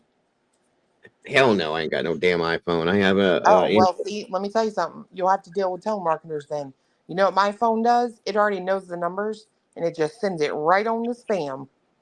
Well, I have mine. Some of them do that, but see, they've been putting in local numbers now, or I'll get this little thing. It shows up in red, and it says suspicious spam call, and I just ignore those. But you've seen me do that, not where I'll just reach over and hit a button and it's gone. But some of them now they're getting smart. They're dialing with local numbers that I thought could have been the school or something like that, and it's like, what the hell? So, regardless, I don't know. Well, this was a very, very productive show, I think. Thank you for being interested in helping as well, Clue. I appreciate that a lot, as I know she does. But, hell, we had 3 other mothers in here with 3 other cases out of the same area that they're not happy with their situation either. That's insane to me. And that's only 3. There's so many more. Arctic told me this morning, or not this morning, but the last time we talked, I'm sorry, about 15 other ones from this same area. Like, what is going on? This is crazy. Yeah. Something's not right. And I mean, I have a feeling I know what it is, but I'm not going to go there yet. There needs to be some more research into it, I think. Now, Middle Tennessee has a tornado watch too. Wow. Okay. You guys better be careful. We've been under a tornado watch for. Is that where you're at? Are you in Middle Tennessee? Mm-hmm. Okay. Well, they just said that right before it went to break, the one place said something about there's one spotted in Springfield now. So I don't know. It does, SRB. It says a lot about the Frederickstown. It blows me away. Though I've never heard a detective talk to anybody like that guy was talking to her ever, especially a mother whose child is deceased, and they're the detective on the case. I've never heard that. Never. That's just crazy. I'm sorry. So good stuff. But yeah, guys, are you going live today, Clue?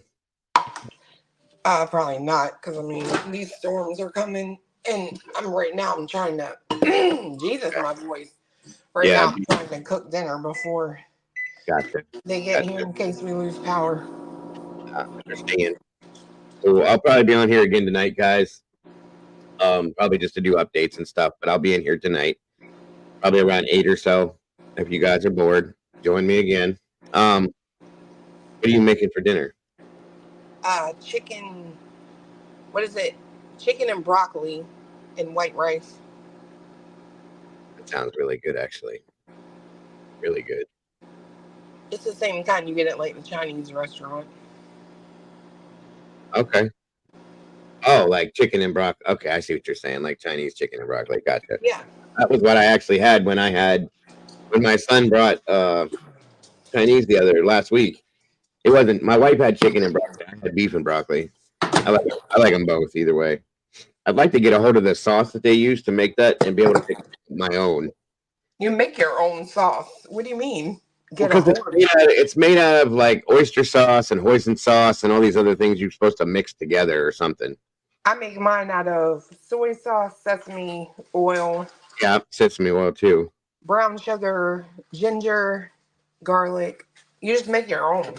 Ginger. I knew ginger and garlic, but I didn't know they use brown sugar. What did you get? Did you get a recipe offline or something for all that? No, son, I cook. But you just invented it. You knew what they put in it. Honey, I could be a chef. Okay. Oh, holy shit, Molly.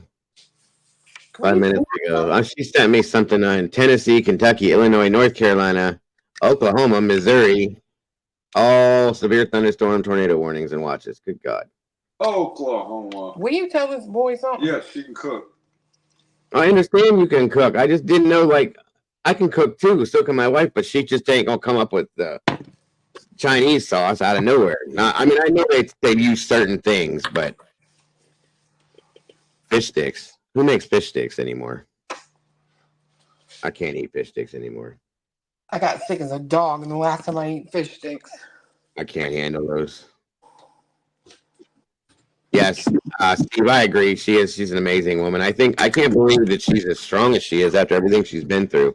And I got to tell you, sir, I'm grateful that she's working with you of all people, because she needs somebody that can do the things you can do, that has some knowledge, some sense, and some compassion, because she hasn't had any of that in this case, in my opinion. So, is my mic acting up again? Oh, okay. Yep, I may have been because my phone was in front of it for a minute. I do need a better mic, though. But yeah, thank you very much, Mr. Steve. You are appreciated, sir. And again, guys, if you haven't gone over to his channel, please go over there, check it out, subscribe if you haven't, please. It makes your ears hurt. So I'm too loud. Then tell me I'm too loud. How's that sound? I think it's other people have it turned up too loud.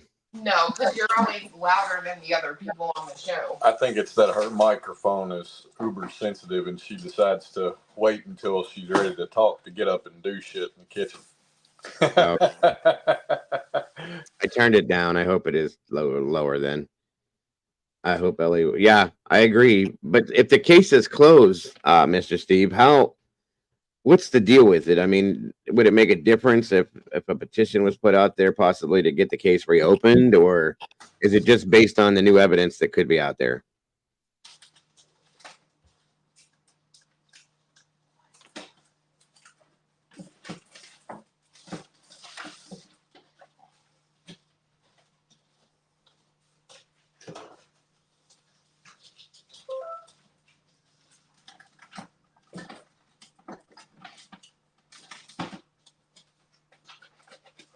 All right, let's see. Did he answer? It snowed this morning. He didn't say anything yet. Yeah, I love broccoli too. It snowed in Idaho. Of course it did, Molly. I swear to God, it snows clear into June or July in Idaho. It's crazy.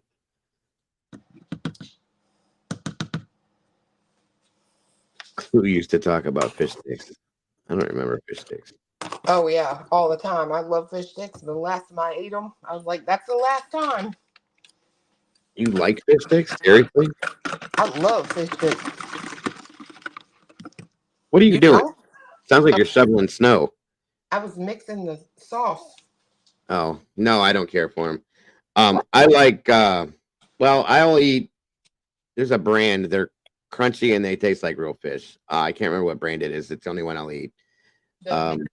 Marie Cleary or something? No, I never heard of those. Those could be good too. I can't think of the name brand, but they're the only ones out here. I like fish, so I like to eat real fish most of the time. Molly says I love cheap fish sticks. Well, there's a lot of them out there. Miss Barbara, thank you very much, and so are you. Very much so. Yes, Andy, right. Massachusetts, where they got real seafood. I would love to be there. What's up, Twizzle? Good to see you.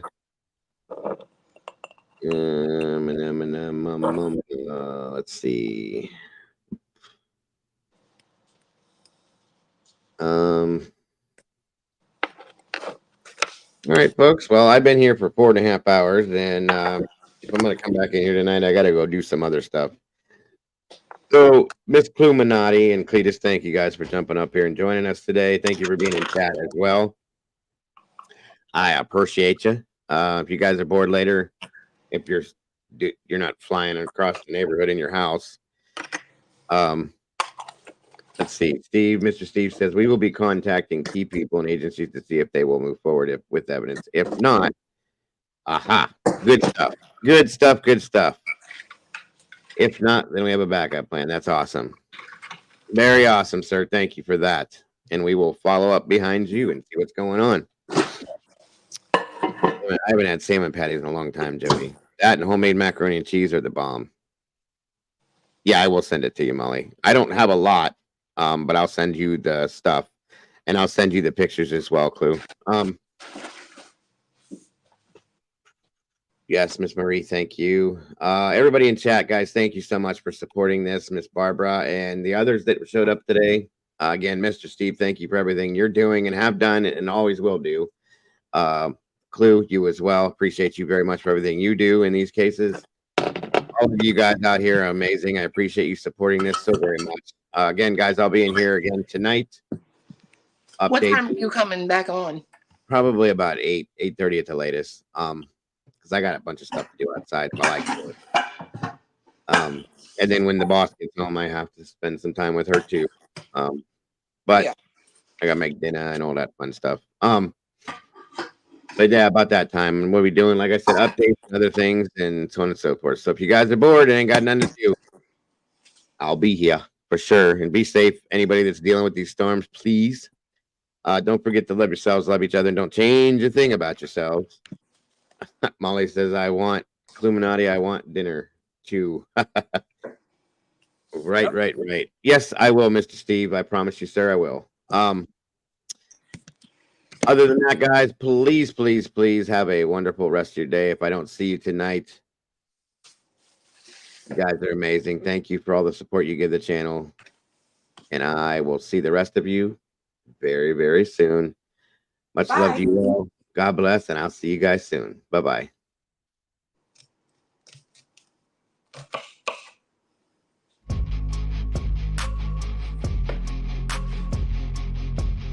You hang up on me?